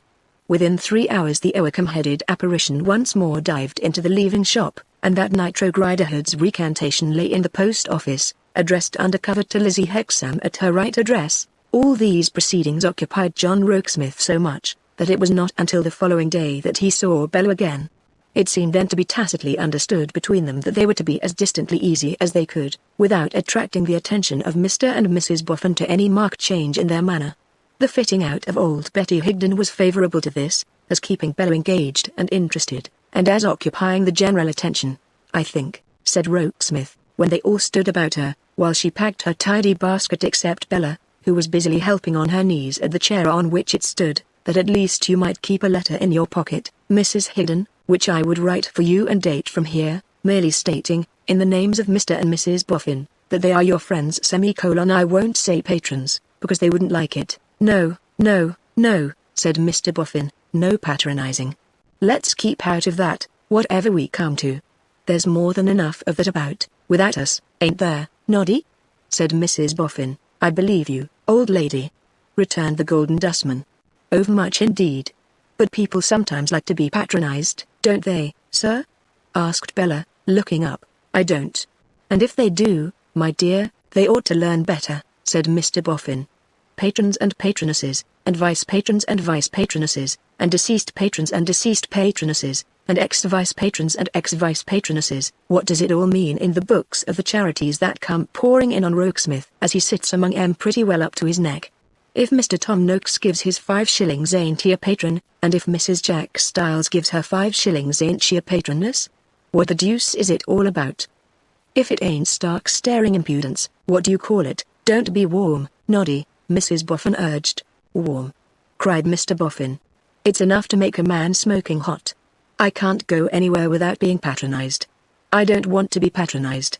If I buy a ticket for a flower show, or a music show, or any sort of show, and pay pretty heavy for it, why am I to be patroned and patronized as if the patrons and patronesses treated me? If there's a good thing to be done, can't it be done on its own merits? If there's a bad thing to be done, can it ever be patroned and patronized right? Yet when a new institution's going to be built, it seems to me that the bricks and mortar ain't made of half so much consequence as the patrons and patronesses, no, nor yet the objects. I wish somebody would tell me whether other countries get patronized to anything like the extent of this one. And as to the patrons and patronesses themselves, I wonder they're not ashamed of themselves. They ain't pills, or hair washes, or invigorating nervous essences, to be puffed in that way." Having delivered himself of these remarks, Mr. Boffin took a trot, according to his usual custom, and trotted back to the spot from which he had started. "As to the letter, Rokesmith," said Mr. Boffin, "you're as right as a trivet. Give her the letter, make her take the letter, put it in her pocket by violence. She might fall sick." "You know you might fall sick," said Mr. Boffin. "Don't deny it, Mrs. Higden, in your obstinacy, you know you might." Old Betty laughed, and said that she would take the letter and be thankful. "That's right," said Mr. Boffin. "Come. That's sensible. And don't be thankful to us, for we never thought of it, but to Mr. Rokesmith." The letter was written, and read to her, and given to her. "Now, how do you feel?" said Mr. Boffin. "Do you like it?" "The letter, sir?" said Betty. It's a beautiful letter." No, not the letter," said Mr. Boffin, "the idea." "Are you sure you're strong enough to carry out the idea?" "I shall be stronger, and keep the deadness off better, this way, than any way left open to me, sir." "Don't say than any way left open, you know," urged Mr. Boffin, "because there are ways without end. A housekeeper would be acceptable over yonder at the Bower, for instance. Wouldn't you like to see the Bower, and know a retired literary man of the name of where that lives there with a wooden leg?" Old Betty was proof even against this temptation, and fell to adjusting her black bonnet and shawl. "I wouldn't let you go. Now it comes to this, after all," said Mr. Boffin, "if I didn't hope that it may make a man and a workman of Sloppy, in as short a time as ever a man and workman was made yet." "Why, what have you got there, Betty?" "Not a doll. It was the man in the guards who had been on duty over Johnny's bed." The solitary old woman showed what it was, and put it up quietly in her dress. Then, she gratefully took leave of Mrs. Boffin, and of Mr. Boffin, and of Rokesmith, and then put her old withered arms round Bella's young and blooming neck, and said, repeating Johnny's words, "A kiss for the Bloofer lady." The secretary looked on from a doorway at the Bloofer lady thus encircled, and still looked on at the Bloofer lady standing alone there, when the determined old figure with its steady bright eyes was trudging through the streets, away from paralysis and pauperism. Chapter 15. The whole case so far. Bradley Headstone held fast by that other interview he was to have with Lizzie Hexam. In stipulating for it, he had been impelled by a feeling little short of desperation, and the feeling abided by him. It was very soon after his interview with the secretary, that he and Charlie Hexam set out one leaden evening, not unnoticed by Miss Peacher, to have this desperate interview accomplished. "That doll's dressmaker," said Bradley, "is favorable neither to me nor to you, Hexam, a pert crooked little chit, Mr. Headstone. I knew she would put herself in the way, if she could, and would be sure to strike in with something impertinent. It was on that account that I proposed our going to the city tonight and meeting my sister." "So I supposed," said Bradley, getting his gloves on his nervous hands as he walked. "So I supposed. Nobody but my sister," pursued Charlie, "would have found out such an extraordinary companion. She has done it in a ridiculous fancy of giving herself up to another. She told me so, that night when we went there. Why should she give herself up to the dressmaker?" asked Bradley. "Oh," said the boy, coloring. "One of her romantic ideas. I tried to convince her so, but I didn't succeed. However, what we have got to do, is, to succeed tonight, Mr. Headstone, and then all the rest follows. You are still sanguine, Hexam?" "Certainly I am, sir." "Why, we have everything on our side, except your sister, perhaps," thought Bradley. But he only gloomily thought it, and said nothing. "Everything on our side," repeated the boy with boyish confidence. "Respectability, an excellent connection for me, common sense, everything, to be sure. Your sister has always shown herself a devoted sister," said Bradley, willing to sustain himself on even that low ground of hope. "Naturally, Mr. Headstone, I have a good deal of influence with her. And now that you have honored me with your confidence and spoken to me first, I say again, we have everything on our side." And Bradley thought again, "except your sister, perhaps." A grey dusty withered evening in London City has not a hopeful aspect. The closed warehouses and offices have an air of death about them, and the national dread of colour has an air of mourning. The towers and steeples of the many house-encompassed churches, dark and dingy as the sky that seems descending on them, are no relief to the general gloom. A sundial on a church wall has the look, in its useless black shade, of having failed in its business enterprise and stopped payment forever. Melancholy waifs and strays of housekeepers and porters sweep melancholy waifs and strays of papers and pins into the kennels, and other more melancholy waifs and strays explore them, searching and stooping and poking for anything to sell. The set of humanity outward from the city is as a set of prisoners departing from jail, and dismal Newgate seems quite as fit a stronghold for the mighty Lord Mayor as his own state dwelling. On such an evening, when the city grit gets into the hair and eyes and skin, and when the fallen leaves of the few unhappy city trees grind down in corners under wheels of wind, the schoolmaster and the pupil emerged upon the Leadenhall Street region, spying eastward for Lizzie. Being something too soon in their arrival, they lurked at a corner, waiting for her to appear. The best looking among us will not look very well, lurking at a corner, and Bradley came out of that disadvantage very poorly indeed. "Here she comes, Mr. Headstone. Let us go forward and meet her." As they advanced, she saw them coming, and seemed rather troubled. But she greeted her brother with the usual warmth, and touched the extended hand of Bradley. "Why, where are you going, Charlie, dear?" she asked him then. "Nowhere. We came on purpose to meet you." "To meet me, Charlie?" "Yes. We are going to walk with you. But don't let us take the great leading streets where everyone walks, and we can't hear ourselves speak. Let us go by the quiet back ways. Here's a large paved court by this church, and quiet, too. Let us go up here." "But it's not in the way, Charlie." "Yes it is," said the boy, petulantly. "It's in my way, and my way is yours." She had not released his hand, and, still holding it, looked at him with a kind of appeal. He avoided her eyes, under pretense of saying, "Come along, Mr. Headstone." Bradley walked at his side, not at hers, and the brother and sister walked hand in hand. The court brought them to a churchyard, a paved square court, with a raised bank of earth about breast high, in the middle, enclosed by iron rails. Here, conveniently and hearthily elevated above the level of the living, were the dead, and the tombstones, some of the latter droopingly inclined from the perpendicular, as if they were ashamed of the lies they told. They paced the whole of this place once, in a constrained and uncomfortable manner, when the boy stopped and said, "Lizzie, Mr. Headstone has something to say to you." "I don't wish to be an interruption either to him or to you, and so I'll go and take a little stroll and come back. I know in a general way what Mr. Headstone intends to say, and I very highly approve of it, as I hope and indeed I do not doubt you will.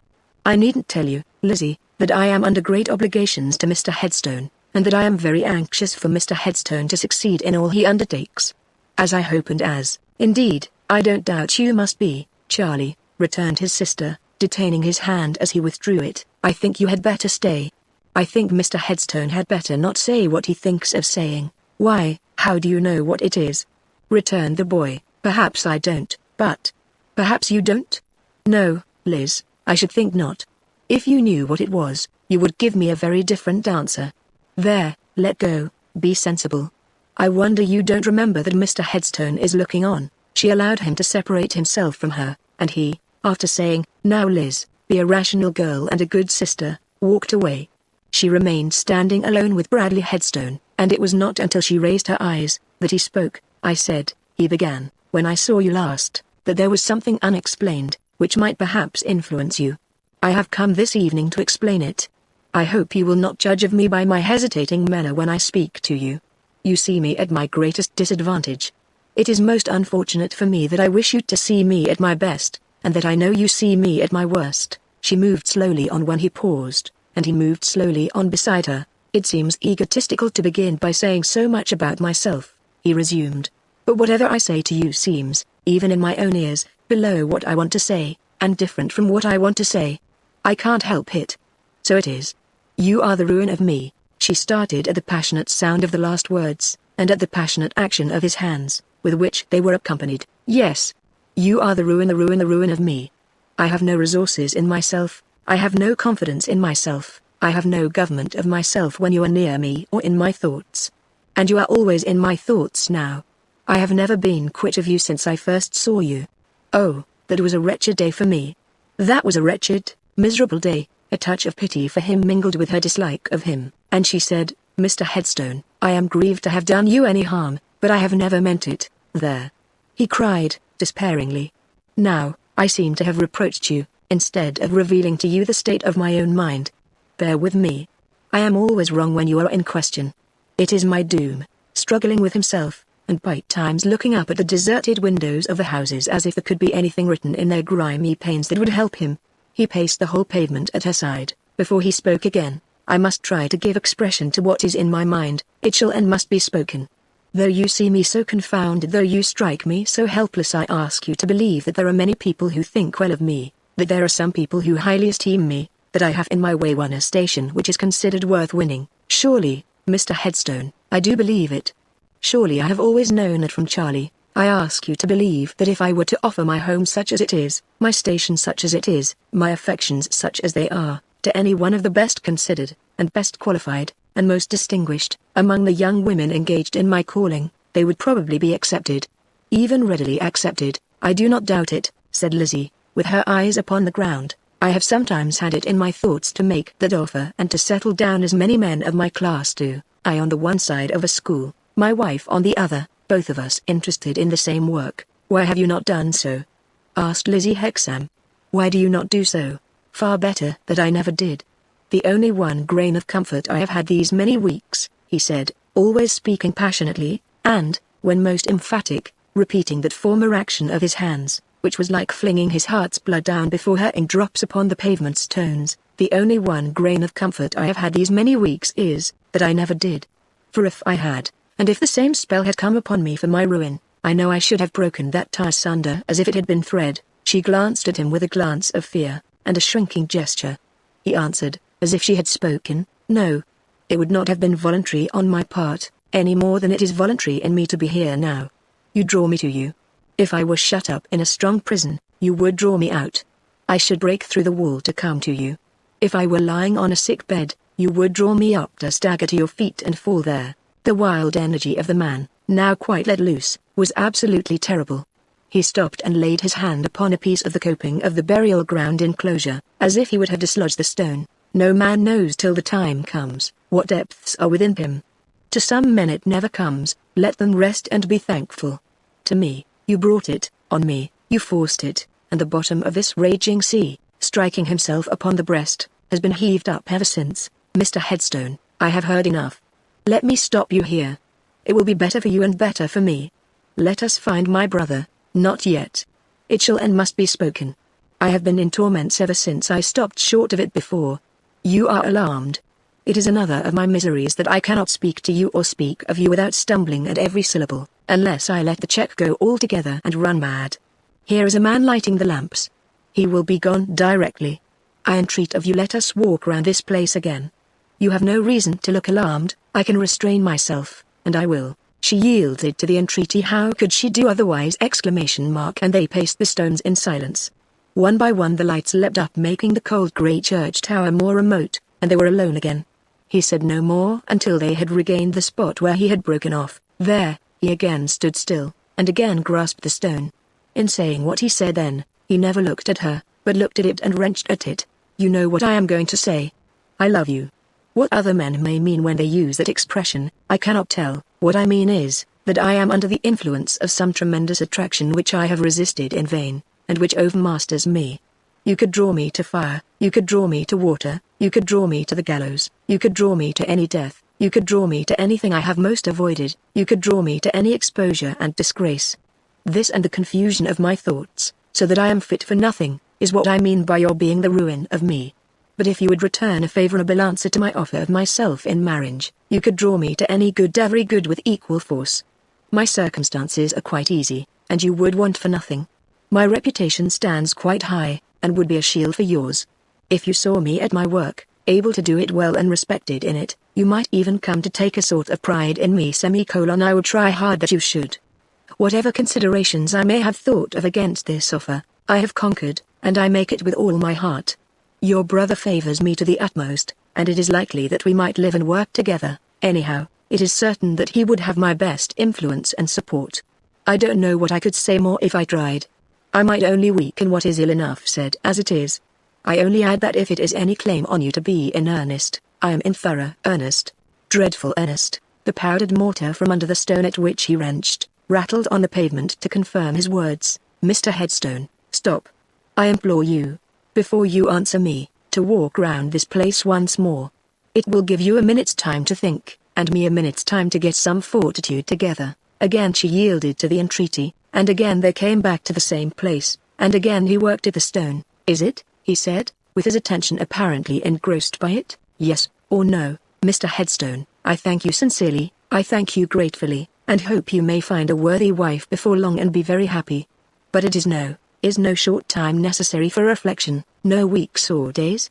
He asked, in the same half-suffocated way. None whatever. Are you quite decided, and is there no chance of any change in my favor? I am quite decided, Mr. Headstone, and I am bound to answer I am certain there is none. Then, said he, suddenly changing his tone and turning to her, and bringing his clenched hand down upon the stone with a force that laid the knuckles raw and bleeding, then I hope that I may never kill him. The dark look of hatred and revenge with which the words broke from his livid lips, and with which he stood holding out his smeared hand as if it held some weapon and had just struck a mortal blow, made her so afraid of him that she turned to run away. But he caught her by the arm. Mr. Headstone, let me go. Mr. Headstone, I must call for help. It is I who should call for help, he said. You don't know yet how much I need it. The working of his face as she shrank from it, glancing round for her brother and uncertain what to do, might have extorted a cry from her in another instant, but all at once he sternly stopped it and fixed it, as if death itself had done so. There. You see I have recovered myself. Hear me out, with much of the dignity of courage, as she recalled her self-reliant life and the right to be free from accountability to this man, she released her arm from his grasp and stood looking full at him. She had never been so handsome, in his eyes. A shade came over them while he looked back at her, as if she drew the very light out of them to herself. This time, at least, I will leave nothing unsaid, he went on, folding his hands before him, clearly to prevent his being betrayed into any impetuous gesture. This last time at least I will not be tortured with afterthoughts of a lost opportunity. Mr. Eugene Rayburn, was it of him you spoke in your ungovernable rage and violence? Lizzie Hexam demanded with spirit. He bit his lip, and looked at her, and said never a word. Was it Mr. Rayburn that you threatened? He bit his lip again, and looked at her, and said never a word. You asked me to hear you out, and you will not speak. Let me find my brother. Stay. I threatened no one. Her look dropped for an instant to his bleeding hand.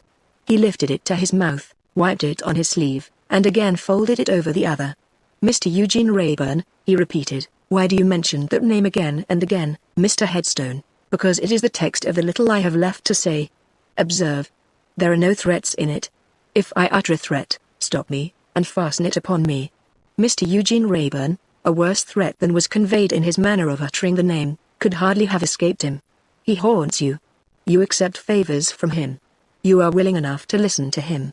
I know it, as well as he does. Mr. Rayburn has been considerate and good to me, sir, said Lizzie, proudly, in connection with the death and with the memory of my poor father, no doubt. He is of course a very considerate and a very good man, Mr. Eugene Rayburn. He is nothing to you, I think, said Lizzie, with an indignation she could not repress. Oh yes, he is. You mistake. He is much to me. What can he be to you? He can be a rival to me among other things, said Bradley. Mr. Headstone, returned Lizzie, with a burning face, it is cowardly in you to speak to me in this way. But it makes me able to tell you that I do not like you, and that I never have liked you from the first, and that no other living creature has anything to do with the effect you have produced upon me for yourself." His head bent for a moment, as if under a weight, and he then looked up again, moistening his lips. I was going on with the little I had left to say. I knew all this about Mr. Eugene Rayburn, all the while you were drawing me to you. I strove against the knowledge, but quite in vain. It made no difference in me. With Mr. Eugene Rayburn in my mind, I went on. With Mr. Eugene Rayburn in my mind, I spoke to you just now. With Mr. Eugene Rayburn in my mind, I have been set aside and I have been cast out. If you give those names to my thanking you for your proposal and declining it, is it my fault, Mr. Headstone?" said Lizzie, compassionating the bitter struggle he could not conceal, almost as much as she was repelled and alarmed by it. "I am not complaining," he returned. "I am only stating the case. I had to wrestle with my self-respect when I submitted to be drawn to you in spite of Mr. Rayburn. You may imagine how low my self-respect lies now." She was hurt and angry, but repressed herself in consideration of his suffering, and of his being her brother's friend. "And it lies under his feet," said Bradley, unfolding his hands in spite of himself, and fiercely motioning with them both towards the stones of the pavement. "Remember that. It lies under that fellow's feet, and he treads upon it and exults above it." "He does not," said Lizzie. "He does," said Bradley. "I have stood before him face to face, and he crushed me down in the dirt of his contempt, and walked over me. Why? Because he knew with triumph what was in store for me tonight." "Oh, Mr. Headstone, you talk quite wildly, quite collectedly. I know what I say too well. Now I have said all. I have used no threat, remember. I have done no more than show you how the case stands how the case stands, so far." At this moment her brother sauntered into view close by. She darted to him, and caught him by the hand. Bradley followed, and laid his heavy hand on the boy's opposite shoulder. "Charlie Hexam, I am going home. I must walk home by myself tonight, and get shut up in my room without being spoken to.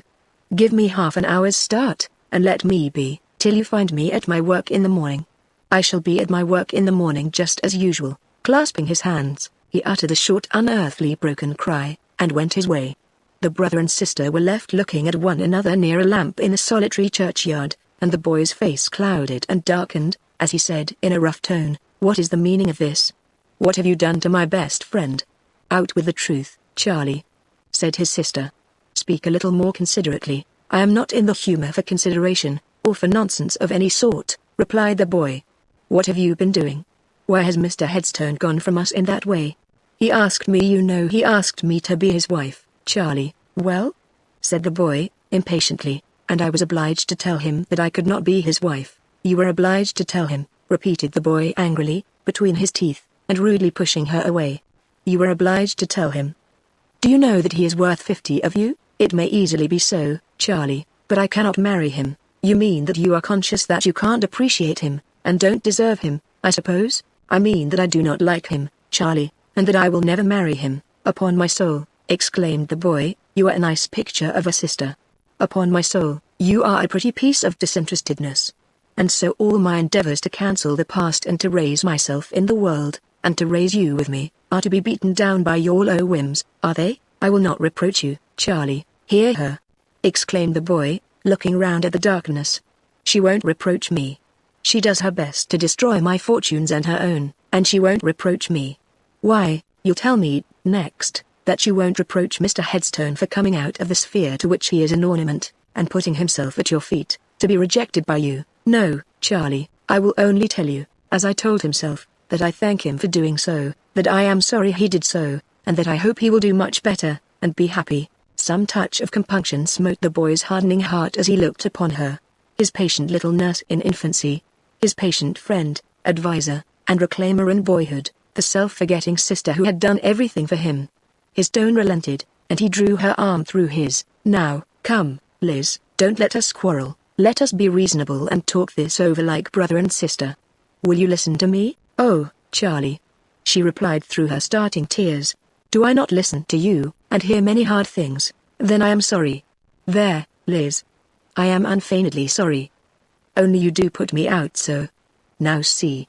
Mr. Headstone is perfectly devoted to you. He has told me in the strongest manner that he has never been his old self for one single minute since I first brought him to see you.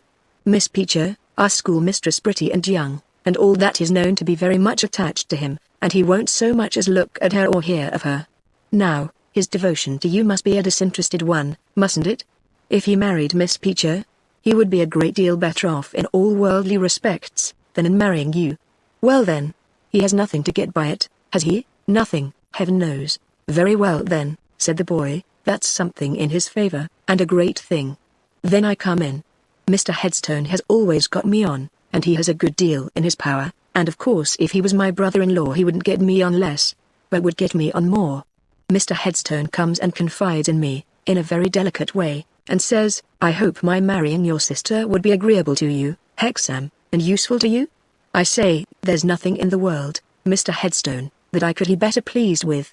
Mr. Headstone says, then I may rely upon your intimate knowledge of me for your good word with your sister, Hexam? And I say, certainly, Mr. Headstone, and naturally I have a good deal of influence with her. So I have, haven't I, Liz? Yes, Charlie, well said. Now, you see, we begin to get on, the moment we begin to be really talking it over, like brother and sister. Very well. Then you come in. As Mr. Headstone's wife you would be occupying a most respectable station, and you would be holding a far better place in society than you hold now, and you would at length get quit of the riverside and the old disagreeables belonging to it, and you would be rid for good of dolls' dressmakers and their drunken fathers, and the like of that. Not that I want to disparage Miss Jenny Wren, I dare say she is all very well in her way, but her way is not your way as Mr. Headstone's wife. Now, you see, Liz, on all three accounts, on Mr. Headstone's, on mine, on yours, nothing could be better or more desirable. They were walking slowly as the boy spoke, and here he stood still, to see what effect he had made. His sister's eyes were fixed upon him, but as they showed no yielding, and as she remained silent, he walked her on again. There was some discomfiture in his tone as he resumed, though he tried to conceal it. Having so much influence with you, Liz, as I have, perhaps I should have done better to have had a little chat with you in the first instance, before Mr. Headstone spoke for himself. But really all this in his favor seemed so plain and undeniable, and I knew you to have always been so reasonable and sensible, that I didn't consider it worthwhile. Very likely that was a mistake of mine. However, it's soon set right. All that need be done to set it right, is for you to tell me at once that I may go home and tell Mr. Headstone that what has taken place is not final, and that it will all come round by and by. He stopped again. The pale face looked anxiously and lovingly at him, but she shook her head. Can't you speak? Said the boy sharply. I am very unwilling to speak, Charlie. If I must, I must. I cannot authorize you to say any such thing to Mr. Headstone. I cannot allow you to say any such thing to Mr. Headstone. Nothing remains to be said to him from me, after what I have said for good and all, tonight, and this girl, cried the boy, contemptuously throwing her off again, calls herself a sister. Charlie, dear, that is the second time that you have almost struck me. Don't be hurt by my words. I don't mean heaven forbid that you intended it.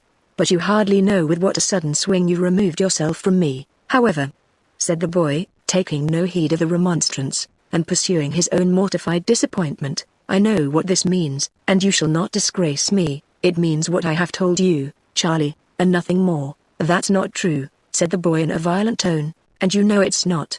It means your precious Mr. Rayburn, that's what it means, Charlie. If you remember any old days of ours together, forbear. But you shall not disgrace me, doggedly pursued the boy. I am determined that after I have climbed up out of the mire, you shall not pull me down. You can't disgrace me if I have nothing to do with you, and I will have nothing to do with you for the future, Charlie. On many a night like this, and many a worse night, I have sat on the stones of the street, hushing you in my arms. Unsay those words without even saying you are sorry for them, and my arms are open to you still, and so is my heart. I'll not unsay them. I'll say them again.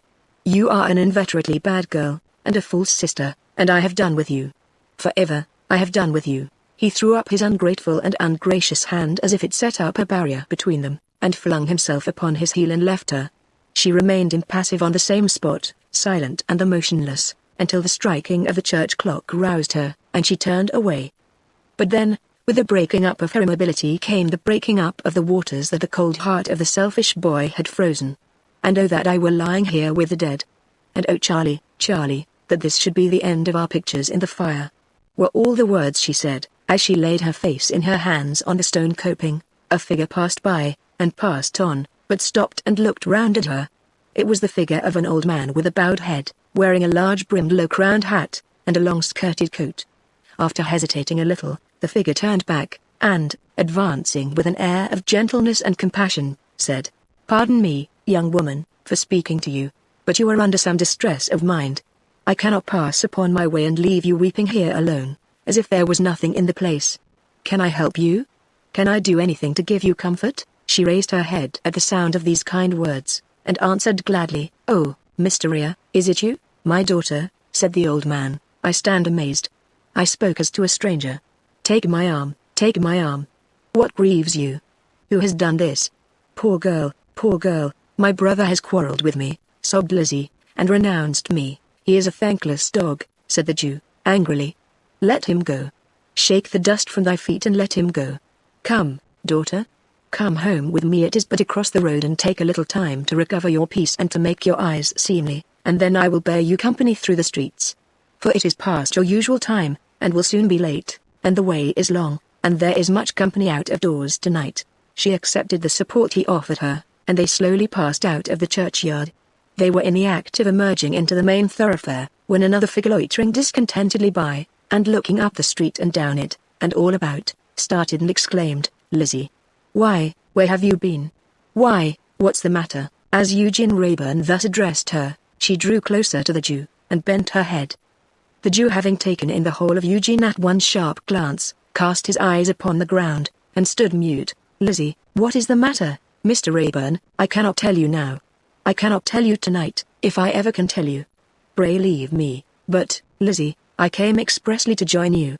I came to walk home with you, having dined at a coffee house in this neighborhood and knowing your hour. And I have been lingering about," added Eugene, "like a bayleaf, or, with a look at Rea, an old clothesman." The Jew lifted up his eyes, and took in Eugene once more. At another glance, "Mr. Rayburn, pray, leave me with this protector. And one thing more.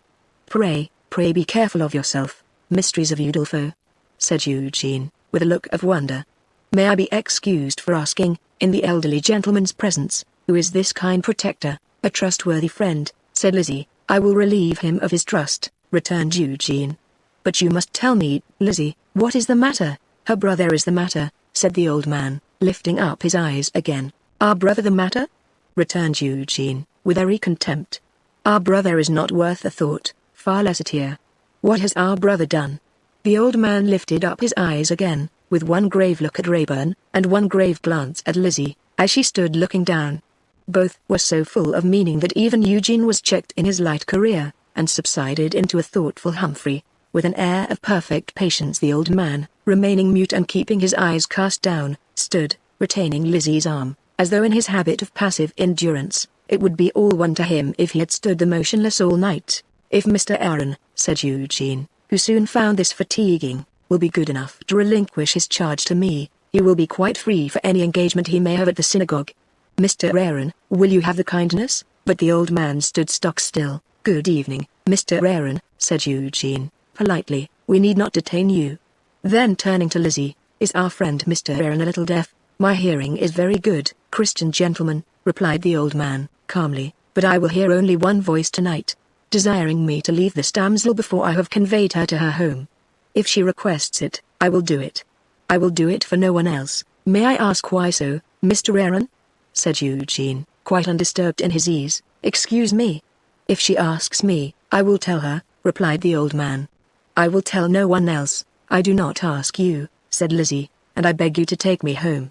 Mr. Rayburn, I have had a bitter trial tonight, and I hope you will not think me ungrateful, or mysterious, or changeable. I am neither. I am wretched. Pray remember what I said to you. Pray, take care, my dear Lizzie," he returned, in a low voice, bending over her on the other side. "Of what? Of whom?" "Of anyone you have lately seen and made angry." He snapped his fingers and laughed. "Come," said he, "since no better may be, Mr. Aaron and I will divide this trust, and see you home together. Mr. Aaron on that side, I on this. If perfectly agreeable to Mr. Aaron, the escort will now proceed." He knew his power over her. He knew that she would not insist upon his leaving her. He knew that, her fears for him being aroused, she would be uneasy if he were out of her sight. for all his seeming levity and carelessness. He knew whatever he chose to know of the thoughts of her heart, and going on at her side, so gaily, regardless of all that had been urged against him, so superior in his sallies and self-possession to the gloomy constraint of her suitor and the selfish petulance of her brother, so faithful to her, as it seemed, when her own stock was faithless. What an immense advantage, what an overpowering influence, were his that night. Add to the rest, poor girl, that she had heard him vilified for her sake, and that she had suffered for his, and were the wonder that his occasional tones of serious interest, setting off his carelessness, as if it were assumed to calm her, that his lightest touch, his lightest look, his very presence beside her in the dark common street, were like glimpses of an enchanted world, which it was natural for jealousy and malice and all meanness to be unable to bear the brightness of, and to gird it as bad spirits might. Nothing more being said of repairing to Ria's, they went direct to Lizzie's lodging. A little short of the house door she parted from them, and went in alone. "Mr. Aaron," said Eugene, when they were left together in the street, "with many thanks for your company, it remains for me unwillingly to say farewell." "Sir," returned the other, "I give you good night, and I wish that you were not so thoughtless." "Mr. Aaron," returned Eugene, "I give you good night, and I wish, for you are a little dull, that you were not so thoughtful." But now, that his part was played out for the evening, and when in turning his back upon the Jew he came off the stage, he was thoughtful himself. "How did Lightwood's catechism run?" he murmured, as he stopped to light his cigar. "What is to come of it? What are you doing? Where are you going? We shall soon know now." "Ah!" With a heavy sigh, the heavy sigh was repeated as if by an echo, an hour afterwards, when Ria, who had been sitting on some dark steps in a corner over against the house, arose and went his patient way, stealing through the streets in his ancient dress, like the ghost of a departed time. Chapter 16. An anniversary occasion. The estimable Twemlow, dressing himself in his lodgings over the stable-yard in Duke Street, St. James's, and hearing the horses at their toilette below, finds himself on the whole in a disadvantageous position as compared with the noble animals at livery. For whereas, on the one hand, he has no attendant to slap him soundingly and require him in gruff accents to come up and come over, still, on the other hand, he has no attendant at all, and the mild gentleman's finger joints and other joints working rustily in the morning, he could deem it agreeable even to be tied up by the countenance at his chamber door, so he were there skilfully rubbed down and slushed and sluiced and polished and clothed, while himself taking merely a passive part in these trying transactions. How the fascinating Dickens gets on when arraying herself for the bewilderment of the senses of men, is known only to the Graces and her maid, but perhaps even that engaging creature, though not reduced to the self-dependence of Tremolo, could dispense with a good deal of the trouble attendant on the daily restoration of her charms, seeing that as to her face and neck this adorable divinity is, as it were, a diurnal species of lobster throwing off a shell every forenoon, and needing to keep in a retired spot until the new crust hardens. Howbeit, Twemlow doth at length invest himself with collar and cravat and wristbands to his knuckles, and goeth forth to breakfast. And to breakfast with whom but his near neighbours, the Lamlls of Sackville Street, who have imparted to him that he will meet his distant kinsman, Mr. Fledgley. The awful Snigsworth might taboo and prohibit Fledgley, but the peaceable Twemlow reasons, "If he is my kinsman I didn't make him so, and to meet a man is not to know him." It is the first anniversary of the happy marriage of Mr. and Mrs. Laml, and the celebration is a breakfast, because a dinner on the desired scale of sumptuosity cannot be achieved within less limits than those of the non-existent palatial residence of which so many people are madly envious. So, Twemlow trips with not a little stiffness across Piccadilly, sensible of having once been more upright in figure and less in danger of being knocked down by swift vehicles. To be sure, that was in the days when he hoped for leave from the dread Snigsworth to do something, or be something, in life, and before that magnificent Tartar issued the ukase, as he will never distinguish himself, he must be a poor gentleman pensioner of mine, and let him hereby consider himself pensioned. Ah, my Twemlow! Say, little feeble grey personage, what thoughts are in thy breast today, of the fancy so still to call her who bruised thy heart when it was green and thy head brown, and whether it be better or worse, more painful or less, to believe in the fancy to this hour, than to know her for a greedy armor-plated crocodile, with no more capacity of imagining the delicate and sensitive and tender spot behind thy waistcoat, than of going straight at it with a knitting needle. Say likewise, my Twemlow, whether it be the happier lot to be a poor relation of the great, or to stand in the wintry slush giving the hack horses to drink out of the shallow tub at the coach stand, into which thou hast so nearly set thy uncertain foot. Twemlow says nothing, and goes on. As he approaches the Laml's door, drives up a little one-horse carriage, containing Tippins the divine. Tippins, letting down the window, playfully extols the vigilance of her cavalier in being in waiting there to hand her out. Twemlow hands her out with as much polite gravity as if she were anything real, and they proceed upstairs. Tippins all abroad about the legs, and seeking to express that those unsteady articles are only skipping in their native buoyancy. And dear Mrs. Laml and dear Mr. Laml, how do you do, and when are you going down to what's its name place Guy, Earl of Warwick, you know what is it ? Dun cow to claim the flitch of bacon. And Mortimer, whose name is forever blotted out from my list of lovers, by reason first of fickleness and then of base desertion, how do you do, wretch? And Mr. Rayburn, you here? What can you come for, because we are all very sure beforehand that you are not going to talk. And Veneering, MP, how are things going on down at the house, and when will you turn out those terrible people for us? And Mrs. Veneering, my dear, can it positively be true that you go down to that stifling place night after night, to hear those men prose? Talking of which, Veneering, why don't you prose, for you haven't opened your lips yet, and we are dying to hear what you have got to say to us. Miss Podsnap, charmed to see you. Pa, here? No. Ma, neither? Oh. Mr. Boots. Delighted. Mr. Brewer. This is a gathering of the clans. Thus Tippins, and surveys Fledgeby and outsiders through golden glass, murmuring as she turns about and about, in her innocent giddy way, anybody else I know?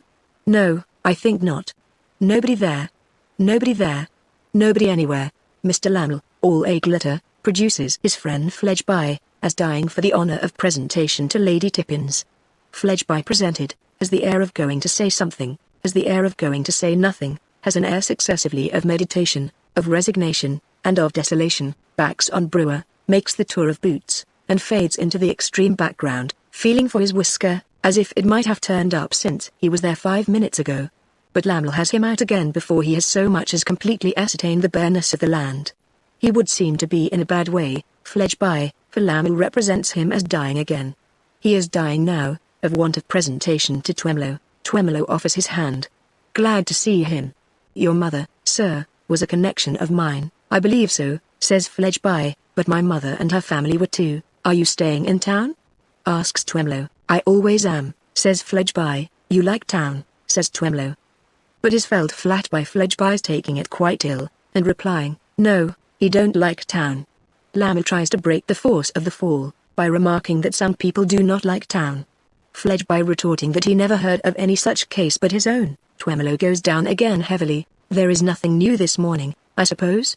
Says Twemlow, returning to the mark with great spirit. Fledgeby has not heard of anything. No, there's not a word of news, says Laml. Not a particle, adds Boots. Not an atom, chimes in Brewer. Somehow the execution of this little concerted piece appears to raise the general spirits as with a sense of duty done, and sets the company a-going.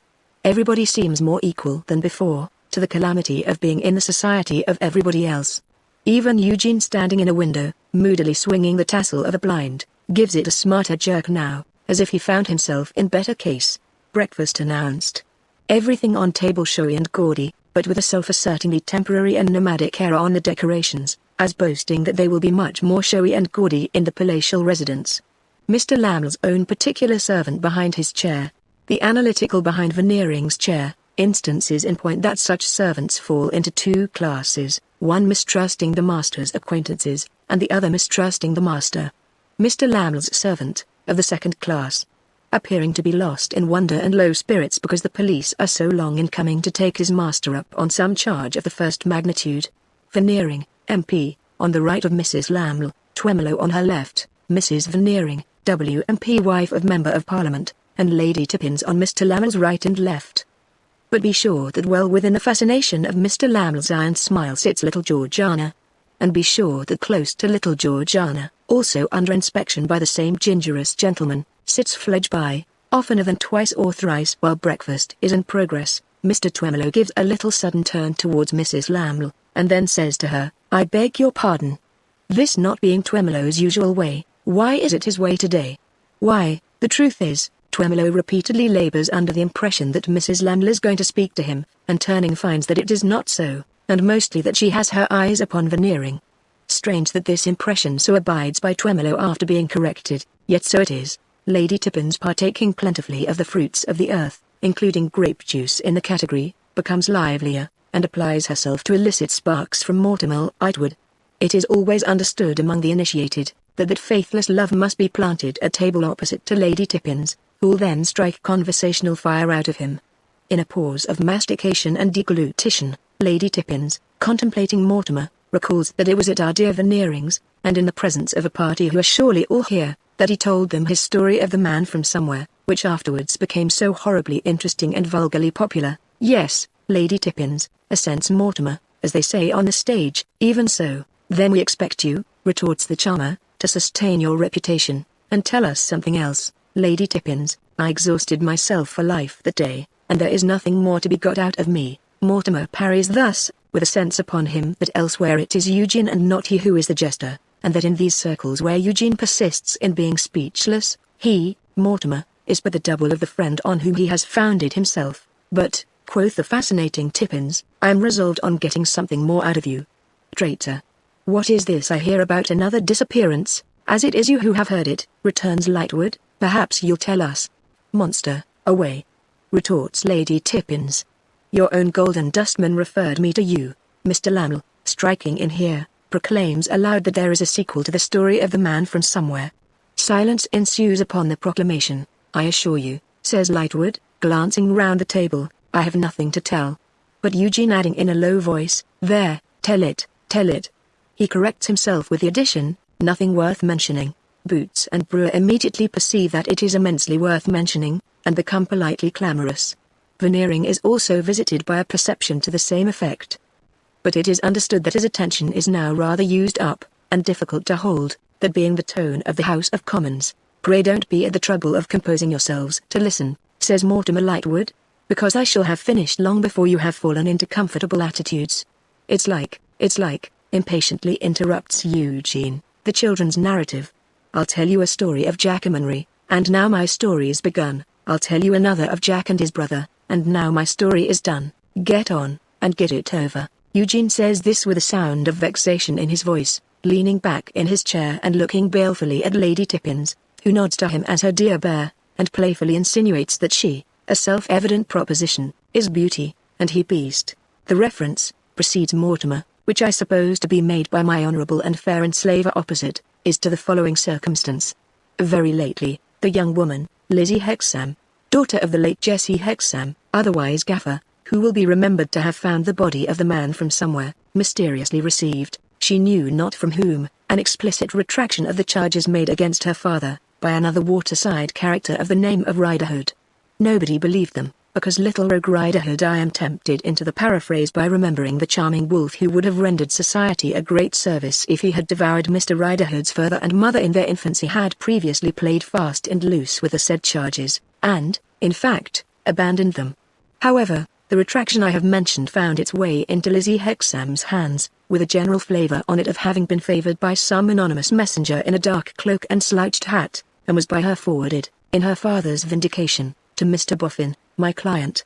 You will excuse the phraseology of the shop, but as I never had another client, and in all likelihood never shall have, I am rather proud of him as a natural curiosity, probably unique, although as easy as usual on the surface. Lightwood is not quite as easy as usual below it. With an air of not minding Eugene at all, he feels that the subject is not altogether a safe one in that connection. The natural curiosity which forms the sole ornament of my professional museum, he resumes, hereupon desires his secretary, an individual of the hermit crab or oyster species, and whose name, I think, is Chokesmith, but it doesn't in the least matter, say Artichoke, to put himself in communication with Lizzie Hexam. Artichoke professes his readiness so to do, endeavours to do so, but fails. Why fails? Asks Boots. How fails? Asks Brewer. Pardon me, returns Lightwood, I must postpone the reply for one moment, or we shall have an anticlimax. Artichoke failing signally, my client refers the task to me, his purpose being to advance the interests of the object of his search. I proceed to put myself in communication with her. I even happen to possess some special means, with a glance at Eugene, of putting myself in communication with her, but I fail to, because she has vanished. Is the general echo, disappeared, says Mortimer. Nobody knows how, nobody knows when, nobody knows where. And so ends the story to which my honourable and fair enslaver opposite referred. Tippins, with a bewitching little scream, opines that we shall every one of us be murdered in our beds. Eugene eyes her as if some of us would be enough for him. Mrs. Veneering, WMP, remarks that these social mysteries make one afraid of leaving baby. Veneering, MP, wishes to be informed, with something of a second-hand air of seeing the right honourable gentleman at the head of the Home Department in his place, whether it is intended to be conveyed that the vanished person has been spirited away or otherwise harmed. Instead of Lightwood's answering, Eugene answers, and answers hastily and vexedly, no, no, no. He doesn't mean that, he means voluntarily vanished but utterly completely. However, the great subject of the happiness of Mr. and Mrs. Laml must not be allowed to vanish with the other vanishments, with the vanishing of the murderer, the vanishing of Julius Hanford, the vanishing of Lizzie Hexam, and therefore Veneering must recall the present sheep to the pen from which they have strayed.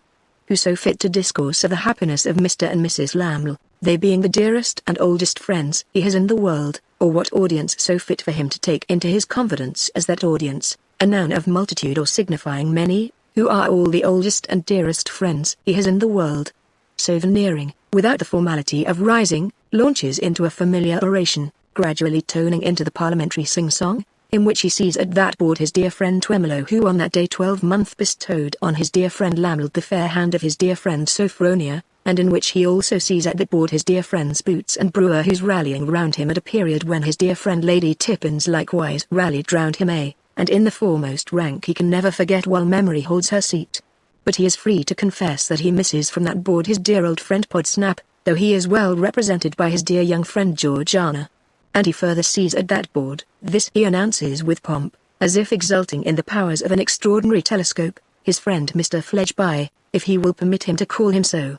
For all of these reasons, and many more which he right well knows will have occurred to persons of your exceptional acuteness, he is here to submit to you that the time has arrived when, with our hearts in our glasses, with tears in our eyes, with blessings on our lips, and in a general way with a profusion of gammon and spinach in our emotional larders, we should one and all drink to our dear friends the Lamls, wishing them many years as happy as the last, and many friends as congenially united as themselves.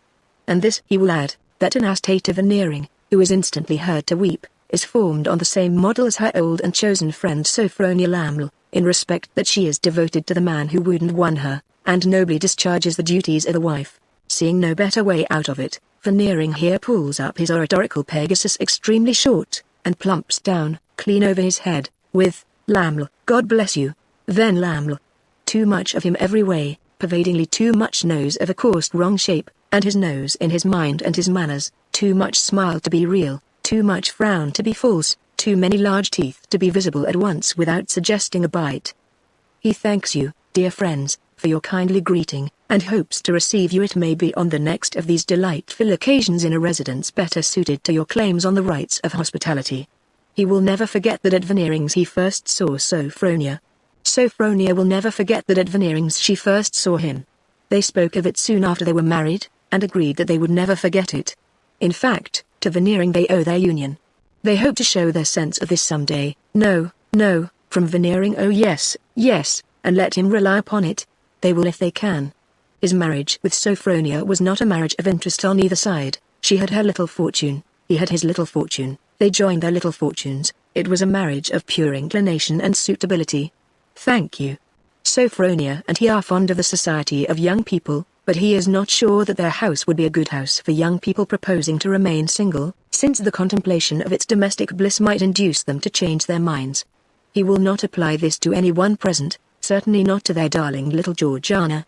Again thank you. Neither, by the by, will he apply it to his friend Fledgeby. He thanks Veneering for the feeling manner in which he referred to their common friend Fledgeby, for he holds that gentleman in the highest estimation. Thank you. In fact, returning unexpectedly to Fledgeby, the better you know him, the more you find in him that you desire to know. Again thank you. In his dear Sophronia's name and in his own, thank you. Mrs. Laml has sat quite still, with her eyes cast down upon the tablecloth.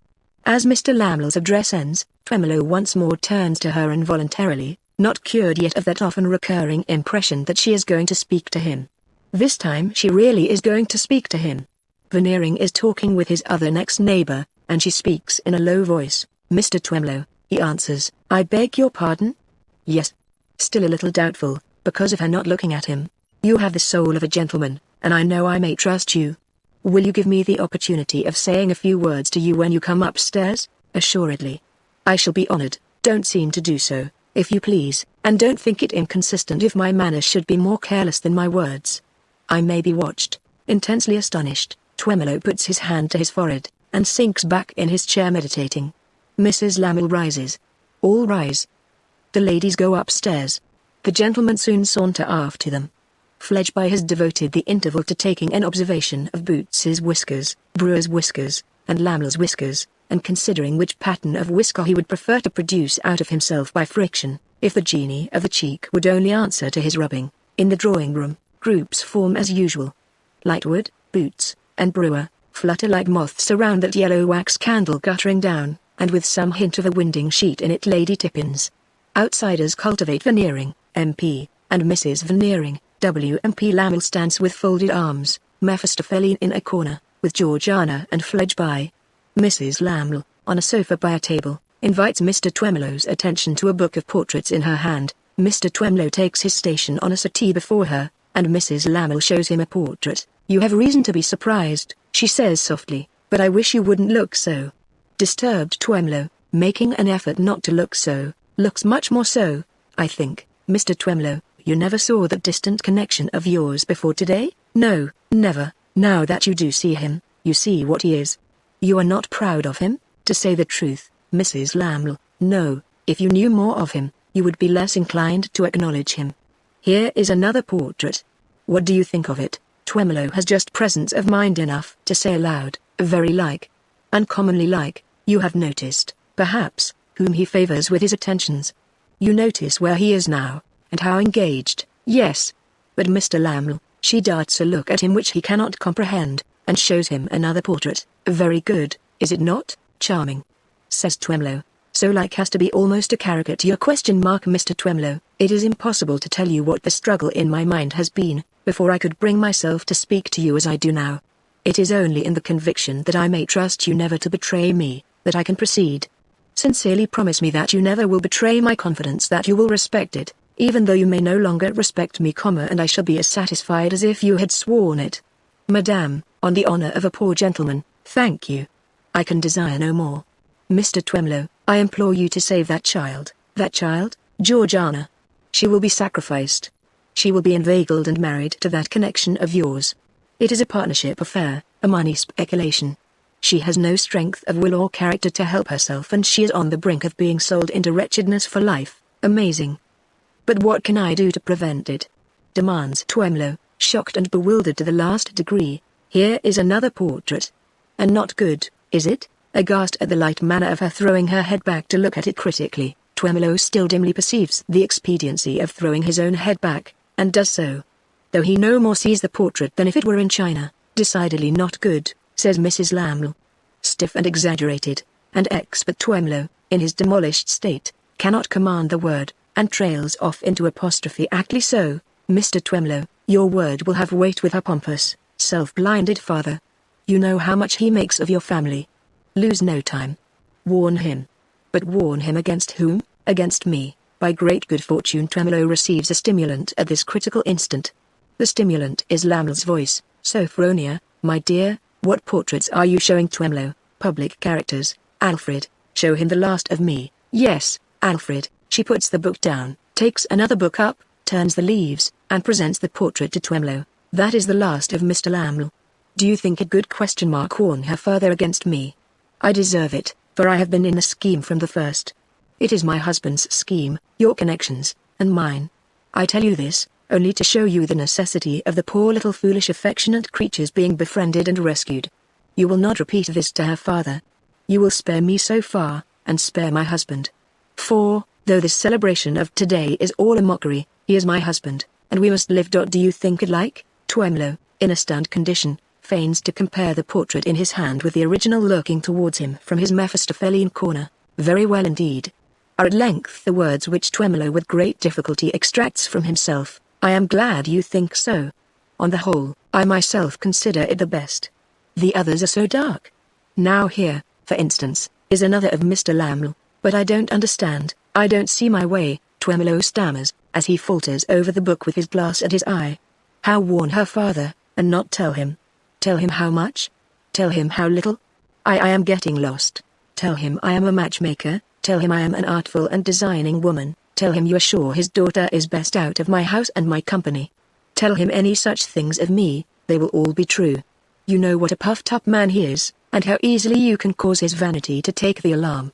Tell him as much as will give him the alarm and make him careful of her, and spare me the rest. Mr. Twemlow, I feel my sudden degradation in your eyes. Familiar as I am with my degradation in my own eyes, I keenly feel the change that must have come upon me in yours, in these last few moments. But I trust to your good faith with me as implicitly as when I began. If you knew how often I have tried to speak to you today, you would almost pity me. I want no new promise from you on my own account, for I am satisfied, and I always shall be satisfied, with the promise you have given me. I can venture to say no more, for I see that I am watched. If you would set my mind at rest with the assurance that you will interpose with the father and save this harmless girl, close that book before you return it to me, and I shall know what you mean, and deeply thank you in my heart. Alfred, Mr. Twemlow thinks the last one the best, and quite agrees with you and me. Alfred advances. The groups break up. Lady Tippins rises to go, and Mrs. Veneering follows her leader. For the moment, Mrs. Lamel does not turn to them, but remains looking at Twemlow, looking at Alfred's portrait through his eyeglass. The moment past, Twemlow drops his eyeglass at its ribbon's length, rises, and closes the book with an emphasis which makes that fragile nursling of the fairies, Tippins, start, then goodbye, and charming occasion worthy of the golden age, and more about the flitch of bacon, and the like of that, and Twemlow goes staggering across Piccadilly with his hand to his forehead, and is nearly run down by a flushed letter cart, and at last drops safe in his easy chair, innocent good gentleman, with his hand to his forehead still, and his head in a whirl.